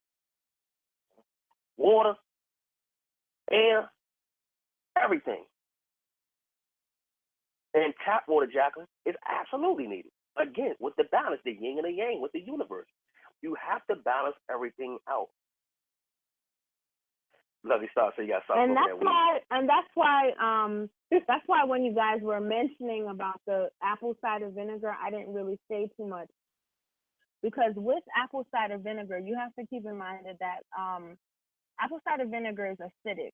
So you can't you can't use it all the time like that. And that's why I was kind of saying that, you know, I have a lot of apple cider vinegar, but I use it for other things besides, you know, like to ingest. Because you have to have balance. Earlier you mentioned something about have too much alkaline, and that's true. With the alkaline water, you gotta keep in mind that the ingredients in it are metals. You know, there's going to be, I believe it's like some form of aluminum. You have to think about your organs when it's a small amount, but, you know, you can't overdo anything. So, you know, you got to always have balance in everything that you're doing. So I just wanted to say that. It's too, Nicole. Know your body. Know your body. Know what, you know, know what. You know, like what you can handle. When your body give you signs, say, oh, I'm taking a little too much of this stuff now. This stuff starting to have me feeling like I'm, you know, this, you got to know your body. And a lot of times, if you don't know what you're doing, look it up on the internet, Google it, or ask your doctor. Because some people would start out juicing. You notice how everybody, I'm juicing. And, you know, juicing wasn't for everybody. Right. And you know what happened to a lot of people? They started juicing and lost too much weight too fast and was passing out. Because juicing ain't for everybody. And it was something that the doctor, you should go to the doctor and recommend, because your body, you need to know your heart. You know, you need to know a lot of stuff about your body before you start juicing. I want to juice. It's not just juicing. It's everything in general. Because the thing about it is, you know, we can, thing that we say, you kind of have to use, you know, kind of have to just, it's going to be trial and error, because everything, what works for you, it might not necessarily be the best thing for me. Like what Saheem was saying, like the moringa. For instance, moringa, he was saying he didn't get the desired results with it. I've never used moringa, but even though I don't implement all of the things with the plant-based eating and the alkaline diet and the electric foods that Dr. Sebi, I have a lot of knowledge about it. And I know that moringa is something that he recommended for a lot of people to use. Yeah. But, you know, everyone is not going to have the same experience with everything. So you kind of have to see it for yourself. Use your discretion. I went to a couple of his schools before he died. I had got some of his stuff before I went on the fast, and it's like everything you can't. That's another thing. It's when you know so much stuff, you got to take your time and just pace yourself on what it is you're trying to do at that time for your body. You can't just try to take 500 different types of things. Well, I want to take this, and I want to take that for my nose. I want to take this for my back of my leg. I want to take this for my heart. I want to take this for my. You you overload you overload yourself with so much stuff, man. That you be walking around like a time bomb. But you know what? You wonder why when I was in the military. When I was in the military, I was a paramedic in the military, right? So what I would do was symptomatic treatment. If you came to me and said you had a headache, then I would give you aspirin. If you came to me and said, oh, I burned myself, then I would treat the burn. Symptoms that you have, right? Right. So that's the same thing you need to do to yourself. When you feel like this, then you treat that. When you feel like that, then you treat that. You know, that's what you have to do. And so, like you was saying, like I was saying, case in point with Nicole, whatever it is that you're trying to do at that particular time or whatever you're working on, just do that. Don't just because you know a lot more. The information is good to know. You got it. But don't say because you know all this stuff, well, you know what? I'm going to try all these different types of, I'm going to try 15 waters. What do you need to try 15 waters for? Get you a nice, good water that you like or a nice, good meal that you like and just eat that. Yeah, they be trying to do all that stuff. Now, I'm telling you that because I did the same thing before.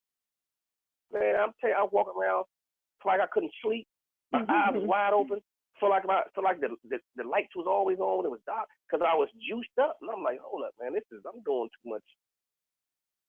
And it wasn't that it was bad. I had a female friend like that, and she used to smell like vitamins. She used to smell like that stuff. Took. You know, she was taking so much of it. It was coming all out of her pores. Somebody couldn't process that stuff. You know, not all that. You know, taking 10 or 15 different kind of vitamins every day. That's crazy. Nah. Well, I got to take. Yeah, but I got to take that vitamin D again every day. I got to take because I've learned that, and you've been in the medical field. I did not know for years. I'm talking about at least over all the way up to I was probably like 30. That vitamin D is the most important thing we need in our body. Without that vitamin D, we done. Vitamin D is the most important vitamin we need in our body. Bone, teeth, immune system. We need that vitamin D. It's important. You're not going to sit outside in the sun all day. The sun ain't out all day. You need vitamin D. You need the things that vitamin D, foods that vitamin D have. And that's what I started learning about when I know about nutrition, because I'm like, man, I ain't trying to eat. But then again, when it comes to vitamin D, the best form of it that you can take is a natural form of vitamin D. You can find it in a form that's not. I was gonna say that. That's not pre-manufactured or in a capsule. If you can find it in its natural form, then that's better for you. You know, that's the best way. It's going to be best for you to get vitamin D from foods. Now, the foods that have vitamin D in there, they always talk about milk. That's fake. That's just something that the dairy industry created so that, you know, they could sell their stuff. You're going to get vitamin D from green leafy vegetables.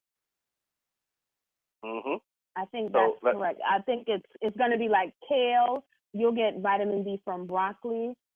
Vitamin D is also in, it's in a lot of vegetables. So the best way to get any sort of vitamin is not going to be in pill form. It's going to be actually when you consume it in its raw state. Right. Right. So And if you haven't noticed, when you're looking for vitamin D, any green vegetable, something with chlorophyll in it, you know, that's associated with vitamin D. Just think green vegetable, vitamin D. You know. So y'all said all that to say what I was about to say, and what I was just saying, I was getting to, but y'all just said it. If you want to get the rawest form of any vitamin, A, B, C, or D, get it out of the vegetable. And see that'll solve your pill situation. Period. Right. So all that means is we're on the same page. And then guess what, guys? That's even better than getting it from a vegetable. Guess what? The biggest form of vitamin D, where you can get vitamin D from, the sun. The sun is where you get the best form of vitamin D from, and that's why they try to tell you to stay out of the sun and put on sunblock. And then guess what? A lot of people have now vitamin D deficiency. You're not getting enough sun. You need to get enough sun so that your body can produce. We are just like plants, so that your body can produce these vitamins. So, you know, contrary to popular belief, we do need to get a lot of sun. And one more thing while we're on the sun. Now, you know, you've heard about the mosquito situation, right? Which one? The spotted mosquitoes? These mosquitoes, any kind of mosquito, the spotted ones, the ones that any kind that bite. So now they have this new spray. It's called Off, and it has DEET in it, right? Don't use that. What you do is you go buy you some. It's called tea tree oil, and it comes in about a 4-ounce bottle, and you get you some organic olive oil. Yep. Okay. I know where you're going. And then you get you a bottle. Then you get you about a 16-ounce bottle of baby lotion. Baby lotion, man. You put baby lotion. Put two tablespoons of tea tree oil inside the baby lotion. Tablespoons of olive oil inside the baby lotion. Close it back up and shake it up real good, and put that on your face and on your arms, and go outside and watch what the mosquitoes do. They won't bother you. They'll stay away. I thought I was the only person in this. You see? Wow. They'll stay away. They won't bite you. They won't bite you. They'll stay away from you. And that way your body won't be ingesting that DEET and all those other chemicals, because those things are harmful to you. You know, that's poison. You know, tea tree oil is for your skin. Olive oil is for your skin. Baby oil is one of the softest and mildest things that you can use as a carrier to distribute the baby oil. To distribute the tea tree oil and the olive oil. You use the baby oil, the baby lotion as a carrier. Well, it's really good. We done went from health. We done went to. I'm loving this, man. Better this is health. The type of conversation. this is the type of conversation that need to be had with these youngsters, man. Because they don't know, man. They don't know. The only thing they know is Waka Flocka, Young Jeezy, K. Michelle, stuff, man. That don't even right now. We live in a time where we trying to live. We trying to prepare for what's to come. Trying to have a peaceful life. Trying to be on a path of righteousness, and just have a peace of mind, man. Because we in chaos right now, man, in this world, man. And if you keep worrying about and thinking about some daggone all this other stuff that don't matter, man, you sleepwalking. And when this stuff hits, real hard, then everybody gonna be in a state of hysteria, like, oh, why would they do this? And why would the government do that? No, that's why. When Lance was saying earlier that people was all angry and stuff, driving around, giving other people the finger and all that kind of stuff. I don't know what to do. You know, they're angry because they're scared. You know, they're scared. They don't know what to do right now. But see, like I said today earlier, around 7 o'clock, I took my dog and I went for a walk. You know, you know what? Hey, I'm not poor, I'm not rich, but I'm happy. You know, I'm at peace with myself. I'm not worried about nothing. That's not like the peace that God gives you. The peace that surpasses all understanding. Nicole, if you ever looked at my page, do you ever see where I'm at? Every day, I'm by the water every day. That's why I meditate. I sit right there by myself, and I'm by the water, and I pray for people, and I get to just like just detach from the world, man. Just everything that's going on. This person debating, she cussing him out. He a hoe, he that, he this, oh man, every day. And you know what? That's amazing that you say that, because that's true. I did notice that you always I thought I saw the woods or something like that. And then is where you did some of your videos, and then something. Yeah, and I go live down there, brother. Yes, I saw that. Yes, that's amazing. Something else that Brother Sahim said too was interesting, and maybe I took it out of context, but he was talking about, the fact that he's not around a lot of people, and that, it's kind of like he runs into people at the grocery store, and it's like, it's not like he's trying to like, be in contact with these people. That kind of stood out to me, because that's kind of like where I'm at. Like, I'm the type of person, I haven't always been like this, but in the past couple of years, I've kind of limit my contact with people. Like, if I don't have to deal with you in the context of like work or whatever else that I'm doing, I really, try to limit it, because I just feel as that's though the best way to be, though, man. That's the best way to be, because you don't know. You have to like, you gotta guard yourself, man. And you don't know these spirituals out here, man. Then I'm sorry, Queen. Go ahead.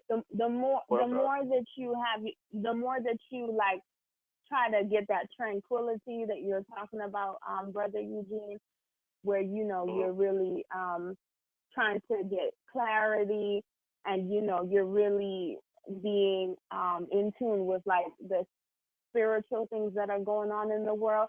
It's like you have these entities that always try to suck you back into the foolishness. And I think that's another reason why, you're gonna, in the times when you have to be out there, be it on the internet, be it if it's at work, or you have to go to the grocery store or other places in your community, you're gonna attract, I noticed for myself, I attract a lot of weird energy that comes to me like instantly. But that could be because of my magnetism relate to Lance, because I kind of have that Lance just has a thing where he can just connect with people and they feel like they have known him his whole life. He might have it a little bit more than I do, but I've always had that ability to do that. But I always, anything that's off, like it like gravitates towards me instantly, and I recognize it instantly, and I don't know exactly what's going on and what time it is. So it's like, it's very important that we take time to,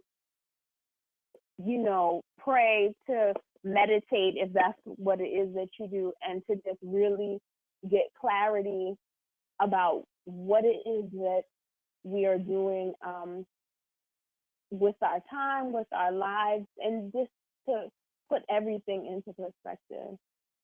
Go ahead. You got to.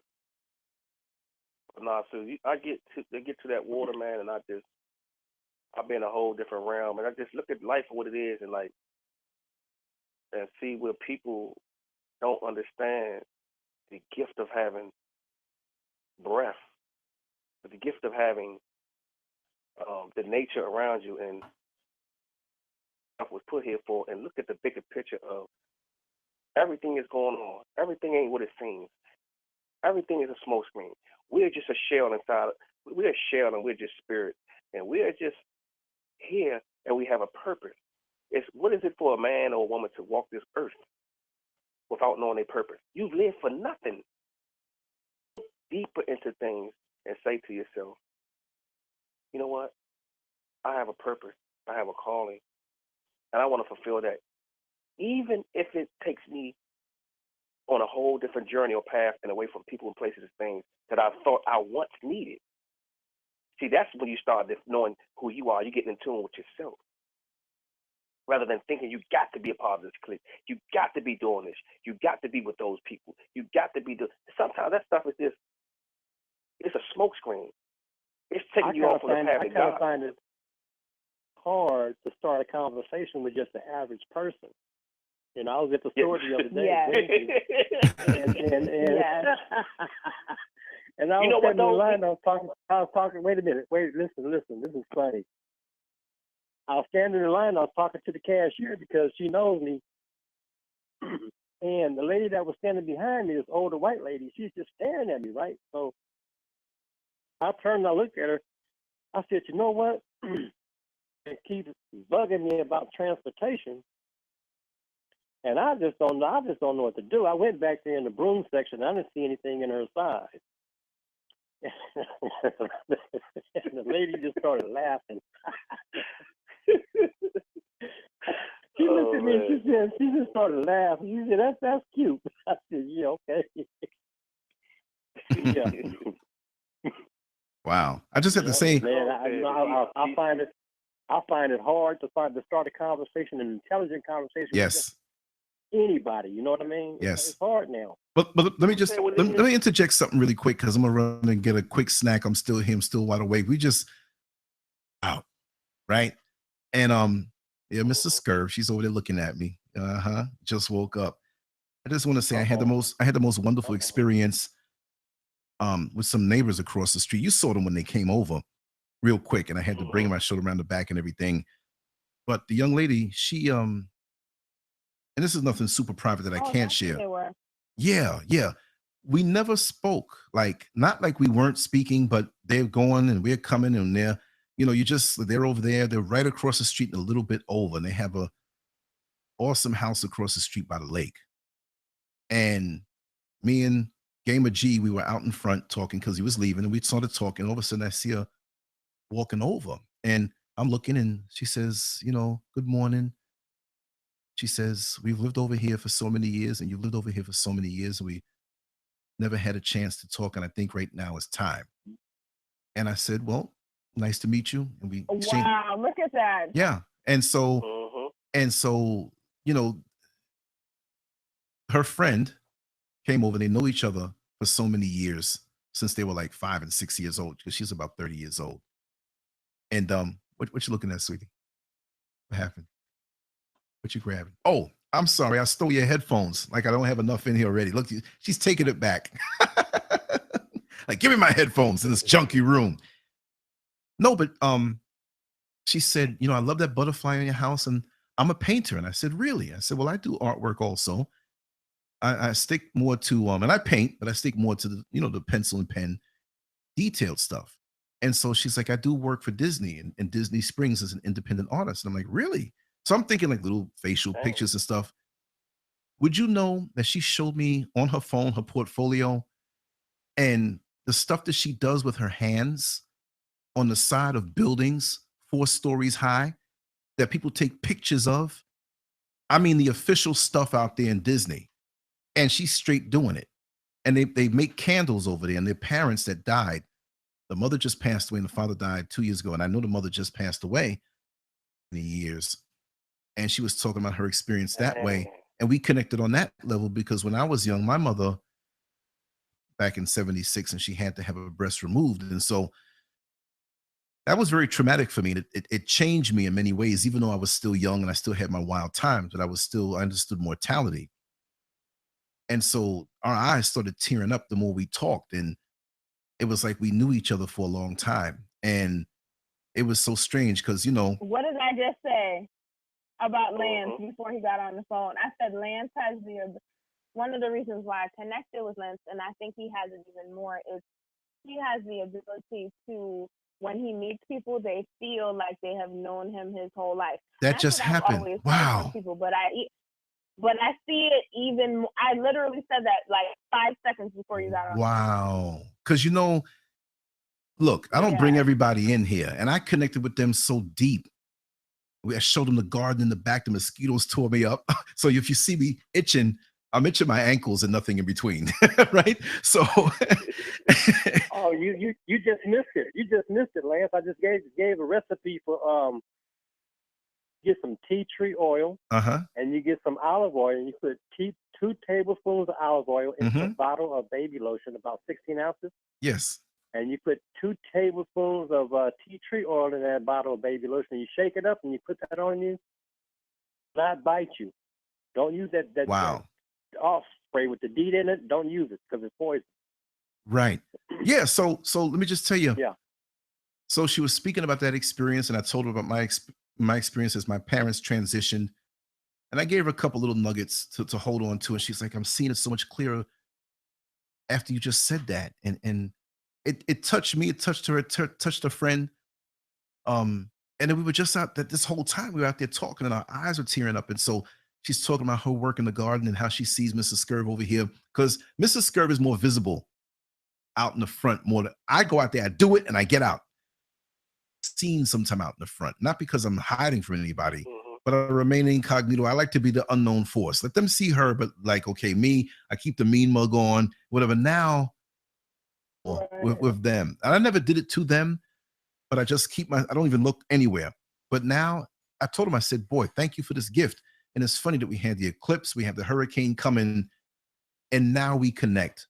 And it's like a rebirth. It's like a cleansing and a balancing. And this is what's in the atmosphere. Sincerely feel at home even more here because they extended themselves from over there. And then we have things I'm excited about. I mean, the painting, and I mean, this woman is straight dope. I mean, she does official. It's not like, oh, that's a nice little painting. We're talking about the side of buildings, man. And she knows it. She said, Lance, I want to teach you everything I know. And I said, listen, I'm a willing student and I submit. And she said, you know what? I'm telling you from now, we're going to go into business and we're going to kick ass and we're going to do some work for these rich folks. We're going to make a lot of money. I said, you know what? We're going to start that from now. And I'm soon going to retire in a couple of years and I have all the time in the world. And don't be scared that I'm so much older than you because I have the enthusiasm and the physical energy of a teenager who just got out of high school. So you don't have to worry about it. She says, I can see, I know, so we connected and we were talking that whole time. I said, listen, Lance, we know you're not going anywhere. We're over there. We'll get our rest. We'll hook up tomorrow. And now for me that just gives me more meaning and it makes me know that something special is going on across the board. This is a special night for me. Like I said, the love that was shown, and I'm gonna tell you something else I love. The confidence that I can have. I'm not disrespecting the podcast and the platform when I leave. It's like you guys are my family, and you all are in the living room right now. And I just happen to go outside, and you're so much family, I could walk away where it's not like he's disrespecting us by walking away. No, because I love it. I don't even feel like that. Nobody feel like that, Lance. No, I know that. And I know that. And you know how I am, and for me to come back in and through the headphones hear the conversation still going on, which I knew it was because we're all family and you all are family with each other and with me. Maybe if you all hung up and said, well, I got to go to sleep, I don't understand. But you know that it wasn't that I'm abandoning the platform because I lived this and I had to bring them in here so you all could see that I lived this. Not like I'm telling you. You might not have heard everything she said or whatever. She didn't know to speak into the mic, but I said, listen, just look, let's listen. We're talking. This is what we do. And she's like, oh my God, I could. And you have to show and prove sometime. And it was a beautiful thing. You know what I mean? And yeah, Big Head Lance is back. Yep. And the plants, they're into the plants. Mrs. Scurv is into the garden, the plants, and I'm into that. I'm getting into that more. I promised Mrs. Scurv I'm going to get more into the herbs and the healing things, and I'm going to study these things and come up with my own recipes with her, all this stuff. And even though we may have hundreds of miles apart between us, I got my camera, right? And you're going to see everything. And now I can go into the lake. And she was telling me how the soil in the lake, when she plants stuff, she digs the soil out of the lake and uses it in her pots, and it grows 3 times as fast. So she says, I see you got a wheelbarrow here. You got a lot of soil to bring over and put for your plants. I know Mrs. Scurv is going to love that. It's going to make the garden grow faster. So it's all, it's all filling in that we can have such gem of a people across from us and not know that that gift was there. Now, we got some rotten characters and their attitudes around here. I won't even say. I'll get more into detail about that later on. Inconsiderate and just standoffish. So it's just like I put my guard up and everybody got the treatment. Just I'm not messing with anybody. But for them to do that at this particular time, at this time of the morning, that was a godsend. And we have the show going on. They felt, Lucky Star, his phone hung up. Yeah. Let me just type in here because he can't see it. Good night, Lucky. And I'm gonna definitely call him later on today, which I'll probably wake up like 3 p.m. or something like that. But it doesn't matter because right now, it's about energy. Yeah, it's about energy, and everything comes down, and it turns out the way it's supposed to. This was beautiful, and if we didn't leave at that time, they were out there. And they're making the candles and stuff in their garage, and they make these beautiful candles, and they're just creative. They don't do anything. They do just creative stuff, and they're living well. And that's an inspiration for me that wants to branch out and do some other things too. And I'll share that inspiration. And Mrs. Scurry was just smiling. She's like, wow, she was sleeping, but she woke up. And she's like, wow, she was looking out the window. She says, I know it's going to be something real positive. And I feel so happy. All that people are feeling as far as fear and anxiety and tension. And yes, I'm concerned about the storm, but we'll be all right. This is like a gift to me. You guys being here and us talking. And I threw this show up. I said, okay, I'm just going to go on as long as we go. This is what we do. I'm going to eat. I'm going to nap, probably get up, do some stuff. If it rains, you know what? I'm cutting the grass tomorrow. And I told her, I said, listen. She says, I need my grass cut too. I said, well, listen, if I cut my grass and it's cool, grass too. And I'm going to put my feet in that lake. It's beautiful. But since y'all can keep on talking. It's cool with me. I'm going to walk away and get something to eat. But if y'all are winding down, y'all can wind down. I'm going to be here and I'm going to be back on live at some point tomorrow. I might drag them over here and kidnap them and speak about what we experienced tonight. And it's all love. You just don't know. It's all about the energy, man. Yeah, well, brother, listen. This is my him again. I don't have my computer. I need to get my computer repaired or something. Yeah. So I can't go online. So whenever you guys are on, if you can give me a call or text me. I will. I will. Call in, I can do that. Definitely, I will. I will. Just until I can get that situated. And while you all are on, let me just say it like this. I'm going to have an experiment, and I'm probably going to set it up from tomorrow sometime. With this particular number, right, the 888-575-3769, I'm going to make it where it doesn't have to be a show. It can be just an open line.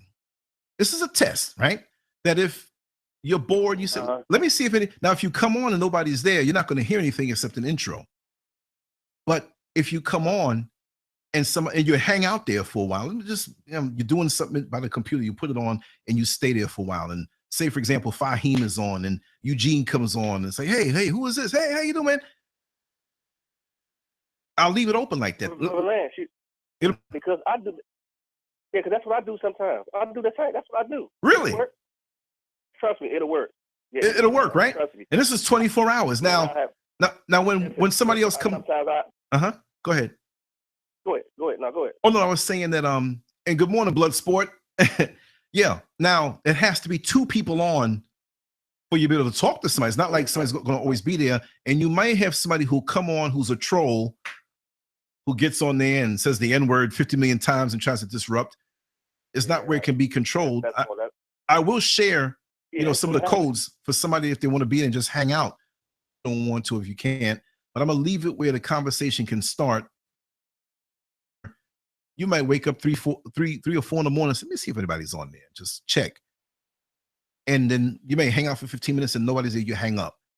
Hop in and other people are there. Or you can say through social media, when you're connected, just say, hey, let's go over to the line and let's talk. And that's what I do, man. Right. That's what I usually do. Right. That's how I do it. Right. So it's just like, oh, yeah. And then they like, Brad, what you going to talk about, Brad? That's my nickname. They call me Cornbread. Yeah. Like, Brad, you going to do something tonight? Or you going to come on? I say, yeah, I'll do something. And that's it. And it just go from, man, it could be, man, it's like this, man. It could be hours. Right. Before you even know, like, we been on here 5 hours straight. Exactly. I ain't know that. But it's just the fact that they can call it, and I'm going to set it up tonight where you can call, but it's going to have to be 2 people. You'll probably hear the intro over and over, and then when somebody else comes and stops, and then you talk, and just whoever it may be, or you can say, hey, let's get together on the line at this particular time, right? And then you get on, and then it's there. So we'll see how it works. Or it could just start at a certain time every day. Say, for instance, like 5 o'clock, 6 o'clock, it'll start, and then exactly. That's a good idea. That's a good idea. That's even better. That's actually even better.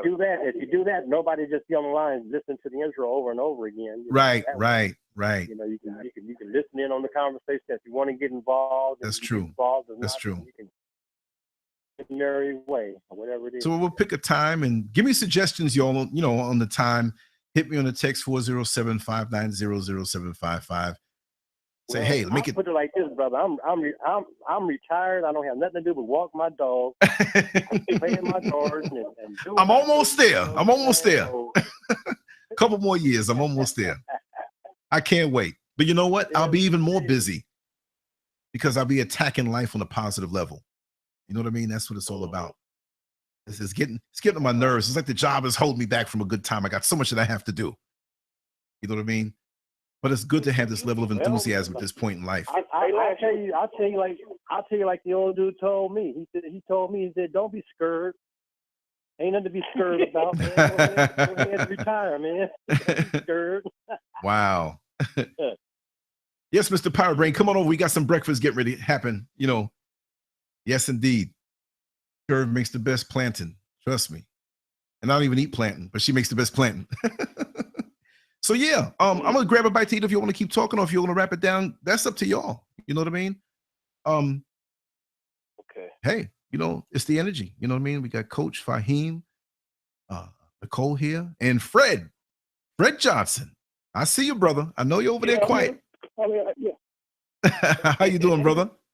The good times are here, and the best days are ahead of us. Oh, yeah. We're not going to let any hurricane take our enthusiasm for life, because this is just part of the process.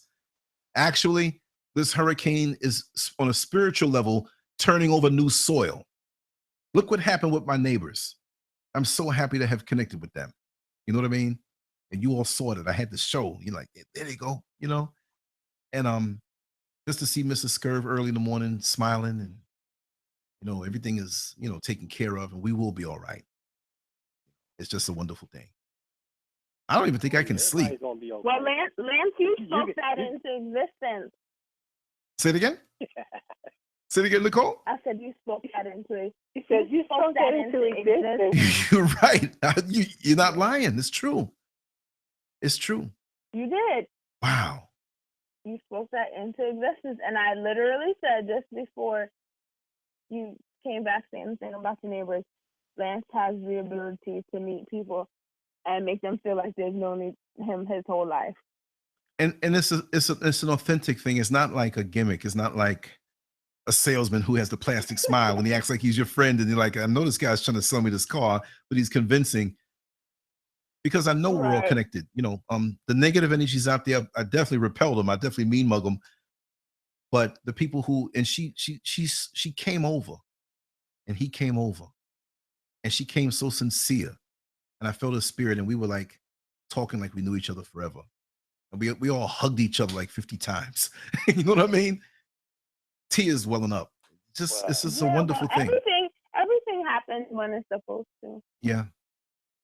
Someone was saying something. Go ahead. Now I feel so good, even more so. I mean, I was already feeling good. Then I can come in and get back in this conversation. Now you know why I don't sleep so much, right? I'm so enthusiastic about this thing. You know what I always say, man? Yes. You sleep when you die. Exactly. And I don't even know about that, because I'm going to be a busy spirit. Just a joke. Hey, listen, God, can I have some more wings? Because I burnt these out. I'm flying all over the spiritual planes. Like Dick Gregory, you got away from me, but I'm here now. I need that interview. Well, you know what? Hunting print creatures. Yep. I said, Lance, Well, Lance, you're gonna be hunting pimp preachers. For real. I'm all over the place, for real. But like I said, my life force right now from within, no matter how much longer I'm on this earth, 10 years, 50 years, 100 years, whatever, it's as strong as it's ever been. And I've come through a lot emotionally down through the years. And there are times when I was weaker. The conference has reached its maximum duration and will end in 1 minute. Maybe it will, maybe it won't. We're all going to stay here. We heard that, but maybe that's a hint for us to get off. But no, it usually stays on. And if it cuts off here, I'll call back in just so we can wind it down. But you know what? We'll probably look to wind it down anyway now, or we'll just keep it going. But yeah, like I said, it's an energy thing, and my life force is as strong as it's ever been. And I love that. And it's not because of me, because the Creator and the wonderful people He has put around me who have given me and shared with me so much. Not me. I don't know. I'm so strong. No, it's not about me. You know, Mrs. Skur, how she feeds me on a mental, physical, and spiritual level. How you all feed me on those same levels. Now, maybe you might not be able to feed me with food because we're so far away, but on that mental level, I think about the things that you say and I digest it while I'm driving and I'm quiet and I'm driving and I'm out there. You know what I mean? So that's so wonderful. That's really so wonderful. And I thank you all for that. You know what I mean? I can't get enough of this. Respect, you know, my brother. Brother, I don't want to see you flying around with no lawnmower in your hands tomorrow. You get out there and do what you got to do and get yourself in the house. You all know I'm crazy. And Barbara, Jacqueline. There's so much in the chat room, more than I can even acknowledge because it's scrolling up so fast. And, you know, I see all the names, Dreamwalker and everybody. Man, this is just so wonderful. Thank you. You see? And I should be cowering in the corner. The hurricane's coming. And I'm sitting here, like I said, when you're connected and you're balanced, you know, and you got the unity going on and you're cleansing yourself and peeling off old layers. You know how you feel good when you get that scrub and scrubbing in your shower. You feel clean and fresh and new. And so on that spiritual level, that's how I feel. And it yes. Oh, Lance, go ahead. Go ahead. And Lance, and more importantly, you got the queen right there beside.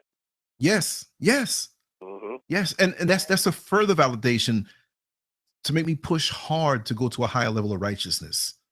That's a wonderful thing. It's a reminder. It's like she's so much of a queen that I have to be a king. I have no choice to be a king.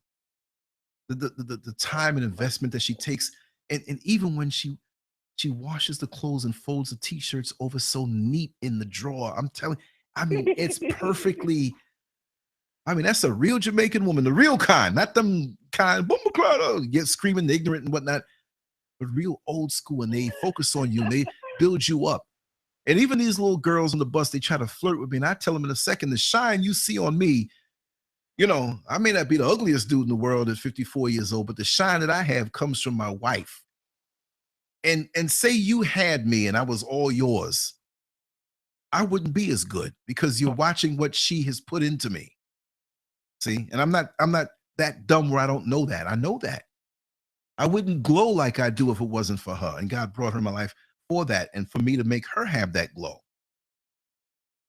It's bad when a man has a wife and she's got a long face, and you know, sometimes we get sad because we lose people in our lives. We get fired off a job or something. You know, your face is long. But when they have that happy glow and they're so easy to smile, you know you're doing the right thing as a husband, right? Go hard like this. I would be lying if I said, oh, this is because I'm so great and I'm this and I'm that. You get YouTubers on here that get out here and it's all about me, and all this. No. I would, what? Have Mrs. Scurv? I'd probably have a old jacked up afro with gray in it because I'm gray mixture, right? I'd probably be another 100 pounds heavier eating fast food because I don't have the time or the expertise to cook like her. My clothes would have stains all over it because sometimes I say, I'll wear this shirt another day. I'll wash on the weekend. So the brothers out here who have good wives, good women in their lives, you better acknowledge them. And the male-female dynamic that's here where, say, for example, there's somebody watching the show that say, oh, I love Lance. bad thing, that's nice because you see a manifestation of something on a righteous level. But I'm not going to sit here, hey, girl. No, my shine is for her and from her. The moon ain't nothing without the sun. You ain't seeing no moon if there was no sun. You look up where the moon at. The moon right there, you don't see him. You'd see me in the street, and if I didn't have my wife, you wouldn't even acknowledge or even see me. I would be so nondescript with no light in my eyes, no life force. But I know when I'm out in the world, I'm representing her, and I got to knock the world out for her. And it's not just about money. And I tell her every day before I leave. And sweetheart, if I'm lying, come in here. Even though she ain't dressed, she can grab one of the mics and say, he's lying. But I'm not lying. And it's symbolic. It's not a simp move. When you have a real wife, a real woman, when I leave the house, I say, sweetheart, she says, what? After I kiss her goodbye, now, I'm going out to make your money. Because with that little bit of money I make, look how much heaven I get out of it. And it's not just a money thing. It's an energy, commitment, dedication thing where she knows, and let's talk money, how much, if I got 3 cents in my pocket, she knows it. If I need more money, she says, I'm transferring this to this account. You can take it out there. It's not a matter, oh yeah, you just giving money and you tricking. No. It goes deeper than that because when she cuts that fruit, when I'm sleeping in the bed, because I did a show late and she's preparing my meals, not chauvinistically, well, you better get in there and do it. It's out of love. And every time I'm at work out there where people are cussing me out and mean mugging me and giving me the finger and cutting me off and supervisors harassing me, pieces of fruit that she touched and put love on it, put some voodoo on it. Voodoo. I didn't say no voodoo. We don't mess around. I said voodoo, love. And I eat that thing. That thing makes me strong and I can come home and not even look like I drove for 10 and a half hours out through some of the roughest neighborhoods in Orlando, Florida. It repels evil because I know I got love. When I open up that bag, I know I got love. Look how she arranged the packages, and she knows exactly the amount I'm going to eat that day. That I hardly bring home an extra peanut or cashew. And it's satisfying to me. And I'm so focused that I can come home and do the things that I do online. Right? And people say, you do so much. I do more than that. This is the extra that I want to feed into more. And I'm building something with this, the communication between all of us here, that I can leave a show for an hour or 45 minutes and come back and y'all are just loving each other because of what you all bring. So it's all that love. And the love she gives me, I share with you guys. Even if it's not a show. Even if it's just a conversation where you want to speak with me, and there's some people I still have to catch up with that I promise that I'll speak to them about some things that they're going through privately. And blast them and say, oh yeah, this one told me, oh, you want to hear this? No, I don't do that. I show the love the same way it was given to me and the same way it was given to me by my parents, who may not physically be here, but I'm still connected to them. Love goes over all barriers. They may have transitioned in their physical body as dust and floating around now. But the love that they have is still connected to me. And just like I told the young lady across the street who just lost her mother, you're the living representative. A living representative of your forefathers and mothers who you never knew that were great, great, great, great, great grandparents. And you have something in you for the future. So you're continuing it and you're part of this whole journey. And I just think it's awesome, again, that they came and reached out and the outpouring of love that we all had in our hearts, but we were tentative because of the way the world is. So we got to smash down these barriers and invest in people that we know are good. And don't let the bad people who do bad things and throw off bad energy keep us from the other people who are truly good and sincere. It felt so good to drop my guard in my neighborhood, which it was a neighborhood.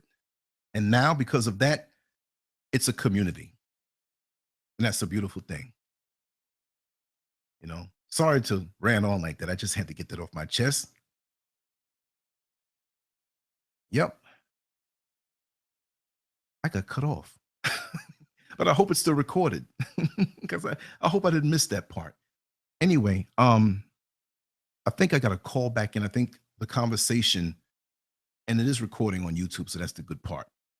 I think my line cut. Let me see if I can bring everybody else back in because I don't hear them. Wow. Sometimes I make the good speeches. Sometimes it's like it doesn't get heard. I'll be right back. Hold tight. I'll get them back on.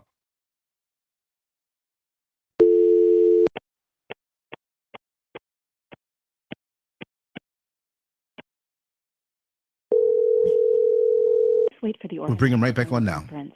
If you are the organizer, press 2. This conference is being recorded by the organizer. That we cannot hear him. I got cut off, and I put down such a good speech, but yeah.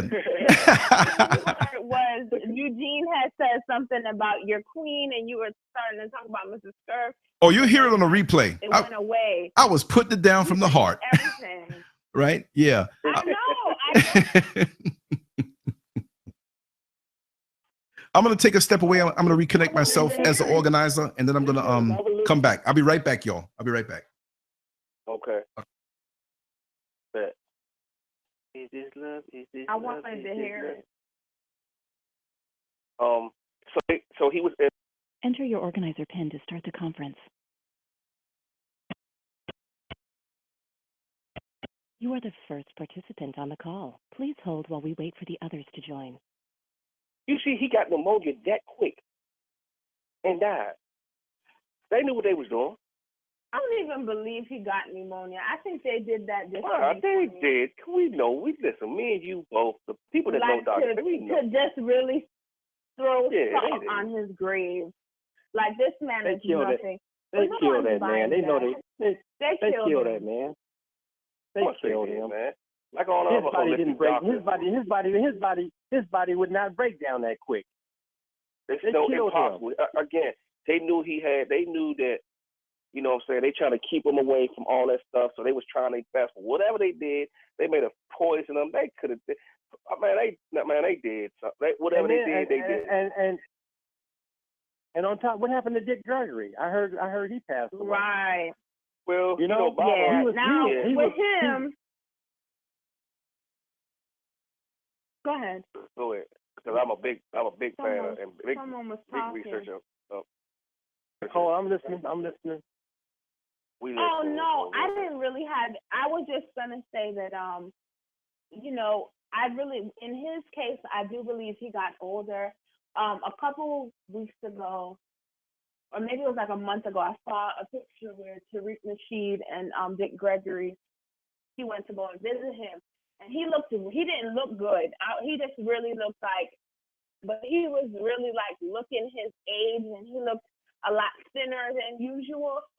And I was like, oh man, like, I kind of felt as though, like, you know, maybe he's gonna go soon. So it wasn't as shocking to hear after seeing. If I hadn't seen that picture, I wouldn't have thought anything. But because I remember seeing the picture, and then a couple hearing this, and I'm like, okay, that kind of makes sense. Like, maybe, but they could have killed him. That's all I wanted to say. It's not impossible. But go ahead.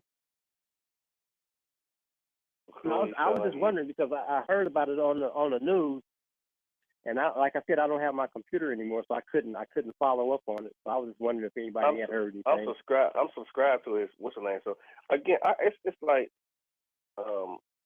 Reason why I get a lot of this information is because I'm subscribed to a lot of people.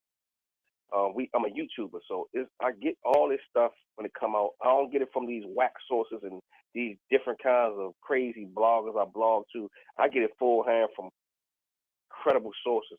It's because you got to get it from credible sources. Because if you don't, man, you'll be in cahoots with everything. You're like, man, I'm not getting this story, man. And so with Dick Gregory,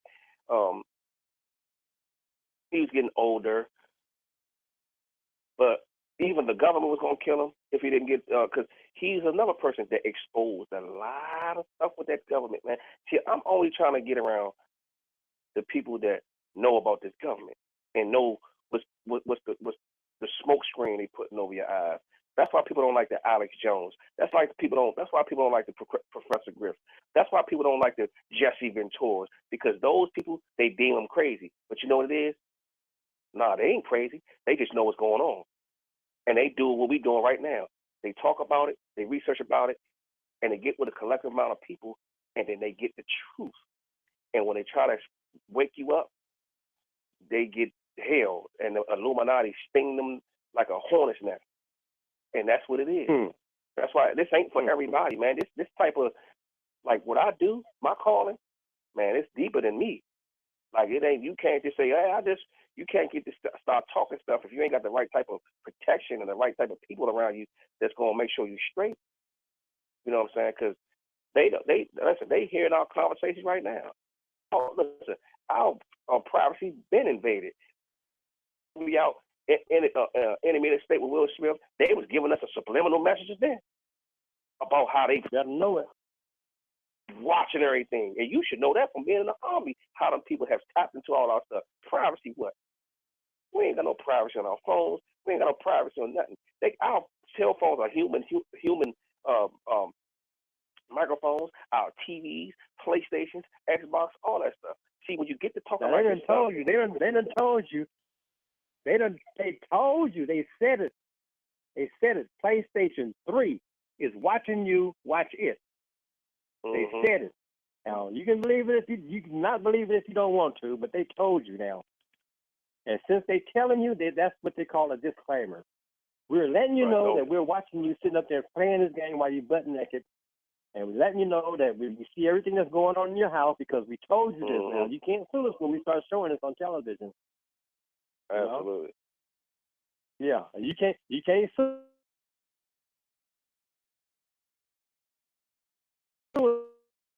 us now. You can't sue us, but we're gonna tell.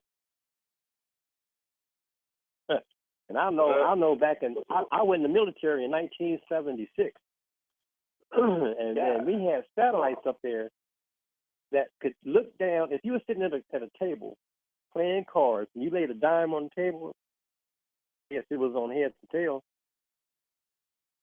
That was in 1976. Yeah, I'm about to say this. How is it that Google Earth thing? How is it that the satellite can see all the way from down there to right on top of your house? You got anything like that that's that powerful? What that's telling you? Google Earth. I just Googled up my house and look. I can see right down on the car. Like, what? That's powerful. Exactly. Google Earth. Yeah. That's crazy though.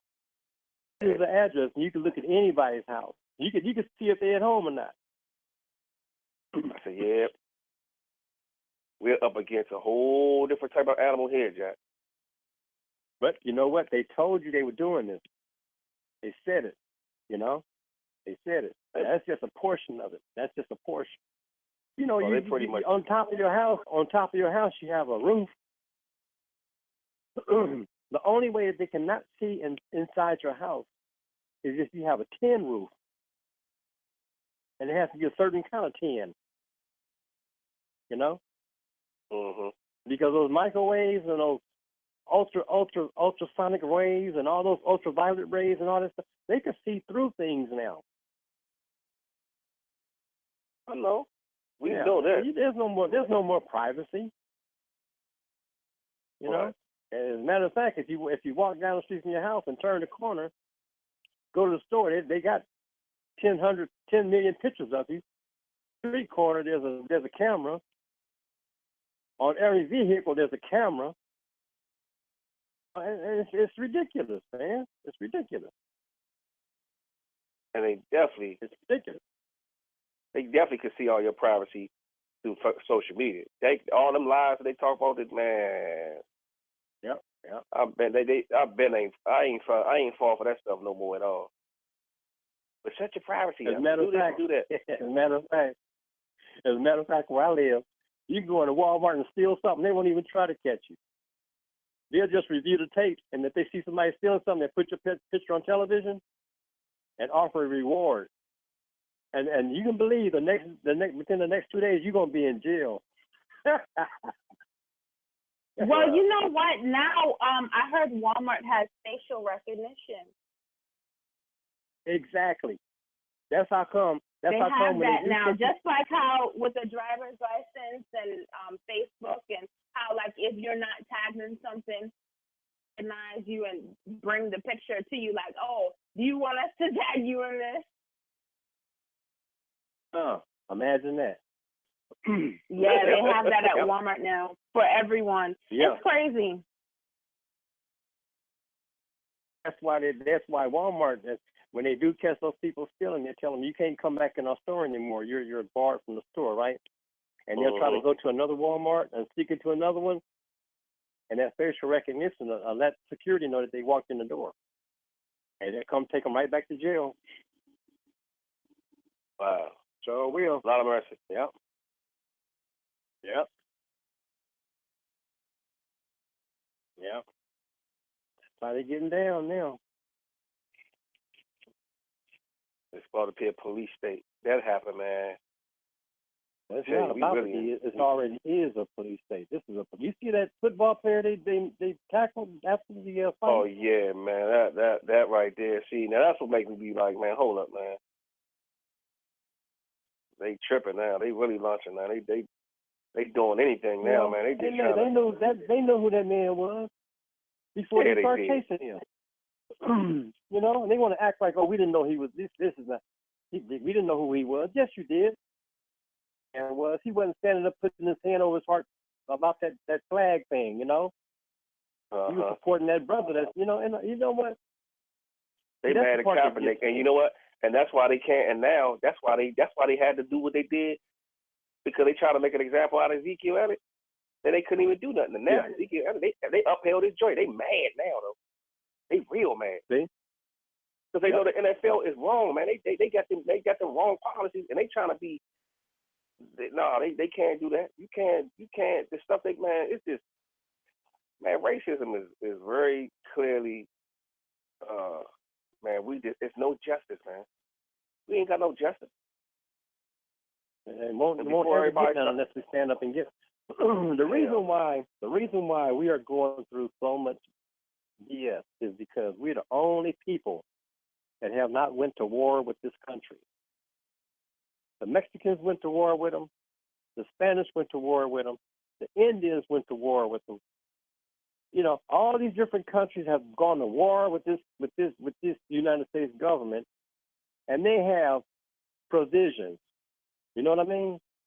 Mm-hmm. They have approved our reparations, right? It's been approved. It was approved years ago, but they just won't fund it. You know what I mean? Mm-hmm. They just won't fund it. You know? Speaking of reparations, you heard the this is hilarious to me. I think Lance may have talked about it, or Dr. Bronson did in a show. The Congressional Black Caucus actually came up, they drew up some papers asking for the reparations. Did y'all hear about that? Recently? No. Yes, they did that recently. Can you believe that? Oh, yeah, that surprised you? That surprised you though? It's shocking because of a lot of things that they could have done things about, and they've never done anything. So to hear them try to ask for reparations is just, it's a little bit odd. Well, you know what I'm saying? Yeah, I feel you. It's just this man, this America, the United, look, the divided snakes of America. What Lance got, man? What you about to make a cinnamon sandwich?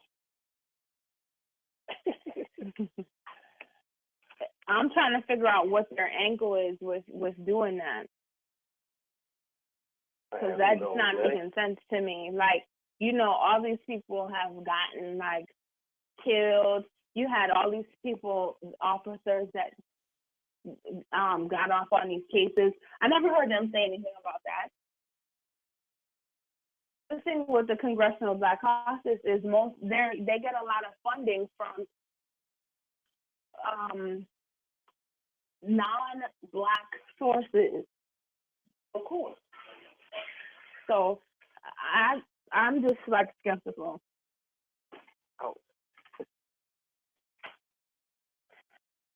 got cut off for a minute. Oh, yeah, what's the name exposed that though, Nicole? Bob or Dick Gregory, he exposed that about them. See, him and yeah, okay. him and Paul Mooney, another one of the black soldiers. They man, when they get up in that government quick, they be ready to shut them down. Like, they can't come speak here because they already know. This Gregory, I've been to one of his seminars. Man, that old man. Paul Mooney? Oh, Dick Gregory, yeah. Man, I went to one of his joints, man. Used to break it down. Yeah, he used to break it down. He had a couple of them, a good one before he passed, which was real powerful. But y'all know, man, when you get to, people always want to be. They say they want to be a part of the movement and all this other stuff. But when you with it, you got to even be all in or all out because it's so much that comes with it. It ain't just no you want to be a part of something because it's fun. This ain't no fun. This is life and death. This is war. This is for real. People fighting for rights. People fighting for liberation. People fighting for truth. People fighting for freedom. Like, this ain't no game. We just think this. I just want to be a part of the. Nah, this ain't no look. If you ain't willing to lay your life down for what you believe in and stand on something, and don't even get into this. Just stick with your regular old little world. Play fiddle faddle and play with your. The only time that we had any kind of action is getting at the government was when the Black Panther Party was in existence and the FBI. That was it. Those two organizations when they were in existence and they had that Patty Hearst lady. Mm-hmm. Yeah, then we had action then. That's when we should have just took off and ran with it. You know? But then people got used to getting that government cheese and that free loaf of bread and all this that little stuff, man. Then they backed off, you know? Mm-hmm. Now I wish you would try to create an organization like that again. Shoot. Because they won't. You notice how you got, not that I ever really supported Black Lives Matter, but you notice how you don't hear anything about them. You notice how you don't hear anything from them anymore. I'll tell you why. Go ahead, I'll let you go first though. No, I'm just saying. I'm just kind of expounding on what Brother Sahim was saying about the fact that we need those sort of organizations, but you don't see them anymore.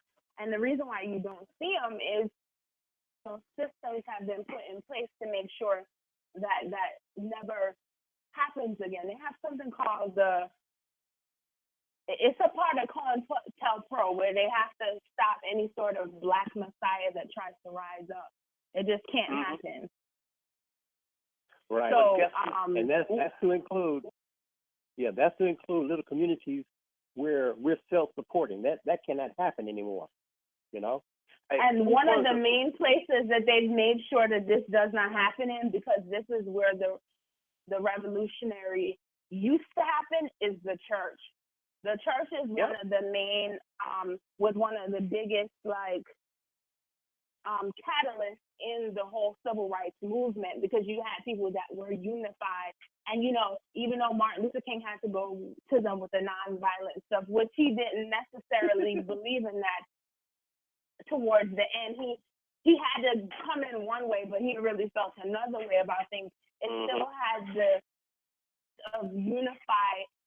unifying and organizing people, and they don't want that. And that's why, who said it? It was Dr. Umar. He said it on the Breakfast Club that the 501c3 church is the FBI. Yep.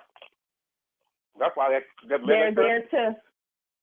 They're gonna be quiet. They ain't gonna say nothing because you know they trapping with that money now. That's why me and them don't get along. Exactly. They're in cahoots with the government, and they want it to maintain the status quo. The people that are really called and really are going to lead people, this is a sign that you're really called. If everyone is trying to love you and they just think you're the best thing since sliced bread. That's not somebody that's truly called. People that are called have influence, but they're going to be rejected. It's going to be the fact that you're great. You have all these great qualities about you, but it's always going to be people that notice that before you even come in to what your purpose is in life, and they're always going to try to attack you and to hold you down, because it's spiritual, it's not physical. So anytime that you're moving forward, you must experience resistance if you're truly called. It all goes back to what I was saying. On a bigger scale, it's not who you are that's doing what you're doing. It's the devil saying that you're a threat to wake the people up. And that he do not want you to get, see, when you're saving souls, now we got a problem. But when you have everybody in cahoots and they're going along with the devil's plan, what the hell is the devil's plan? We know what the devil's plan is. When you following the things that's of the world, he already got you, Nicole. What is it? Listen, I ain't got to mess with Nicole Eugene. They already living for me. They popping bottles, they lit, they smoking weed, they killing, they robbing. They already living for me. Why would he want to touch us? No, he want to go touch Brother Saheem. Brother Saheem, he's gathering the people together. He's having small groups. He's having these conference calls, Bible studies, prayer. Oh, no, we got to wipe him out. He's a threat. And the spirit can see and know. The Satan knows. He see who's who. Got to get her out of here. We got to get her out of here. We don't. And this is all it's about. We wrestle not against flesh and blood. Again, going back to what you're saying, Nicole, it is a spiritual something. Listen, you can't fight a spiritual war with physical tools. This is what we're losing at on a bigger scale off the break. We're going against something that we think we can use our own intellect, which we're going to need to pray and intercede on. Get with like-minded people, which is only going to be a small remnant. Don't think you're going to get no big group of people that's going to follow you. So you don't even get your head wrapped around that. It's going to be small. It's going to be a small group of people. It's going to be the smaller churches that's going to come out in the end. All those mega churches are going to get romped at the end because the apostasy is already setting in. So there's going to be a falling away like no other. So you got to look at the bigger picture. Everybody going to get bamboozled, ran amok, hoodwinked, swindled. They're going to be following all the big churches because they're going to be following all those fake false signs and wonders and think, this is where the anointing is. Hallelujah. Shabbat, all this stuff. And they're going to be falling right into the devil's plan. God said, my children is going to know his voice in these last times. And even when everything feels like it's going in cahoots and destruction in this perilous time, we're going to be able to know how to navigate through this crisis, through this stuff, through all this stuff that's going on. We're going to know how to do it. When people are all going crazy, oh my God, what are we going to do? There's only going to be a small people that's going to understand and know what to do. That's why it's so significant to understand about the narrow gate and the wide gate. Dad don't worry about everybody going through that wide gate. Oh man, it's got to be right. Everybody doing this, they going that way. The whole time you're sitting back and you're getting direction from God. You're getting discernment on what he wants you to do. You're letting the Holy Spirit be a compass to you. You see what I'm saying? And that's the problem that's going on right now. Spiritual blindness, and there's only a few people that's going to be woke. There's going to only be a few people that's going to understand. They're going to have the audacity to want to separate from all this other foolishness to hear clearly what God wants them to do. Other than that, right, you're going to be caught up in all this crazy stuff that's going on. You're lost.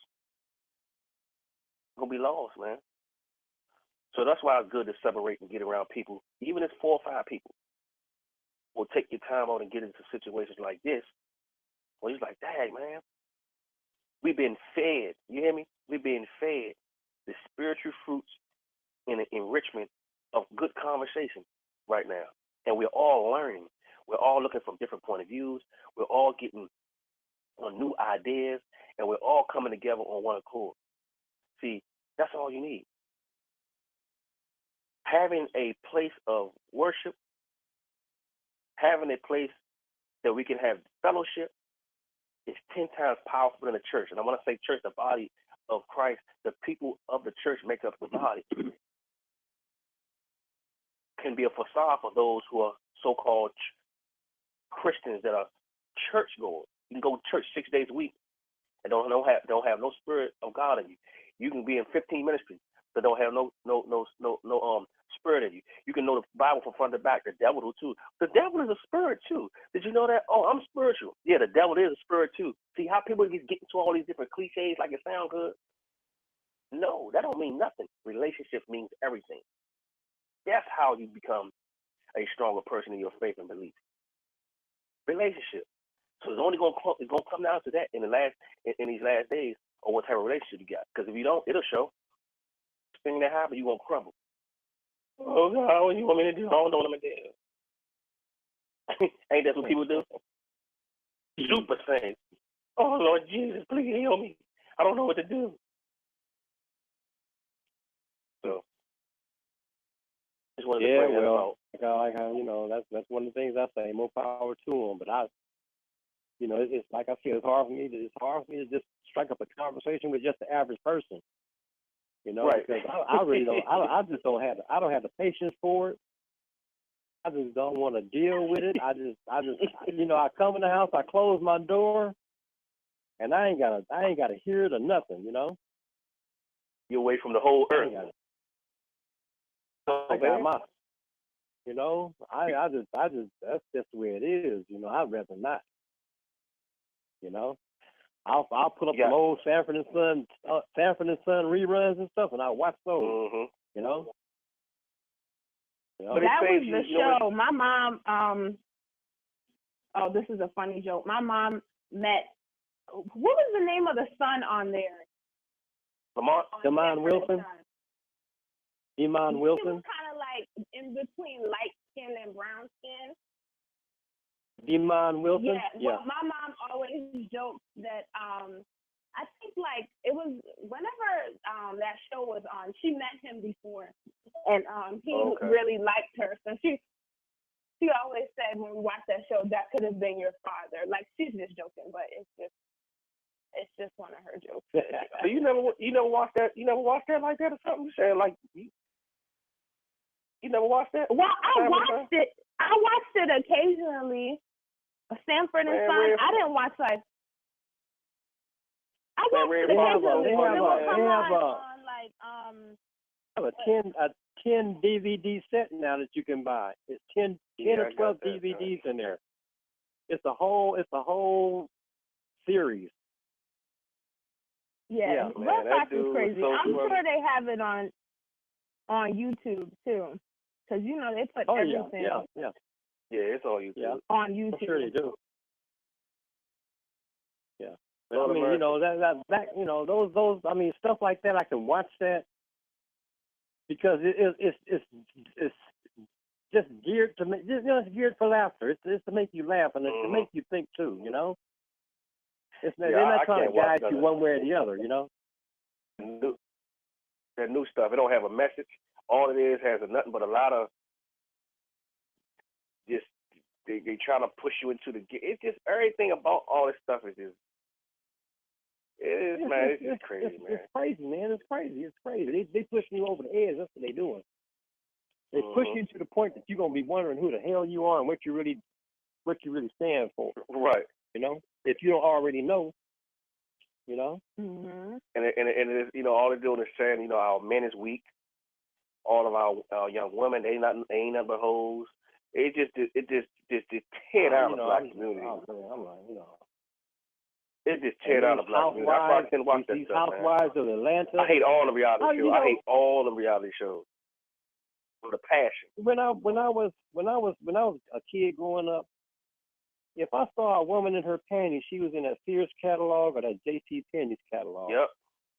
I didn't see that on television. Now you ain't lying. And I was 13 years old and stuck in the house with the catalog. They got these white folks. They got these white folks on television with their butt tank. They got a TV show, man, where they're on this island naked or something. like, naked. I'm like, it's called naked and something. I forgot, man. They just that's how the enemy gets. The enemy can get that blatant. He's got that blatant now. I'm like, man, how am I supposed to be able to get porn on my television? Did I just subscribe to this? You know, I don't know how am I getting it? You know, I don't want to. So I'll turn, because I ain't trying to. You know, I mean, come on, I'm gonna keep it real. I ain't, you know, man. If there ever was a shapeless form, they got it. And there's nothing appealing about nothing. I just can't. How can I say this nicely? I don't get down with vanilla ice cream. I don't find nothing appealing about it. I'll feel like that. He's not down with the spread. Yeah, okay. Nah, man, I'm strictly queen, man. Like the queen, man. That's what I ain't going away from that. That's it. Well, I ain't gonna lie. I got two beautiful children. One's 25 and the other one's 22. And their mama is from Guatemala. Oh, you got the Guatemalan, man. Okay. You know, and hey, man, you know, my daughter, she's going to school for her master's right now. My son, he's going to school and he's going to get his bachelor's, and they doing what they do. You know what I'm saying? And I tell them, they ask me something, I'm gonna tell them. Hey, man, I'm not gonna lie to you about nothing. I'm gonna tell you. You ask me, I'm gonna tell you the truth. Now, if you don't want to know, don't ask me, because I'm gonna give you the truth. And that's how we do it. That's how we do it. And they doing just great. You know. That's good, man. You know. I mean, we're not you know, even though we're not together anymore. What happened? Was y'all married? No. Y'all was never married either? Yeah, we were married for 20-something years. Well, you know, it's a certain thing. It's a certain thing with the Spanish culture and their parents. You know, when you allow your parents to get involved in your family life, and they can,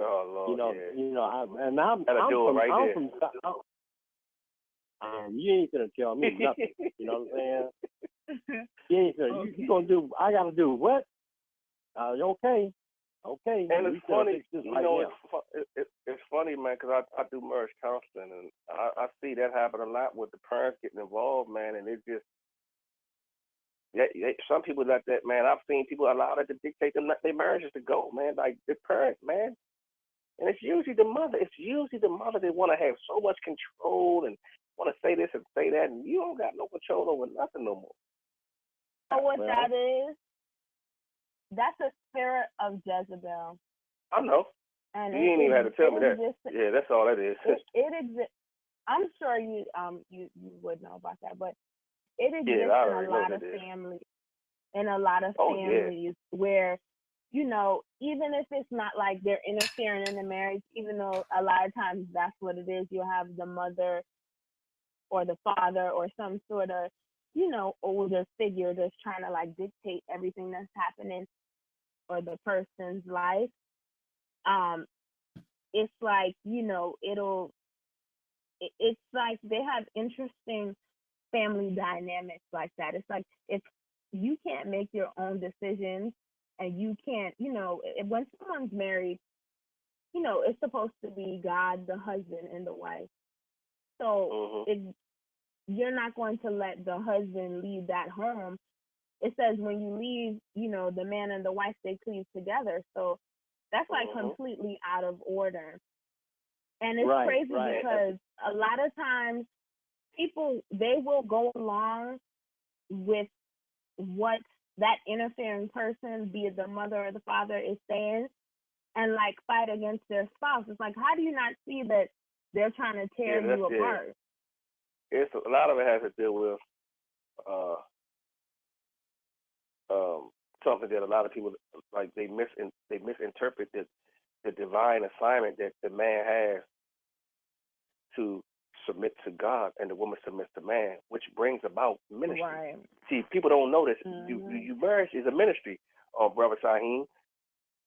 That part right there, it's really not gonna work. So if you ain't ready for ministry, well, it's like this. It's like this. You know, I worked in the private industry.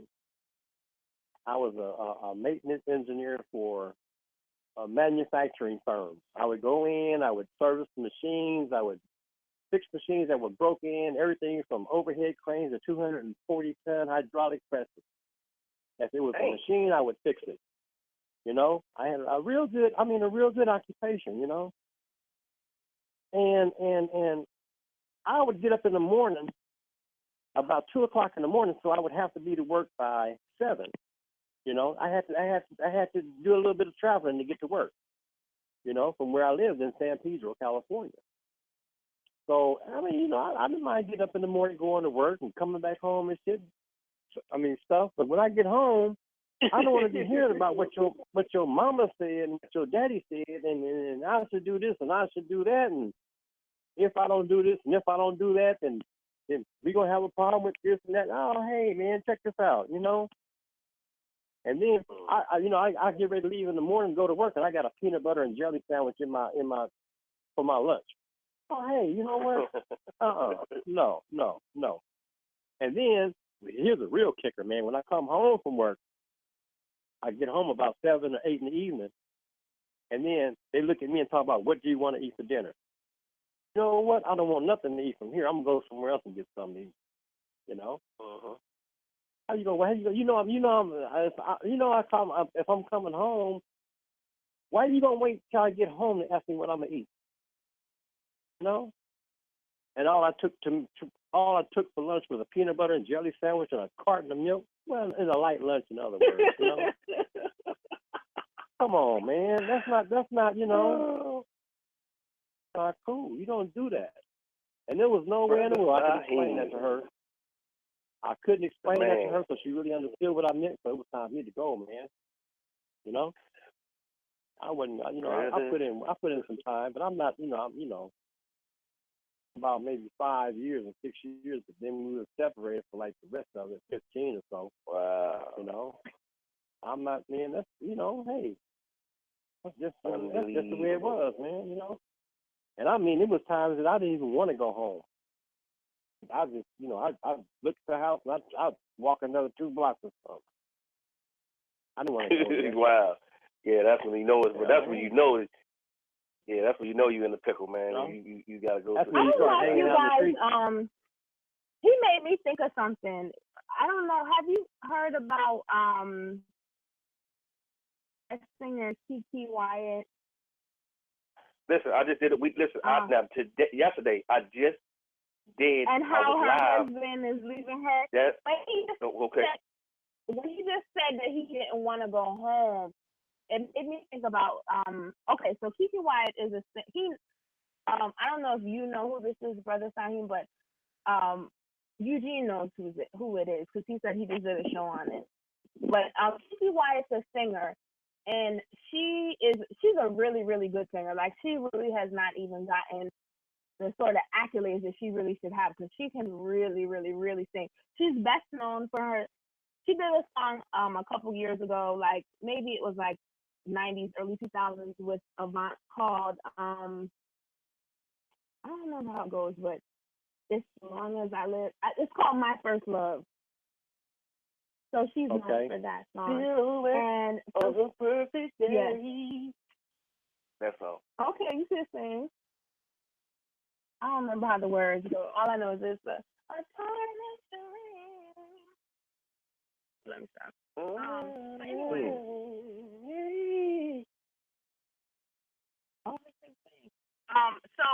So she was married to some guy beforehand, and she was with him for a very long time. She had all of these children with him. They got into some altercation, and she stabbed him. And when everyone heard that she stabbed him, it just sounded like she was crazy, but she said it was a domestic violence situation. So then she eventually got divorced from this side, got with her current husband, with all of the children that she had with the previous husband, and they got together. He says that when he met her, he didn't know who she was. But, you know, so I guess that kind of helped. They ended up getting together. He's a minister. They got married. And somehow they ended up on some show called Marriage Boot Camp, which just kind of made her look very like, you know, she kind of came across as this stereotypical crazy black woman, which She was I'm exposed. like, She was exposed pretty much. She was exposed. But I'm guessing that's her real personality. It is. I'm gonna let you finish so I can. Okay. Yeah, but it's just crazy to me. So then they have about 8 children between the two of them. I think one of them, the husband, or two, the husband brought from his previous relationship, and she had a whole lot of kids with her first husband. So they had some other kids together, and so it's 8 altogether, and they have a child that has cancer, and she is now pregnant with the 9th child. Well, the other day she got on Twitter and did a video saying that, you know what, she's tired of it. She can't take it anymore.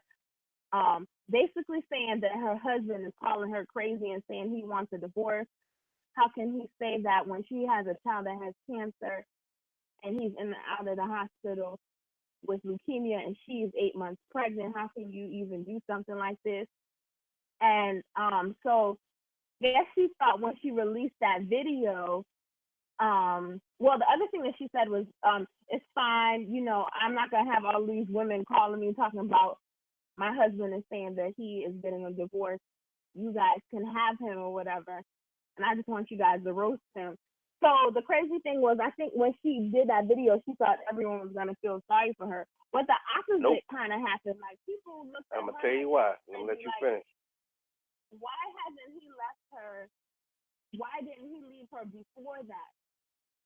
Brother Eugene, you could kind of give him the rest of the story. Okay, you know I'm a blogger, I'm a YouTuber, and I'm a writer.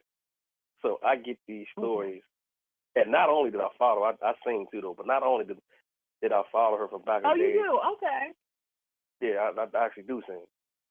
But a couple of songs back in the day that I liked of her, she's always had the attributes of the Jezebel spirit herself. Number one. Mm-hmm. Number two, she put herself out there by trying to mix with the world and expose her personality when it comes to just singing a typical type of music where she say, oh, I just want to sing gospel music. Well, you know, I'm going to just do R&B too. Well, you know, I'm going to kind of do both. So she was already conflicted from there. Let me just go all the way back and make a long story short. Been an emotional wreck type person. She's arrogant. I've met her a few times. She is crazy. She is pretty much crazy. I think it wasn't no Wait time. a minute, hold on. So you said she is crazy, right? Yeah. I think that's so he ain't lying on her. No, he wasn't lying. But I think a lot of people on the insiders know, because I talked to Charlemagne before. He does the Breakfast Club. I talked to him, and he was telling me through his sources that you know, we looking at it from how she's coming on and what she said. Now, first of all, why would you even? This is where her credibility was messed up at. For going to social media and bringing your personal business about, that was wrong off the. I don't care. Listen, there's never a right time to do or say anything. But what pushed him to that point? She would never really say that. Only thing she would speculate on was she's an emotional wreck right now. Emotional. But just think of the kid having cancer and the fact that she's pregnant. Why would he say that he wanted a divorce? He just about the blue say, hey, guess what, honey? I just want a divorce today. That wasn't how it happened. And people behind the scenes that are close friends, they knew that. She thought people was going to come to her aid and say, girl, you know what? Everything's going to be okay and all this. But it was the exact opposite, because they know she is like that. She has lost a lot of friends. She's went to social media, the reality shows, and kind of exposed her personality, which is kind of ugly. Oh, man. So people kind of see that she is, they were saying why she didn't leave. Like, it's like, why he supposed to have been left her. I mean, she supposed to. He should have been left. Yeah, he supposed to got away from her. Can I? Too, and you can see this, Nicole. Mm-hmm. She's controlling, and she used to carry him in front of. You see how she used to talk to him in front of people? talk to him like a child, man. She used to talk to him like a child. And see, and this is what people kind of notice. They know this for years, and they seen this, so they wasn't going to just go to her. They say, well, yeah, I mean, I feel sorry for the fact that she is pregnant, and the kid is in the, it's sad that the kid is going through chemo or whatever the case is, but I'm not really pushing for her, man, because she ain't really, she a loose cannon, man. And mostly men cannot deal with an emotional woman all the time. She's over the top. So you got to imagine whatever's been going on. She probably, and then you take it to social. Out of all you did was make yourself look like a fool doing it. Because 90% of the women that I've seen that even talked about that was like, why would she do that? Like this dude now, you done probably made it even worse. She's like, why? Most people didn't agree with her. Men and women across the board was just like, we agree with your husband divorcing you. I'm sorry, because this is nobody should be treated like that. But I just think that she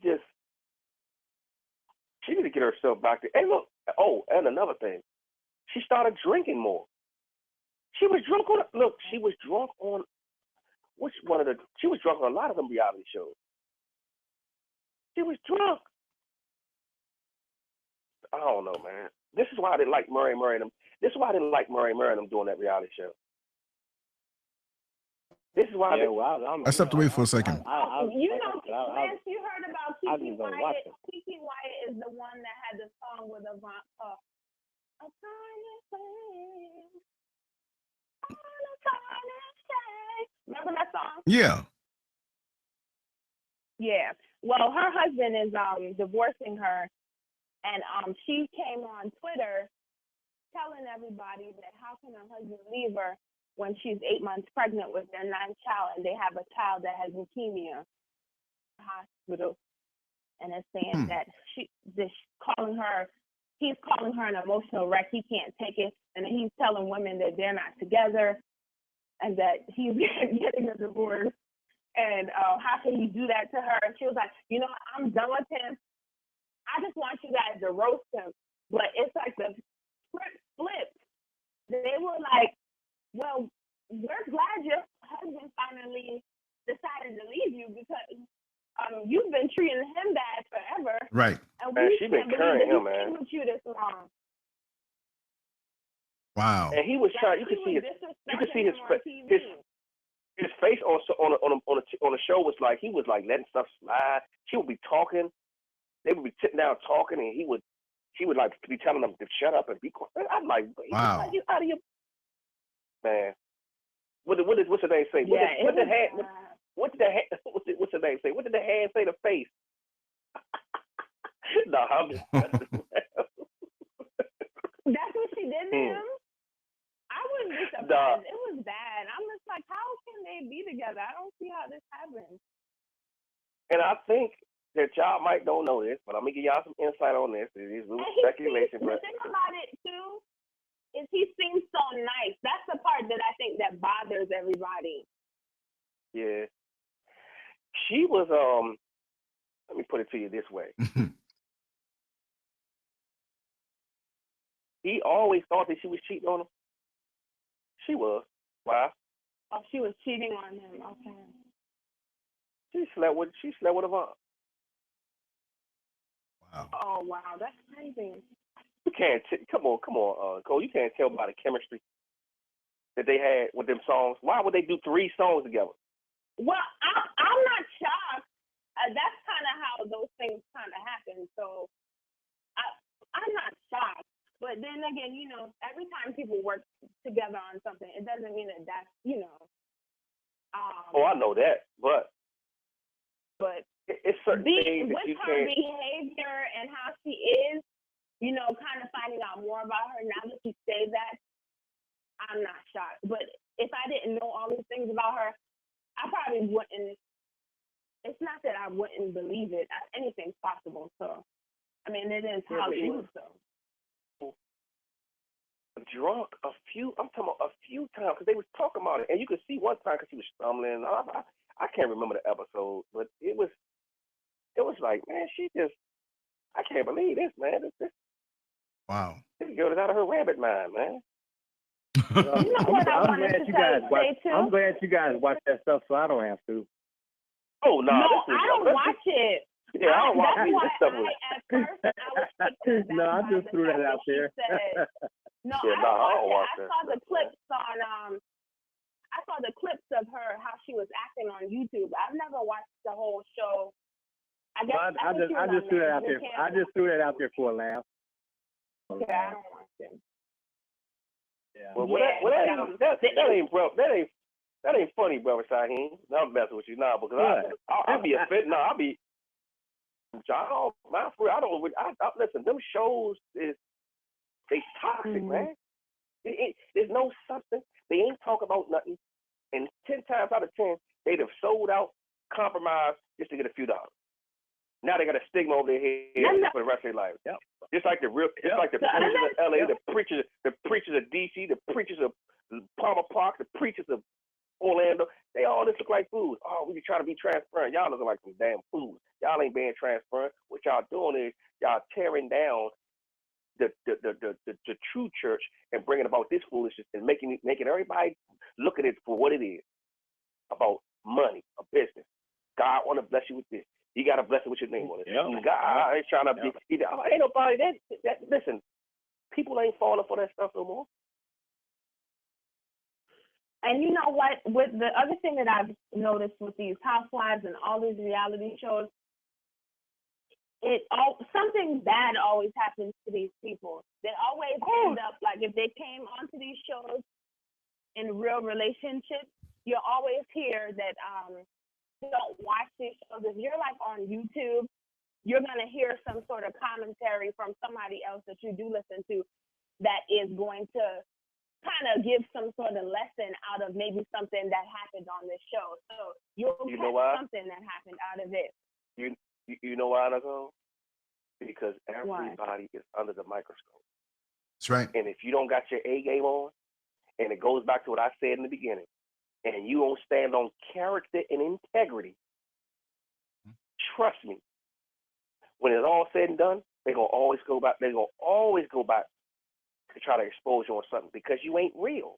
Right. That's why when you don't compromise and you remain the same and you stick with the people that's always been there and you keep substance about what you speak on, they can't do nothing. They can't find nothing on you. But when you wishy-washy, you up and down, you can't hold water, and you roll this way and roll to the left and to the right to every little thing that's trending, you can't fake for long. You can't be an imposter for long. You can't be a cornball for long because people are going to figure you out sooner or later. That's why it pays to be real. That was a lesson all within itself right there, man. You hear me? Hallelujah. You're speaking truth, brother. It pays to be real, man. That's right. I cannot fake. I can't get on no show and compromise because of and try to make somebody feel good. I can go speak and an engagement, motivate and all that. Okay, that's one thing. But when it comes down to truth and somebody call me on their show, you ain't gonna get no shucking and jiving and no tap dancing or none of that with you. I'm gonna give it to you raw. Scratching where you don't itch. Man came on my show, man, and we was talking about such man, and Lance, he kind of like beating around the bush, and he kind of like sided with he knew it wasn't right, but he just went along with it because everybody else was kind of like on it. You got to be ye separate, come out from amongst them. You got to be separate. Right. You got to be that. You got to be the one to stand on truth when everybody else ain't going to. That's right. I don't care how I make you look. Say it again.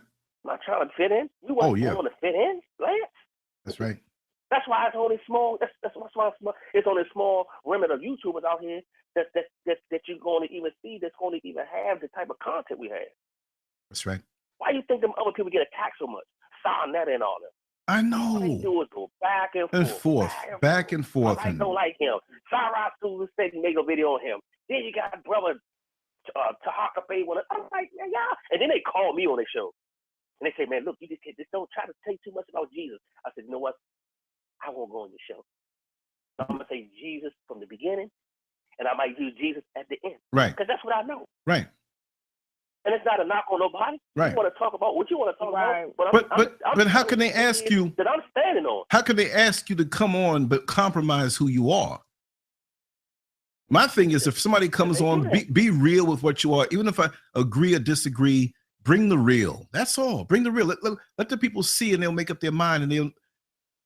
What a person may be now, they may evolve, or somebody can learn. But be real, and the people will appreciate him if he allowed you to come on and be yourself. That's why it's like it's a lot of games out here. Let me tell you something. I won't even like kind of mention names. I don't do that and throw stones.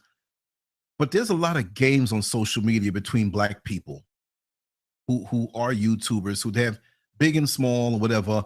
It's weird proximities. It's strange stuff, strange, weird hang-ups and worried about shine and I want to be the one. And no, man, I just do my thing in my little corner. Come stay if you like. If you don't like, go ahead, no problem. About me, I'm gonna do what is in me to do, what God put in me to do.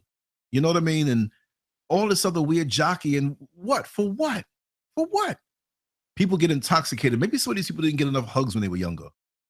They got mommy or daddy hunger or something like that. So now I want to get attention and I'll do anything to get hits and see I got hits. And then you got hits. And then what? And then what? Yeah, it's really crazy. These people will do anything for views. They'll do anything for views. Mm-hmm. Everybody wants to be a reality star. And, you know, it's like with these shows, all of them end up in divorce. Everyone, like I don't watch all the shows, but when I hear about the couples that go on there, it doesn't matter. They all end up getting divorced. And guess what, Nicole? All the shows, out of every show that I had some kind of respect for, that lasted the longest, that I thought was going to have the most, that had some substance, and look what happened to him. Look at Tiny and T.I. They was the only ones I could say, you know what, they show is about family and all this. But look what happened. When you bring and I'm not surprised though with them. I'm not surprised, but I'm just saying. I see that they were trying to go in the right direction, but the thing is that they do a lot of things sexually that aren't correct. Like they have threesomes with people. From what I heard, you can't bring those sort of spirits into your marriage. That's right. And then the other thing that's off about their relationship is that T.I., he said that, you know, if it wasn't for Tiny, he would have never gotten married because he never saw himself as a person being married. So it's kind of like it's kind of like I feel as though he married her because it's just like, I don't have anything else to do. You know, she's cool. Like, that's not the right spirit that you should be in if you're looking, you know, if you're going to marry someone. And she really shouldn't have gotten married to him because he's not a husband. You know what I'm saying? Mm-hmm. He doesn't have the husband. He doesn't have the spirit of a husband. Like they're not. When things aren't built on the proper foundation, it's not ever going to work out. It's not anything that you can do because, you know, they say what God has joined together, let no man put asunder. But you got to look at these things. Did God bring these people together? It's like, no wonder it's falling apart. I see that you bringing out your pieces of scripture here now. I like that. Like that. Oh yeah. Because I always have. I know scripture pretty well. You're from the tribe of you're Benjamite? Yeah. You're from the tribe of Benjamite. You're from Benjamite. I can hear it. Lance, I can hear it a little bit. I can sound like your wife, man. Yeah. See? That, man. Chosen sister, see? Didn't know that. Oh, okay. The powers that be. But yeah, man. This stuff, man, that's going on the TV now. All it is a distraction. Exactly. We know that. It's a distraction. Mm-hmm. It's a distraction coming up. Every time you turn around, it's a new distraction coming up. Oh, Carmelo and Lala. Oh, they got a divorce. Oh, such and such, and this is about to happen. And everybody jump right to it. First thing they want to jump to, Lance. They want to be the first to post up. Don't even have the information. I'm like, damn, y'all don't even got the, you don't even have your facts out. All they want to do is go right into a debate. Don't even have any facts up yet. They just want to be the people that want to listen. One thing I notice about those who just want likes and just want followers, you know the main keyword they say, Lance? Yes. I never hear you pressing people to do. You never press somebody to, and I don't either. You never hear me or you saying this one thing. Please, please, please, please, please, please. Right. Like, send me some money, send me some money, send me some money. Oh, when no, you no. hear those things, that's a, listen, hold up. That's a red flag right there that they are not, listen, they don't really love what they do. Right. They're not really doing it from a passionate place of real love. Like, they don't care about the people that, the only thing they care about, the, what you call that stuff, the incentives. Yeah, but see, and you know what it is too? Like, I put up the things to share stuff and to follow and stuff, but I don't ask that, right? What do I say? Yeah, and even on a money tip, you know, I put up a PayPal thing and a Patreon thing discreetly on my site because so many people are like, listen, Lance, we're going to do this anyway. Put it up. We need to know it. And I'm like, okay, I will. And I had a real tiny hidden away. But that's not me, man. That's not what I'm about. That's not why I'm here. This is not why. Even look, I stayed up all night and I'm loving it, right? And I'm here and I'm leaving and coming back. I'm living it. I'm here, you know. This is not like I'm going. There are people that I've met of that they came to me and say, Lance, I'm going into this and hopefully I'm going to put a year's work into this. And I should have so many followers and be able to make so much money every month. I'm like, whoa. And they're saying that I have to decide what my niche is going to be. I'm like, are you for real? I didn't say, I'm just thinking like, are you for real? So you just go into this to just get money from people on some false situation that you're not really about. I mean, as I go through life, right, I might write something when I'm laying in the bed and write something, you know. I might come home mad at something and talk about it, or me and Mrs. Scurv about a table, whip out the mics, we talk about stuff, and I always trick her. I always say, let's talk for 5 minutes, just 5 minutes. I know you're tired. I always get an hour out of her, right? But it's real, and it's like, it's spontaneous. It's spontaneous. Sometimes I'm here, didn't plan on doing a show, and I say, you know what? I feel good. And I did that earlier. I lay down for a little bit, and I told Mrs. Scurv, I said, you know, at some point I'm going to get up and do a live show, but I'm going to wait. Then I got deep into it, and I was like, I got up. I said, I got to do this.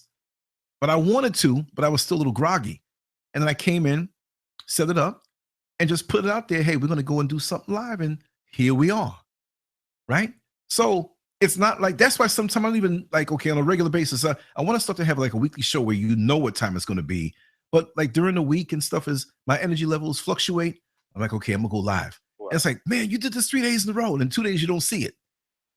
You might see an article or a video, I'm in the street. Free flowing. I'm living this. This is not a gimmick. This is not a scheme. This is not a hustle. Ate vegan cheese in front of you. I done had all kind of coconut, whatever, and water, and ate my oatmeal and got up and left and talked outside, brought the neighbors in the middle of the night. You know what I mean? This is wonderful. It's effortless. It's not a hustle. It's effortless.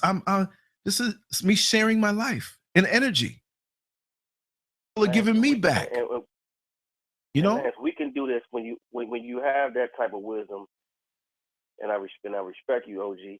I respect you too, because I learned I'm a sponge to our older brothers. The conference call I got off, most of them, all of them your age. Mm-hmm. Not one of them one of them may be in his 40s. I'm the youngest, but I'm the young bull. I'm the voice of them. See, they got the wisdom and the spiritual maturity, but I'm the young bull. I got the voice, and that's what they like about me because I'm passionate. We can still talk for hours. Yes, we can't do that. They're like, look, Eugene, man, take the floor. And we don't never really necessarily have to have a topic. When you're in the flow of things, the vibration, the frequency, and everything is going, it's second nature of us. Right. It's unscripted. That's why we can be Yeah, I got on and talk. And see, and that's the thing. That's the thing about them. A lot of them other shows. The reason why they fail and the reason why they can't have these long conversations because they only have their only agenda is to attack one issue. Right. And with this, we're attacking so many different other issues. We letting everybody else speak. Everybody giving ideas. We learning something that we agreeing to disagree, but we're respecting each other, even if we have a disagreement. See, when they have disagreements with all of the other different groups, you know what it's about? You got to hear me out. This is what I'm saying. This is it, and that's it. And forget about them. We don't do that. You're not supposed to eat that. You can't wear this. You can't. And I'm saying to myself, to them, like, okay, so now what's your point? Nothing. Ain't nothing changing? Right. Okay, so what are we even going through all this for? That's right. Right. It's a happy medium, man. It ain't none. It's but see, my point across, or you get your they point don't. across. They don't want to come to an end of the issue they claim that they are all about. They want to keep it going. It's never where they'll just sit. They'll never go out into the community or bring people on and come to some conclusion. Let's see how we can fix this. I'm just talking about this one thing. I'm just talking about this one. And there's enough people who love that broken record effect because they really don't want to come out of their funk. It's like the men who want to rag black women. Yes, there are some out here who are really, ratchet, but that's their hustle. So it's over and over, and they always have the people by that faction of black women who might not have enough consciousness to conduct themselves a certain way, and so they're stuck in that place. Look, how is it that any city you go into that's sizable, there's always that liquor store, and there's always that old couch outside the liquor store in the empty lot where all the rubble and bricks are. I know, sitting out there. It just rained, but they sitting back out there like they're in their living room. And there's always that stray dog hanging around all of them that belongs to one of them that they're drunk and he's walking behind them. Why is it like that? How do these winos find each other?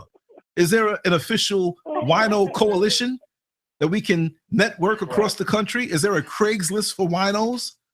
New wino from New Orleans relocated to New York City. We want to see where the bum winos are. What you made me think. Right. Like, so, do you remember that movie, The Jerk? Yeah, vaguely. Where well, remember that guy? What was that white guy's name? That was Steve Martin. The comedian? Yeah. Remember, he was raised by that black family. I don't know why. When you said the thing about the winos, it made me think about that movie. Yeah, but it's the same thing. Crackheads will find each other. Perverts will find each other. The whole kindred spirit doesn't just work with the good people. A crackhead from in the middle of New York City, stick somewhere in the country where there's 3 miles between each house. That sucker will find a crack house. He will get up and walk out in the woods. Like, listen, there's bears out there. There's alligators by the water, whatever. No, that's okay. I'll be back. And he'll find somebody out there with no teeth, smoking crack or meth or whatever. Did I ever tell you about this guy I knew? Him and his girlfriend smoked crack, right? So they lived out in this place called Hootersville in California. And it's like a country town. And it had like this big apple orchard. So they walked off into this apple orchard and sat down by this apple tree and started smoking their crack. And do you know somebody climbed out of that tree?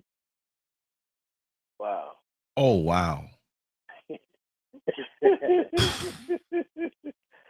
That's crazy. That's wow. I'm gonna tell you one that's even crazier.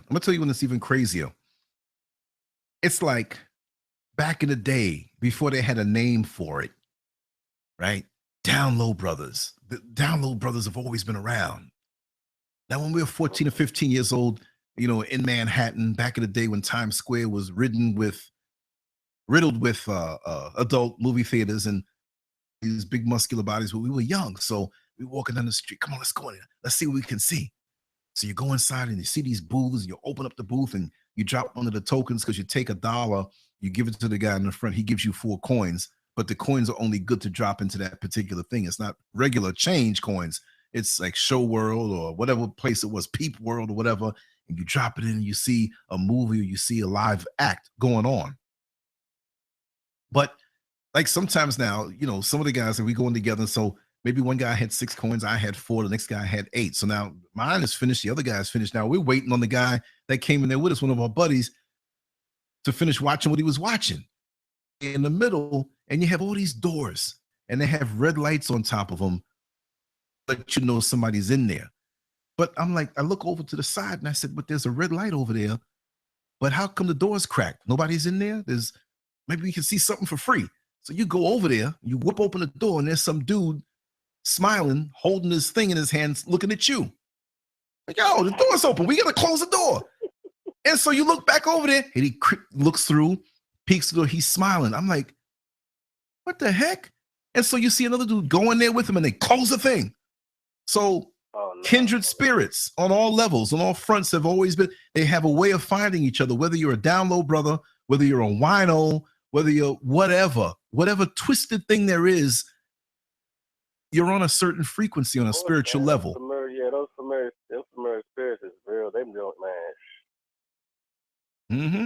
You wonder why some people attract what they attract, man. Yeah, but see, they're feelers that go out there. We don't see them. They're there. And when you operate on that frequency that we don't operate on, but they operate, they could be anywhere and amongst us, and they're talking to each other in a different frequency, and we're hearing the words, we're not picking up the frequency, no matter what it is. And they can pick up on that. They could be across the room. They can download a glance. You know what I mean? And you know what's up with these people. Of it too. On that level now, I'm sick of it because I'm going to say it, because where I work, driving the bus and going into downtown Orlando, where the bus drivers go, it's a nice lounge with TVs and computers and restrooms. I don't like to hear the gossip in there. So sometimes I'll duck in if it's not too many people, and I'll go in the public bathroom right there. I just go, it's a little closer to where I park my bus for the 15, 20 minutes I may have my break when I'm downtown. So, you go in there and there's some dude washing his hands and glaring at you. And I'm like, oh man, why did I come in here? You got 10, and it's not 10, it's not 10 urinals. It's not 10 urinals, but say it's 3 of them. But say you have this is a man thing. We're going to teach you ladies something, right? Say you had 10 urinals where you stand up in front of and you urinate. We're adults here. You have 10 of them. And I walk all the way down to the one on the end, and I'm urinating. I'm standing there, la, la, la, la. I'm staring at the wall. Something you don't do as a man, as a hetero man, is, you're there, you're holding your thing, and somebody comes in, you look right at him. You don't look at the next man while you're holding your penis, okay? The thing you don't do now, you're on the end stall on number 10. There's 10 urinals, right? Now, what do we do now? Say Fahim or Eugene, you're on number 10 on the urinal. What urinal as a straight man am I supposed to go to? The one on the other side, right? Right. You want to see a homo move? Have the guy on the end on number 10, and the next guy come in and he goes right to number 9. No, you don't do that. You got so many between you. Straight penises are supposed to be as far away as they possibly can be, because anything else is suspect. And you keep when you're in the color guard in elementary school and you're holding the flag, and you're marching and you're keeping your head straight. When you're urinating as a man, you keep your head straight. I'm not urinating. I'm sitting here like, no, there's something wrong with that. I'm making some jokes, right? But that's the way it is. People operate on these radars. You know what I mean? And there's so many things that you can pick up. But what you just said is real life. I went to use the restroom at this Union bus station, Union train station. And you know how they have the dividers in between the urinals? Right. Somebody tapped your foot? I'm using the urinal. Huh? Somebody tapped your foot? I'm using one. No, I'm using one urinal. And this son of a bitch peeked over the top. He looked over the top over there at me, right? Oh no! So I turned Huh? Oh man, a lot of mercy. You know, he looked over the top. He had that much. Oh, he had the top over there. He literally had balls. You know, and he wanted to see yours. Yeah, he did. And I was gonna kick his right up. He didn't know it. He didn't know it, but he better be glad. Why they didn't just give y'all individual stalls like women? Yeah, but it's really bad. It's really bad down here in Orlando, and especially in the public bathroom in the downtown Lynx bus station. And the urinals, the stalls, the handicap stall is a hot spot in there. And they go in there and, like, you know, the security guards are out there, the maintenance guys are out there. And the maintenance guys will see like 5 guys walk in, you know, and nobody's in the other stalls. And it's like, where do these guys go? And then the handicap stall. It's like, what are y'all doing in there? And the security has to go in, the cops, they have to keep monitoring this stuff because these guys hang around and they hang up in the lobby in front and they look at you. Very, you know, with an expectant look to check you out, to see if you buzz back with that radar or gaydar. And it's grimy. Let me tell you something. It's grimy. It's grimy. Virtual Wellness Omni. Thank you so much, sweetheart. But yeah, there are all kind of radars that come at you. And the thing that really bugged me out, I was speaking to one of the maintenance ladies, and she said, "Don't think it's just the men." I said, wait. She said, yes. What? She said she busted women who met each other right there downtown. One was homeless and the other one was well-dressed. And they walked into the restroom. Nothing strange. You know, we don't have to go like every 5 minutes. If you walk in, you walk in. You just go to where you go and do what you do. Every 5 minutes, so. Yeah, so she went in. Yeah, and there was only them 2 in there, but she saw in the handicap stall 2 pairs of feet. And so she got the security to go in there. And wouldn't you know, I'm going to tell you something. And I'm going to bring her on. She's very shy, right? Honestly, I'm not going to put her name out there, right? And we're not going to say where it is because it'll be a different show. We'll speak in general. But that well-dressed woman who looked corporate was on her knees. Woman who you could smell from outside. Oh my God. Damn. I'm going to bring her on just to tell that one story. So you see, I'm not lying. That's why I got to come home and get on a show sometime and talk and get this off, because the things I'm seeing and hearing is straight nasty. Besides certain things. And there are some nasty people out here. Nasty. The smells, the desires. This show, and it's cathartic. I can just hear just with the angst. Yes. From the people that are on his bus. If I only could hold a camera, trust me, and I'm going to have help very soon with that. And I'm going to bring you there. There's a certain bus I hate to get. And they have different, they're all new, relatively within like 2-3 years old. But there's one that I hate to get, and it has these high back seats. It's not a typical bus. It's not like a tour bus, but the seats go back a little bit, and it's not made for use in public transportation. And I don't understand why they give seats with fabric. This is Florida, man. You have crotch sauce and bodily fluids and all kind of stuff that seep into it. And then little kids come and they drop their little cheese doodles and pick it up from where the other person was sitting down. And the mothers are there, and I try to say, you know, without being too, you know, intrusive, like, listen, you gotta be careful here, right? But then where I have the high back seats, that type, there are homeless people and there are homeless prostitutes that know these particular buses, and they seek them out. And sometimes you get one of these high back seat buses that, but the seats in the back are so high, I can't see who's sitting in the back. There have been times I've had homeless people that fell asleep back there. And, you know, as a bus driver, you're supposed to get up and walk when the last run is over, make sure nobody fell asleep.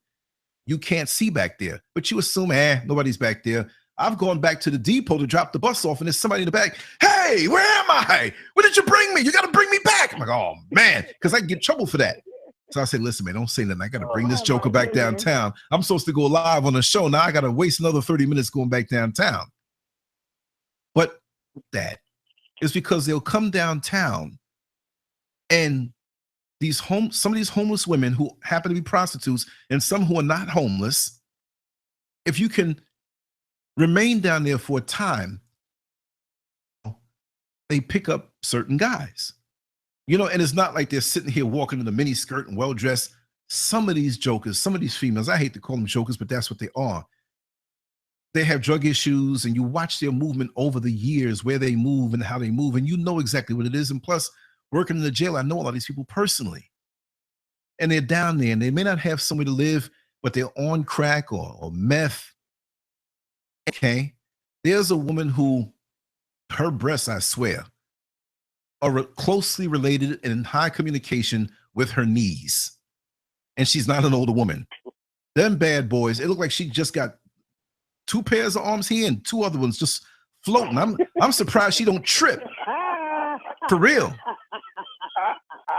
You know that ride that they have in the amusement park that you hold on, that ride that you hold on and it goes around and around, and that's all it does. And sometimes they have it in the park where you can make it go around. If she did that, boy, when she comes around, you better duck, because them bad boys will be out ready to hit you.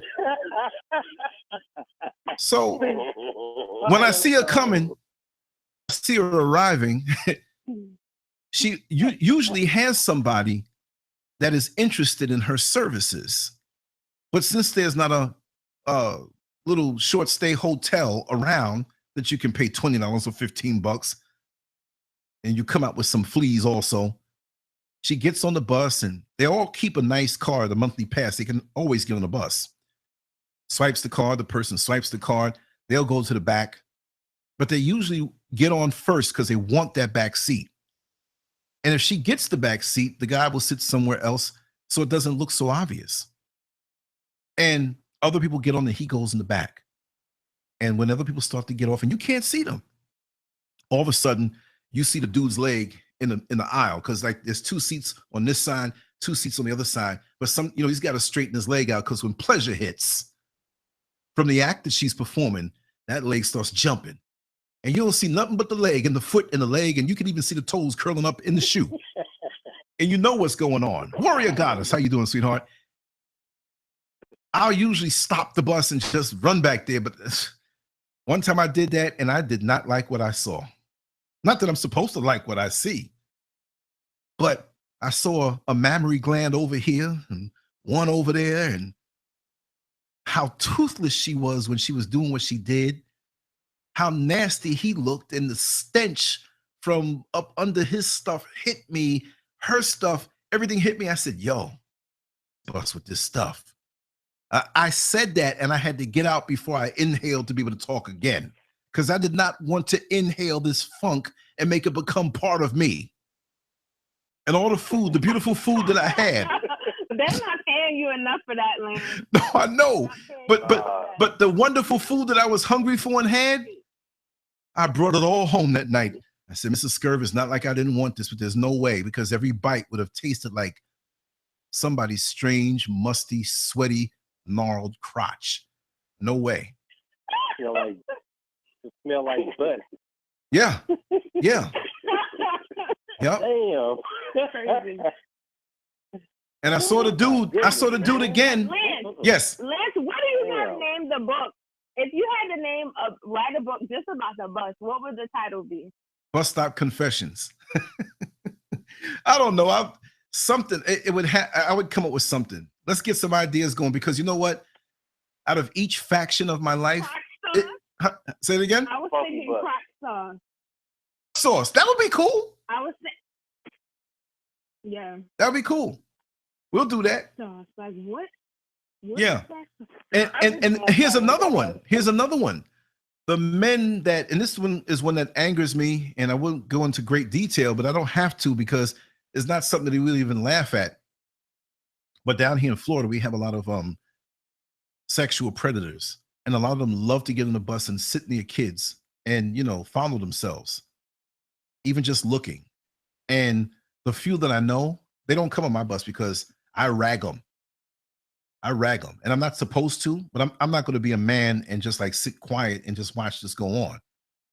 Young lady or a single mother, and they usually are not going to do this around where they see a man and a woman as the parents. They love to get near these single mothers and sit near them, and they'll smile and they'll act nice, and they have that trustworthy face. And there's one that I don't know what he does. He's not educated. He's got to be like about 60 something years old, early 60s. He's had a hard life. He has one eye that looks straight and one eye that looks off. So that catches your eye right there. He looks like a pervert. And he has this very soft, kind of high voice. And he looks like he just can't hurt a fly. But for the last maybe 40 years, he's been in and out of a jail and prison as a sexual predator. And you would not think. You'd look at him. He's bald, hair on the sides, and he wears these shirts buttoned up. He looks like he's some deacon in the church. And everything all right. If somebody smacked him in the face, you'd defend him on his look alone. Like, man, why you gonna hit that old man in the face? But he loves to get up, and he's creepy looking when you know what he's all about. And so early on, he would get on the bus, and I'm like, man, I knew his face. I said, because I picked up something wrong about him. Because at first I thought he was with the kids in that single mother as an uncle or something, but he kept looking and looking the way he was looking. And the mother would turn around and say, he looked the other way, and the way he was peering at the child. Now, you see young children and they wave, especially at me. Bus driver, how you doing? I say, how you doing? But you look and you acknowledge and you do it in a certain way and you look away. You understand? A woman may get on the bus scantily clad with a man, and you look her in her eye. If she asks a question, you give it to her, the answer, and you keep your eyes to yourself. Not to get off the subject, but I've had men that come back on the bus stop later on. Hey, man, what's up with you and my girl? Well, what are you talking about? Well, she said, we was arguing. She said, you treat her better than I do.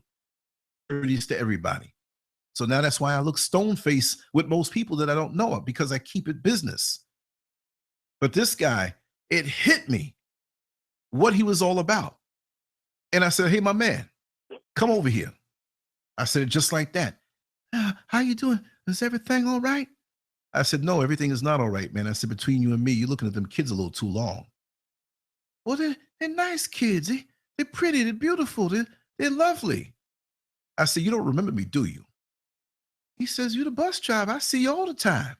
I said, no. I said, yeah, you know me as the bus driver now, but before. And so I never say it directly, but I said, man, you don't remember me? I used to feed you 3 times a day. I used to call the nurse for you. I said, I used to check your armband. And he looked and he looked and he looked down and he pulled the string and got off the bus.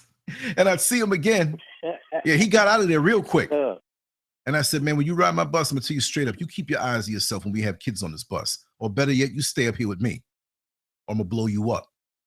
And one time he tried to be slick. When the crowd came, when he swiped his card, I was looking the other way. He got on and sat down near some kids. And I called the mother, but I said, you need to be careful with that man. I can't say everything, but trust me, you know exactly what I'm talking about with that man near your kids. And she whipped out a blade. And she says that Emma ever even looks at my kid. She couldn't finish the sentence. He got off the bus because I was I was in a layover. You see what you see what we were talking about earlier? These people have issues, man. Yeah. Now, see, if it wasn't for you looking out for those kids, you see what would probably end up happening to them? They would come up missing. Right. Right. And if they're children of color, nobody's gonna give a damn about them but their own parents. You know what I'm saying? Mm-hmm. That's a good one, Bloodsport. That's the problem. You see, now you got society telling all these LBGG whatever that is. A B C D E F G. It's okay, but it's okay to be like this, but it's right. Not. You see what's going on? He was going to court for something. He was going to court because he was caught J-riding in a car, right? Mm-hmm. And the judge that he went up in front of is the person that would bring him on his yacht on the weekends and perform oral sex on them kids. The judge was doing that. Oh man, it could be anybody. Yeah, you know what I'm saying? So now here he is. This man is going to sentence him or send him to jail. Pizzagate. I'm sorry, I couldn't understand you. You guys didn't Pizzagate. Pizzagate, where, yeah. Mm-hmm. Mm-hmm. Also, I didn't hear about that. Look, yes, yeah, Pizzagate, yeah, with the kids and the cold words and after he says what he says, man.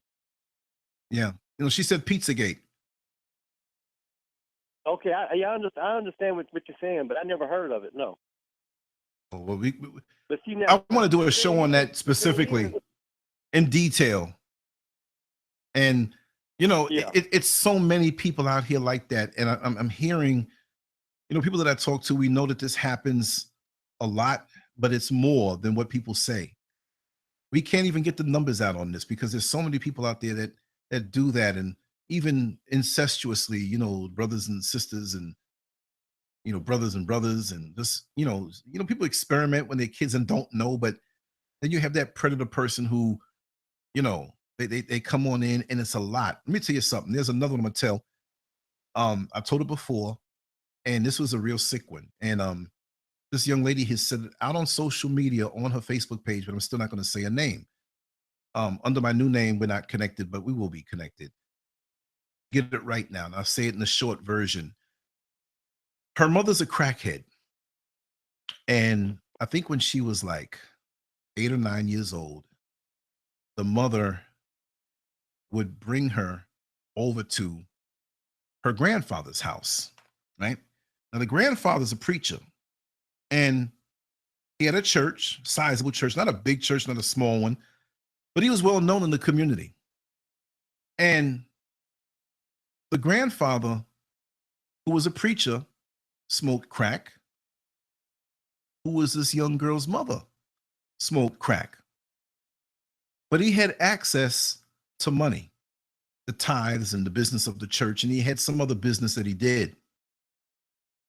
And the daughter, which is the young girl's mother, whenever she was desperate for a hit, because she was always desperate for a hit, because you know how that life is, she always knew that she can get money from her crackhead father, who happened to be the preacher. But he wanted something. He wanted his granddaughter. And so she would bring him or bring the granddaughter over, get the money, get the crack. He'd have everything arranged, right? There was no change of money, but it was, okay, we got this stuff. She's sitting here smoking. He already smoked. And the preacher, because I feel sick telling it, right?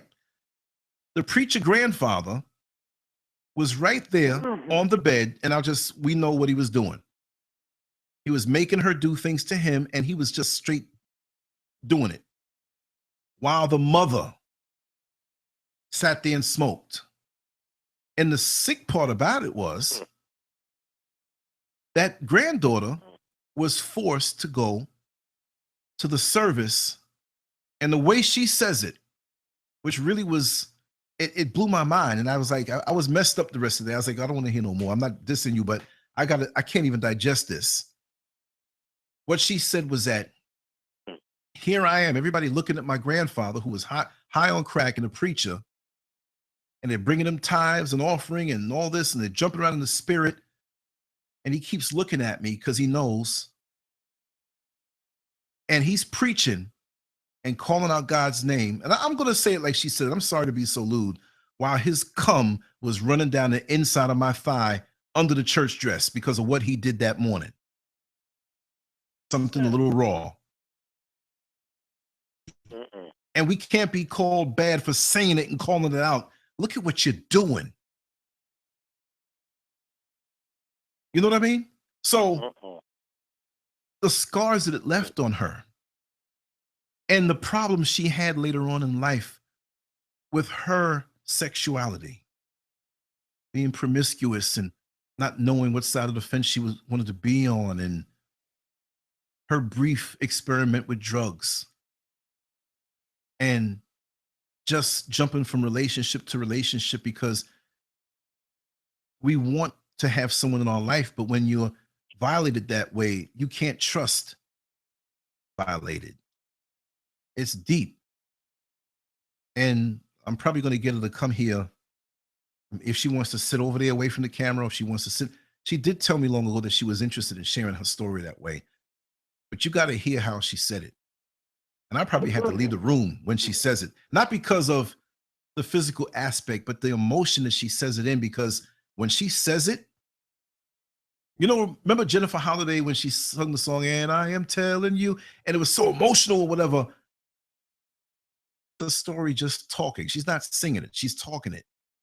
It's that kind of thing where you feel everything inside your chest, and it's going to affect you. You're going to either start crying or you're going to not be able to breathe when you look in her face. I'm not going to force her to get in front of the camera if she doesn't want to, but I think she will. And I'll let her sit right in the camera and look right in and tell.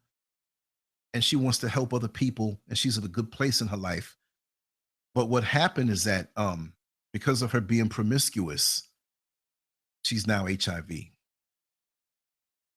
See, and you'd never know it, right? And that's the case with many things. And I see her, I hug her, and I'm going to bring her here when she's ready, right? And how about the time when there was the young girl who might have been 10 years old, 11 years old, maybe 9. And on one of my runs, I had a brief layover for 10 minutes in one of the so-called hoods down here. Sitting there, I didn't even get up out my seat. And this young girl, no, she had to be like 8 or 9. She wasn't 10.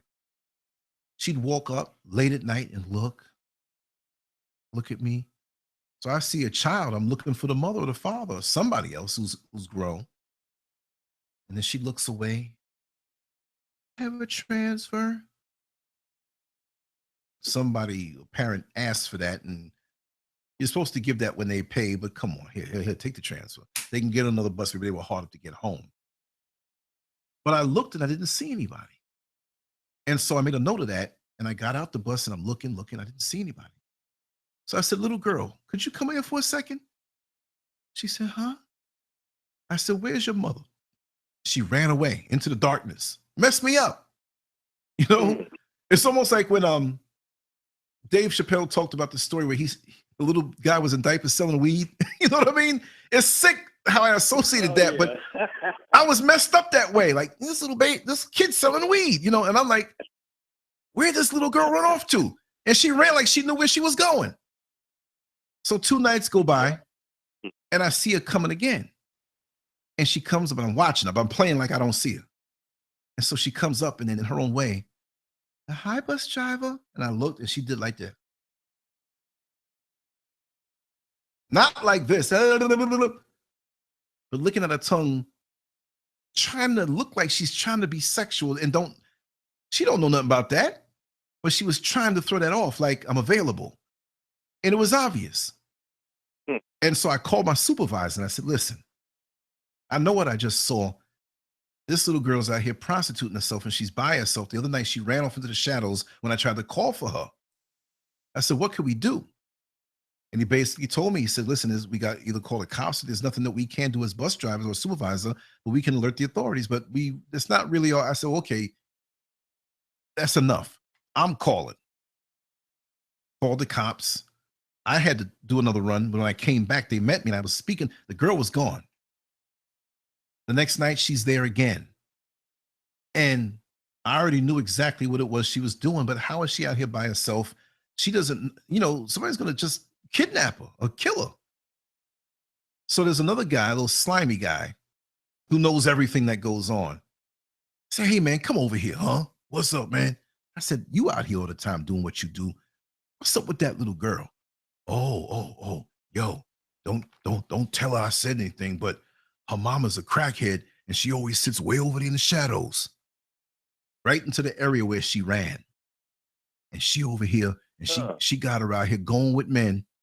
We'll say it that way. He kind of said it that way. He didn't even the guy, look, this guy has every type of substance in his body: liquor, crack, meth, weed, glue. You know what I mean? Chinese food, whatever. So, He has that. He's an all around like get high guy. Like you get down with it, man. Whatever it is, man. If it can take me out of this misery, I'm gonna do it. He was like, "Come on, man. You gonna help me?" I said, "Here's $3, man.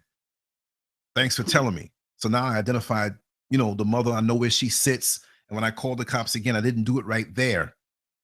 I did it somewhere else on my own time, because when I got off, I went down there and I said, she's going to be sitting there, so and so. And they got her. They got her. But believe it or not, about 10 years went by and I'm driving and I see this well, she's not young, no, it's like 19 or whatever, but she was huge. She was tall. And I'm looking at this girl. Like, I know her from somewhere. And she was looking right back at me. Because, see, when you're a kid and like you're 8 or 9 years old and you see the ice cream man, and the ice cream man is still the ice cream man when you're 19, but you got older, he doesn't remember you. Feel good. When you see him in Walmart, they go to the ice cream man. So I'm that guy as a bus driver. They go to bus driver. So there are people who have grown up with me, no matter where I am. I could be cutting the grass out in the front. A car goes by. Mama, they go to bus driver. I'm like, okay, that's somebody that knows me from the bus. Right? So she's looking at me and I'm looking at her, and it hit me. I had a flashback. That's that little girl. So she sat there, but she wasn't little no more. I mean, she about 325, on a good day. And so so I knew she was self-medicating with food. Arguing with another person who happened to be a woman who you can figure out was her lover. And she was very abusive to this person she was talking. If you don't have that money for that mortgage, I'm going to beat you, and I'm going to sell something, blah, blah, blah, blah, blah, blah. And it was her eyes that gave her away when I saw her. It was like, wow, you're that little girl. But she was a diesel dyke. I'm sorry to say it that way. That's what it was. And for some reason, they got to have that keychain hanging and keys, like I got keys, like I'm in charge. And she walking around all bad. But for a second, when she came on and she looked at me, she was that little girl again. And it was like that look was a cry, a crying out. And she was talking on the phone. She hung up the phone. When she got off the bus, she looked and she threw a delicate look like, please save me. You know who I am. And then she turned around and she just walked down the street like a dude, just walking. And I was like, wow, so quick. She grew up, but grew up crooked because she never had a chance for a normal childhood. And where is the mother now? And it wasn't worth it for these hits of crack that the mother got. Now the daughter's doing the same thing, because I found out that she's still prostituting herself sometime. Even as a diesel bulldagger, she's out there doing her thing, and I see these type of stories and situations developing over time. Those types of things, people's health going down. You have people on the bus that they're on the phone and they find out that somebody died in their family and they go berserk on the bus. They want to run out into the traffic. I've heard people share that they were HIV positive with a person that I'm on speakerphone, and the person that was on the phone freaked out because now they want to get tested. You see guys with their girlfriends and you hear them arguing on the bus. And by the time I come back around, homeboy has 4 hefty garbage bags because all his stuff, the call through to Tyrone, now all his stuff is inside those hefty bags. And he's upset now because he doesn't have a place to live. And now you see him at that one point, and now he's homeless for the next 3 or 4 years. All kinds of situations. Guys that work jobs, but they ride the bus all day because they have nowhere to go. You see lives pick up. I see the good stuff. I see people hold on. I see people in the roughest hoods live clean and make something of themselves. And we don't celebrate enough of those stories also. You see so much. You see the good girl that was raised by the mother who put time into their lives. And that good girl ends up going out and hanging out with the girls who had nothing going for them because their people, their family didn't invest in them, and they pulled them down. And they still have the spark of brilliance in their eyes, but the hope is gone. So I see human beings from a different perspective. because of what I bring before. I'm not just a bus driver, but I see life, and I've been groomed for this, and it's something to tell. And it's really a painful thing. Yeah, you know? but on the other hand, Lance, you can tell somebody to their face, hey man, look, you need to get yourself together so you can have your own stuff. Oh man, you could tell them this to their face and make sure that they understand what you're telling them. You know, because they don't let you just kick them out the house. They don't have nowhere to go. You can't stay here in my house because you live next door. You know, and I'm used to being by myself, so any excuse is good, better than none.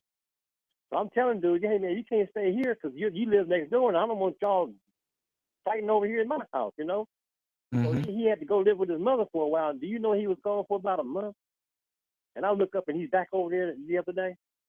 Back in again, you know. Wow. A young brother too, young brother, you know. So I spoke to him and everything. I said, hey man, you know what you're doing? Yeah, I know what I'm doing. I said, you straight? He said, yeah, I'm straight. And I walked away from his ass. You know? You'll be straight. You'll be straight. You sure will. You know, I done told you. I ain't got nothing else to say to you, man. If a female has you acting like that, you know, and that's what brought that to mind, that alpha male and beta simp. You know, she had him out there crying crocodile tears, man. Yeah, yeah. Oh, and I see it. I see good guys that are taken advantage of that are really good guys. I see women who are taken advantage of. I see couples. I see a lot of fights as I'm driving by. People who it's not just what's on the bus. You know, I'm out there, I'm in the street, I'm seeing what's on the bus, and I'm hearing these people's lives. I don't really pry, but there's sometimes they're so loud on the phone. Make a note of what they said, and then you hear something else, or that same person is walking by and somebody on the bus says something about them, and you build this file. Involuntarily, you build this file, this mental file of data on this person. And from a faceless perspective, you're the faceless bus driver. You perform a service, and they don't think that you have a memory. And this stuff over the years adds up, and you know the intimate details of their lives. You see them coming out of hotels. You see them in places where they shouldn't be. You know, you see guys with their girlfriends' cars, and another car pulls up next to them, and then they jump into the other car, and the other woman leaves. There's certain spots out here in Orlando, behind certain places, where people go for a quick little something, and you see it going on. And it's not just in a heterosexual way; it's in a homosexual way. That's the name of your. That's the name of your book, Lance. What's that? That's the name of your book, Lance. On and off the bus. Oh, right, on and off the bus. Let me just answer, Goddess Woman. I was supposed to leave. Yep. And I decided to stay in Florida because we have an alternative plan that we're going to execute that is even more excellent. Reason being that I know it's going to degrade down to, it's still going to be a deadly. And I'm afraid of the tornadoes. But I don't want to put the alternative plan out, which we will execute later on. One-on-one, I tell people, and it makes perfect sense and it's extra safe. But the way it was, at first it was like, oh my God, because I do know people down in Miami right now, and my father-in-law and my sister-in-law, they're still down there. And I'm scared for them. We're not near the coast. We're high up in Orlando, but where we'll be is perfectly safe. And windows could still get blown out, and we're not going to get flooded. We're not going to, where we'll be. Trust me. And after it's over, I'll tell you where I went. Okay. But we're home now, and the storm is not going to hit here until Sunday. It's going to touch down Saturday. You'll start to see it hit Miami, and the eye will hit. But early Sunday afternoon, and Sunday evening is when it's going to hit here. So right before, we have, it's 3 hours away. People see the map of Florida and they think, oh, it's right there.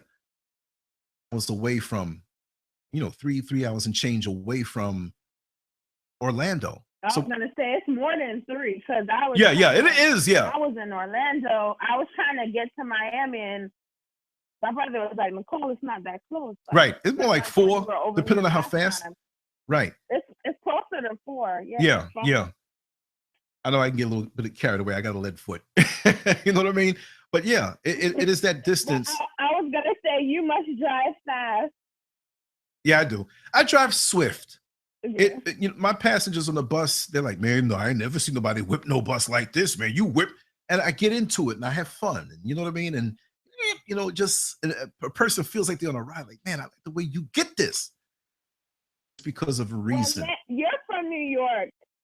You're from New York, so I'm sure you have the drive-in down. Oh yeah, definitely. Mm-hmm. Definitely, it's and the dollar van. The dollar van. What you talking about? You know about that? I mean, yeah. And I was one. Right. I gotta say, I was one of the most vicious that way also. And I got a ton of dollar van stories. I mean, look, I got enough stories for 10 lifetimes. Lance, I told my brother about. Actually, I had him listen to the dollar van story. What that you told about the girl that got on the bus with the little, she didn't have on any clothes and she didn't know her mom was on the bus. Yeah. I didn't raise you to be that way. Yeah, that story, I was like, oh my God. Yeah, that shocked me. That messed me up. I'll tell it in a nutshell. And people are like, dollar van, what are you talking about? I have to tell the history about it. Tell them. Yeah, I have to tell the history about it. Good guys, go ahead. This, for those who don't know, dollar van is like, it was a thing born in New York City, Queens and Bronx and Brooklyn for the most part, but Brooklyn and Queens. Other places called it gypsy cabs, but gypsy cabs went anywhere, right? Okay, the real deal in New York City, you have Manhattan in the center, the 5 boroughs, you have Bronx, Brooklyn, Queens, Staten Island. That's off to the side. Staten Island's like, you're the distant relative. You know, you're separated by water. And the yellow cabs usually would pick up in Manhattan and drop off everywhere else, but they didn't want to pick up anywhere else because it was dangerous. The outskirts were dangerous. You know, things happen. So they wanted the rich money people, right? So in New York City, you had the trains that were in Manhattan and went out to the outer boroughs, but they only went out but so far. Then you had the outer parts of Queens, the outer parts of Brooklyn, the outer parts of the Bronx, but mainly Queens and Brooklyn, where buses serviced to get the people from where the trains ended or along some of those stops out to the deeper parts of the boroughs. So now we're going to pick on Queens, and it went the same way in Brooklyn also. Fare zones until eventually Mayor Giuliani made it where it was one fare zone. You get this card and it's a transfer, and it's good for both. And it really cut down into dollar van business. So now you had those buses that were taking people from the edge of the boroughs to the train so they can get the train to usually go into Manhattan to work. Those buses went on strike, right? That was 1979. Now, I was too young to drive a dollar van back then, but that's when it started. So, well, how did that happen? Well, the buses went on strike. There were no buses. People who live close to the train, but I just got to walk an extra 5 blocks. But people who live further out, they had family like, listen, Bubba, you was up drinking all night, but you're going to take me to the subway, right? Oh, okay, no problem. He gets up and gets in the car and gets his wife in the car. But then they see their neighbor. Hey, you going to the subway? Yeah, hop in. Man, I'll give you the $1. Yeah, I'll take it. Now he's got 5 people in the car. His wife ain't paying, but he made $3. He likes to drink. He drops them off. He comes back to go home and sees other people. Hey, Bubba, you going back up? Yeah, I'll give you the $1. Hell, this is getting good.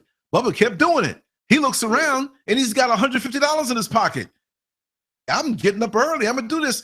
Other people caught on. They got vans to do, you know, and it was a Caribbean thing also, more so. A lot of Africans, immigrants who were working other jobs, and even the Africans.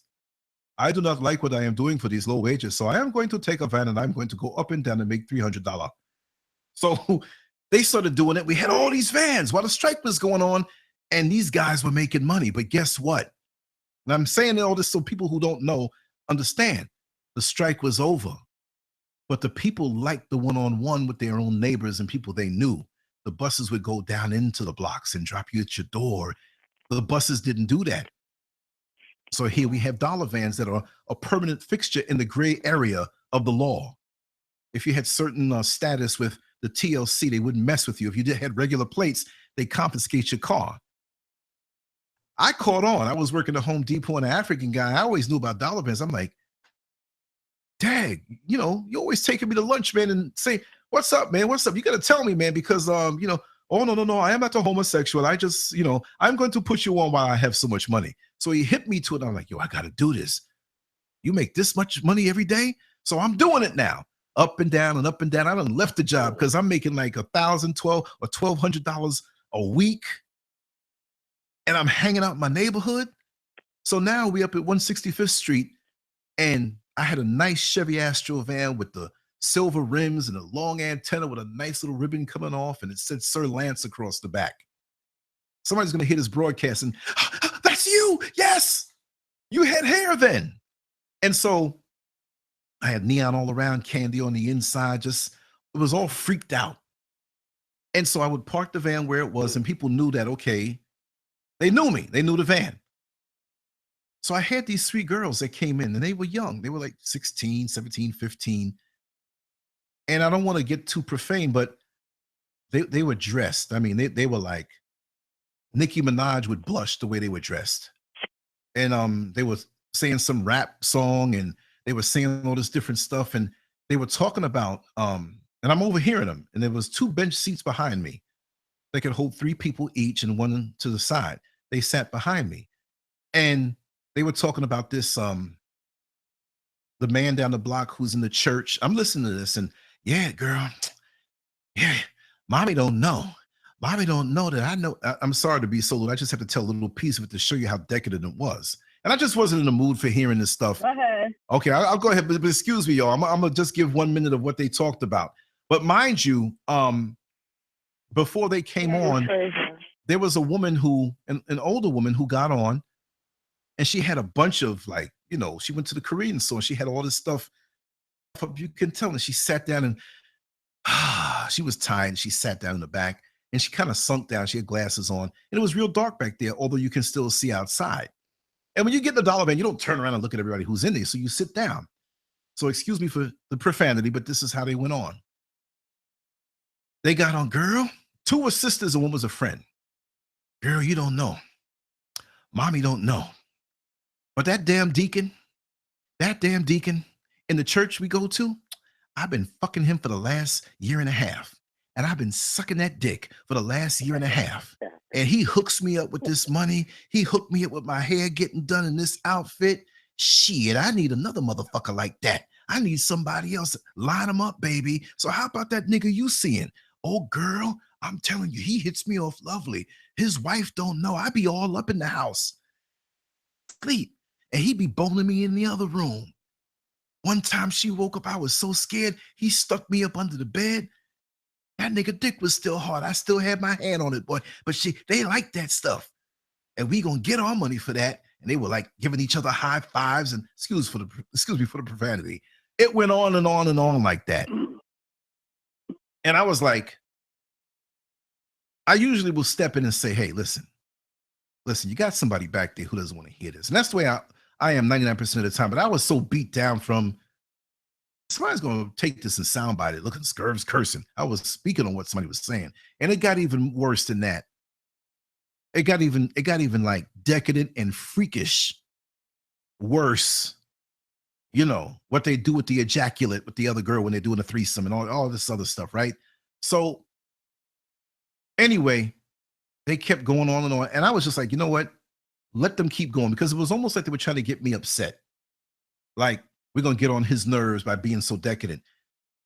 And I'm driving. The person got on the front, this guy, he was chuckling. He loved it. 2 more people got in the back next to that other woman, and they got off. And now we're coming down Lincoln Street. We're coming from down into South Ozone Park, right?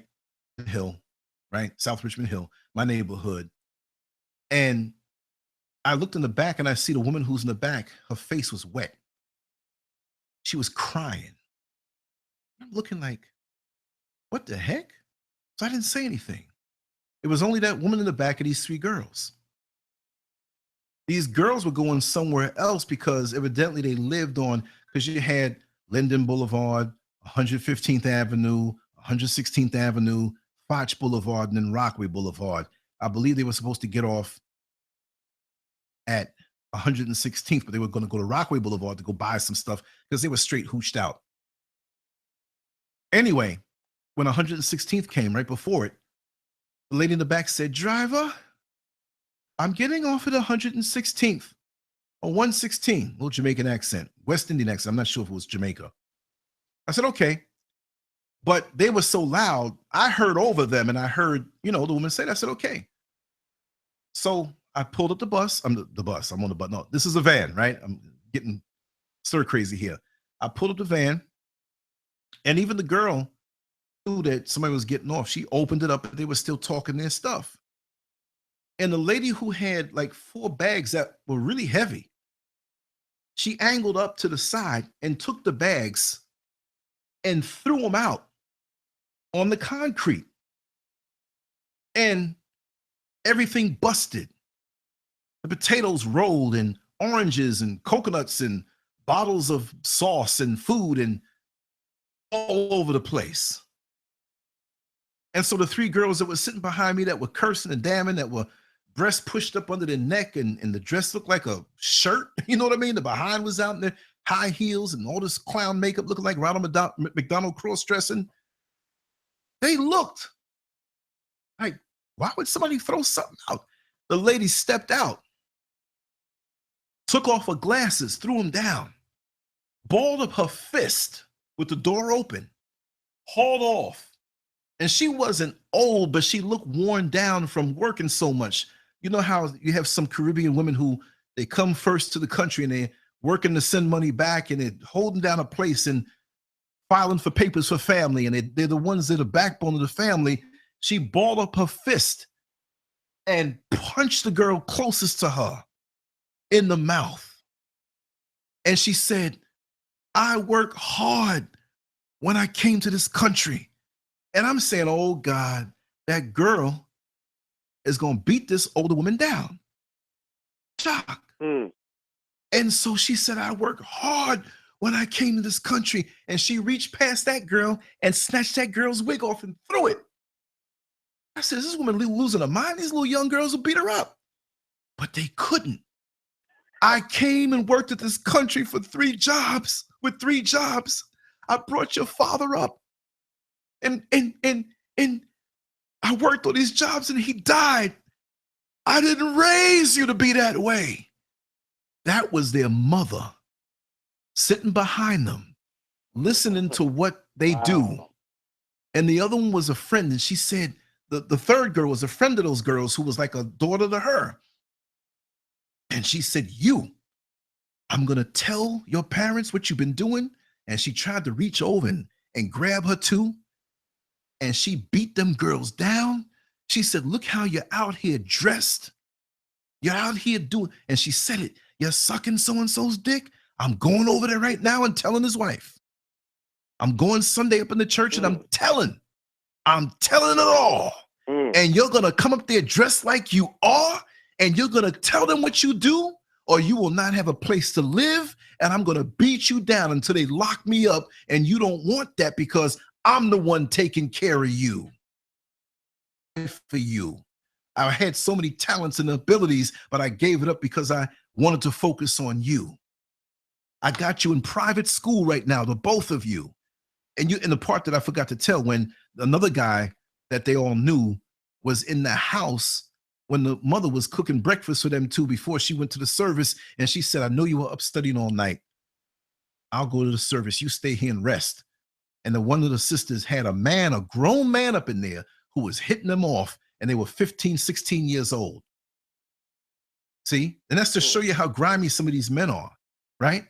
So she went off and she said, "If you're hungry this week, you better lick it up off the concrete." And they were sitting there, scratched up, punched up, bruised up, wig thrown down.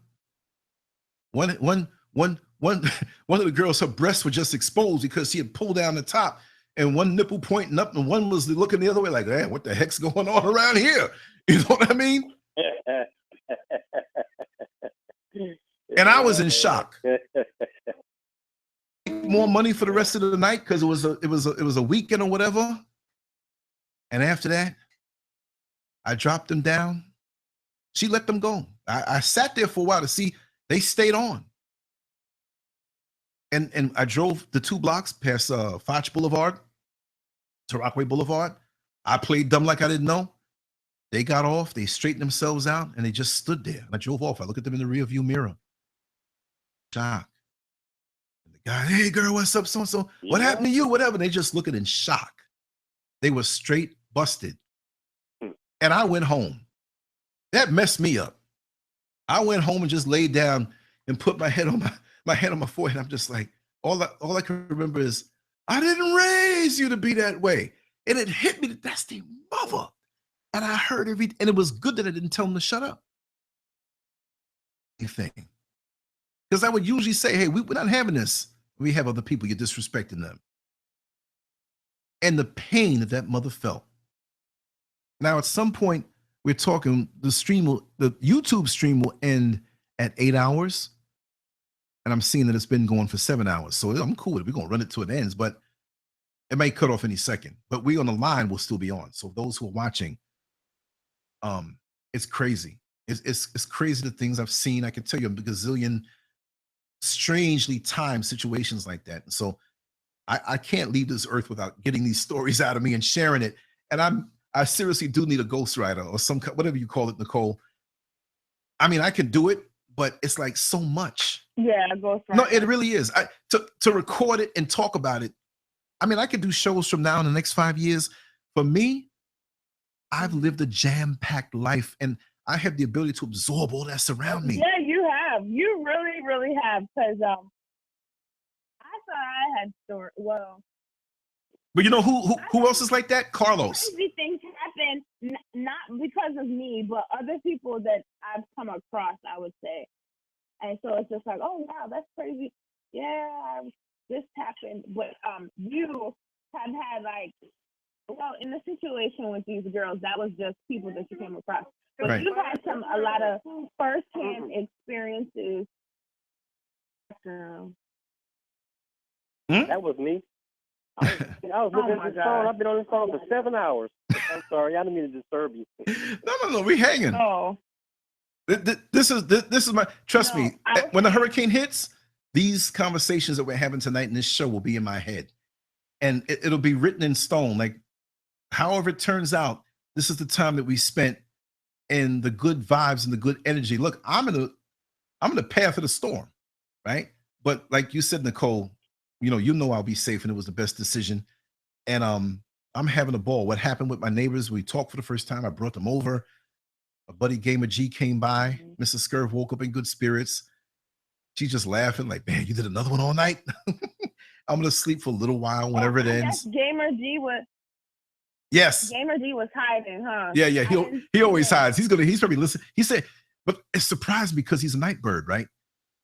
And he said, Lance, I got to go home and sleep. I'm beat. I've been up from early this morning. I'm like, you beat? You usually do me. And so it's wonderful, the energy and stuff. And like I said, I love these conversations, and it brings me life. It just keeps me young. It brings me life and the value of what I've learned firsthand from tales like this and the things that I've seen. A little funny one, right? This is when I was driving the dollar van also in that same neighborhood, in that same block, in that same little area. I can tell you so much. We have the Van Wyck Expressway that comes up from Kennedy Airport. Anybody who's flown to New York and they don't know, like when they're heading to Manhattan on the highway, that highway is Van Wyck Expressway. Where I lived growing up, my home is like 2 blocks away from that. But several blocks down where I drove the dollar van, same 116th Avenue by Lincoln Street, we're going by the Conduit Expressway. Back in the day, I forgot, there were 2 hotels, and they were off of Rockaway Boulevard, coming down some. One I remember was the Jade East, and that was one of the short stay romantic hotels. You pay a little money, you go in there for 4 hours. That's more than enough time to do what you got to do on a quick level. It's not about love, it's about getting that thing off. There was another hotel across the street, across the other side of the highway.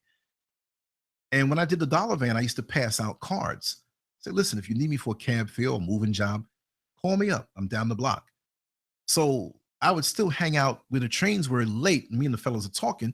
and I'd get a call on my bootleg cell phone or a text on my beep, and I call back on the bootleg cell phone, and they say, "Hey, I need to go here. It's about 7 of us," and they know we had vans, and I'd go out of state. I'd do overnighters. I did all kind of crazy stuff. I used to take strippers around out of state. You know, I got stories from that too. I went to pick up this woman, and she wasn't at the JD's, but she was at a hotel on the other side. I forgot the name. I think Executive Suite or something like that, right? And so she's like, she was like, "Lance, I want you to drop me, and I want you to kind of drop me a few doors down from my house." And I didn't know her house; I knew her face. I said, "Okay, no problem." See, I play it the way you say it. You're in the street. You better know how to keep your mouth shut.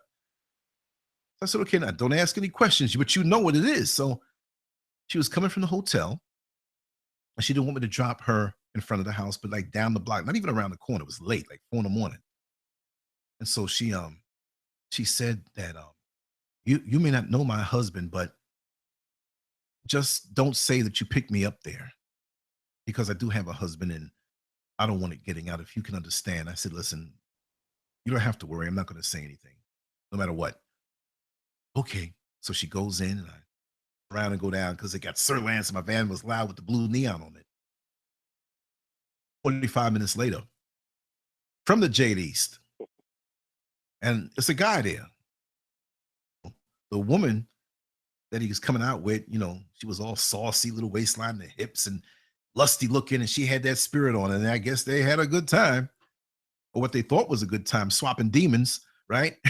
So he's "Hey man, hold on a second." You know, he had to do a little thing to show me that he's the man, you know. So he's tonguing her down. He's got her hands all over her backside, and all right, whispering something to her. And so he's coming over doing the George Jefferson bop, like, "Yeah, I'm the man." So he hopped in. He said, "Man, I want you to take me over to 116th Avenue off of 133rd Street. Oh, damn. That's kind of like where I didn't say this to him. So he's telling me about this chick, you know, what she did and how they did it. And man, you know, that's a good thing he got. And I'm like, "Oh, really? Okay, no problem." You know, he said, "I live right over there by the house with the green awning." I said, "Oh my God." That's where I dropped this man. That's the husband doing their thing on opposite sides of the narrow highway, the South Conduit, at the same time, damn near in hotels that weren't too far from each other. I started thinking, like, what if they went to the same hotel? So all of a sudden, when I pulled up, I see the door open, and it was the woman that I just dropped off. And so he paid me some money and threw me an extra $10. He said, "Listen, man, that's my wife right there. Keep this between you and me, what you just saw. I know you're a cool brother, and I heard a lot about you, but I just have to say that, man. You know, we got to keep peace on the home front." I said, "Man, I got you. Don't worry about it. You'll hear nothing from me." And in my mind, I'm like, "I won't even tell you about your wife." And so he went in, and he had nerve to, when she was at the door, she's looking at him funny. The light was on. And so he came in, and he was acting like he was drunk all of a sudden. He wasn't acting drunk before, but that was his ploy. So, you know, he had a little something that he he sipped a little bit, I guess, to, you know, because I know he had some panani around his mouth, you know what I mean? Some crotch sauce. And just quick and went inside.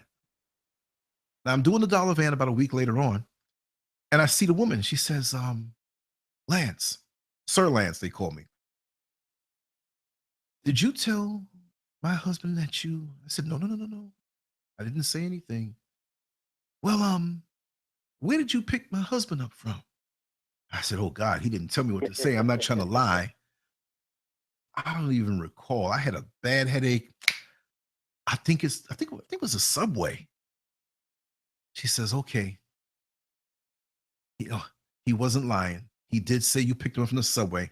I was like, "Oh God, I didn't want to be in the middle of that one."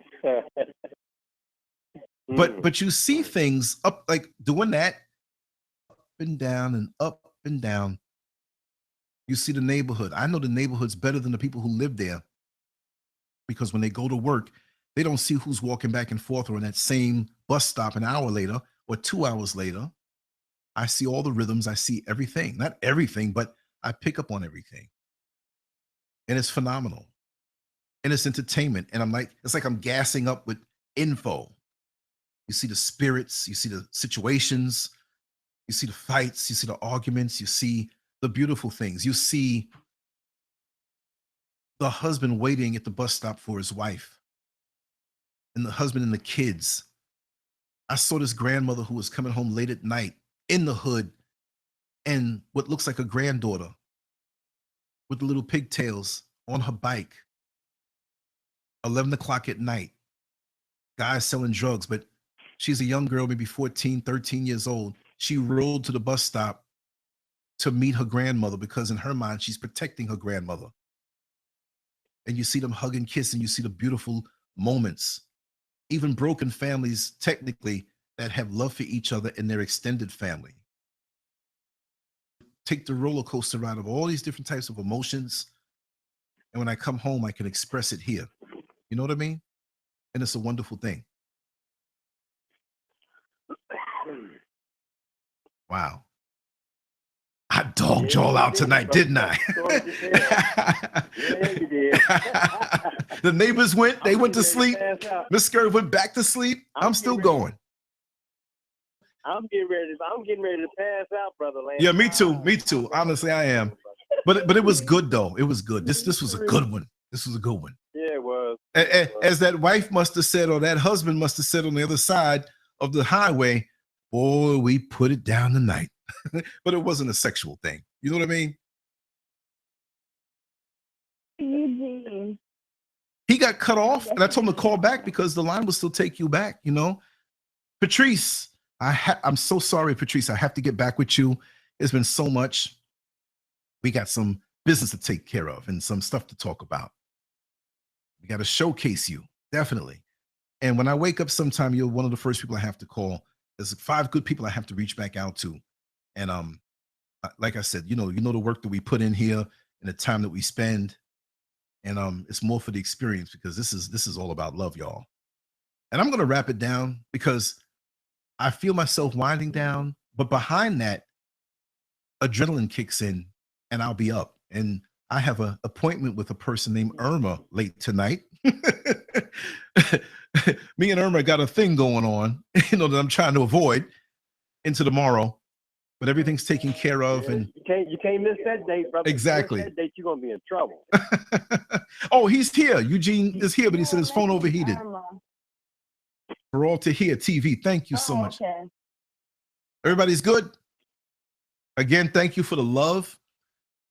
Thank you for just the fellowship. And I had no time to be scared about no hurricane. It's more about the love here. And I wasn't scared of the hurricane anyways, and tornadoes. But yeah, I'll be all right. We're safe. And I remember something you said earlier that if you died, at least you had the show to be your memory. I'm like, I meant to tell you, please do not say that. We do not need you to die. Who's going to do the show? If something happens to you, you have to show Mr. Scurv what to do. Exactly. I'll show before we leave. No, nothing's going to happen. Nothing's going to happen. We're going to be all right. No, I don't mean just like for the storm, but just in general. Yeah, no, seriously. And that's why you we don't want that to happen. Right. And that's why you have her personal number and all the particulars, and several others will, in the trusted circle will. And I'm going to show her everything so that this can continue on. And if something were to happen and she said, well, I'm not interested in keeping it going that way, we're going to take this equipment and we're going to send it to you. and no, but everything is going to keep going. Like I said, in closing, when you have a father, I'm out of here, but it was just symbolic talk here, right? When you have a father who has a family that he loves dearly, right? Many fathers say, yeah, y'all are going to be effed up if I die, because ain't nobody going to hold it together like me here, because y'all need me. See, that's an egotistical thing. A real father wants to put something into his children and his family so that the family goes on just as strong, if not stronger, without his presence. That's how you're a successful father, when you know that if I'm not here, this is still going to go on, that this is still bigger than me, that this is not, oh yeah, I left and it just fell apart. No, it's going to keep going and it's going to be beyond me. So I'm trying to give birth to something beyond me. This feel is not me. This is the way I chop it up and whatever have you, but it's all of what's inside of you, because I couldn't do all this by myself. I might have the equipment in different ways of connecting and hot wiring stuff up, but this general feel and love is collective. It's not just me, right?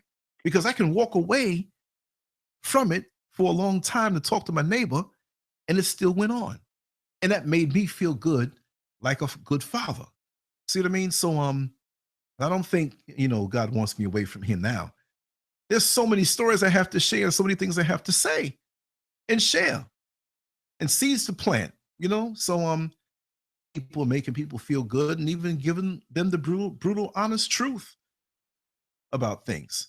So that's what I'm into. And it's a beautiful thing. Who would have thought when we started that we'll, do a show that's almost 8 hours long? I don't know at what point it is exactly. It just says 7 hours. And it's been at 7 hours for a long time. That's why I said it might cut off any second. So we'll wind it down. What's up, Jeffrey Lopez? Yes.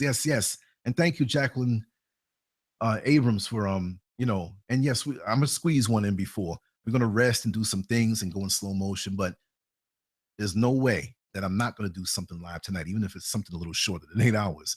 Because we have we gotta, make our moves tonight. So it is what it is. And it's just a beautiful time that we had tonight. And I'm looking forward to many, many more. And I want to thank you for that. And anybody else want to say anything in closing? Well, Brother Lance, this is Fahim. Just give me text me or something to let me know when you're gonna be on, so Yes. I can call back in. Yes, definitely. All right, my brother. I'll talk to you then. Okay. All right, I'll talk to you Beautiful. then. You guys have a blessed day. All right, you too. Take care. Good morning. Good night. Thank you so much for hanging in there All with right, us, good night to Nicole. everyone else. Good morning. And Brother Eugene. All right. Good Yes. night, everyone. Definitely. Wow. This is so good. Anyway, make sure to download the Landscape app at the Google Play Store, the Amazon Store, and the App Store. Hit me anytime, 407-0755. That's my personal cell. You can call, but texts always go through a lot better. I check them a lot more, and sometimes, voicemails fill up and everything like that. But you can call. It's a 24/7 phone. If I'm sleeping, I won't hear it. Subscribe to the channel, and thank you for all of your input and shared energy. And may all those who hear this show get something out of it, get entertained, get motivated, or some tremendous insight. And for the truck drivers out there, we gave you a nice long one so you can go interstate and get entertained with no commercials in there, right? So anyway, have a good night. Pray for me. Yes, indeed. We are concerned about the storm. Things can happen, but I do believe that we are protected on a divine level. And we have so much more to share and protect all of those out there who may be without. Because there are people who are kind of ignorant out there and don't want to listen to the evacuations and stuff. So, we got to look out for them. But I will be safe as I can possibly be here. And like I said, all through the week, look forward to more shows and more things that we're cooking up. And like I said, it's a labor of love. And thank you. This keeps me young. So 10 years from now, when I'm 64 years old, I think I'm going to look 10 years younger than I am now because of this. I love you all. Have a good night. Take care.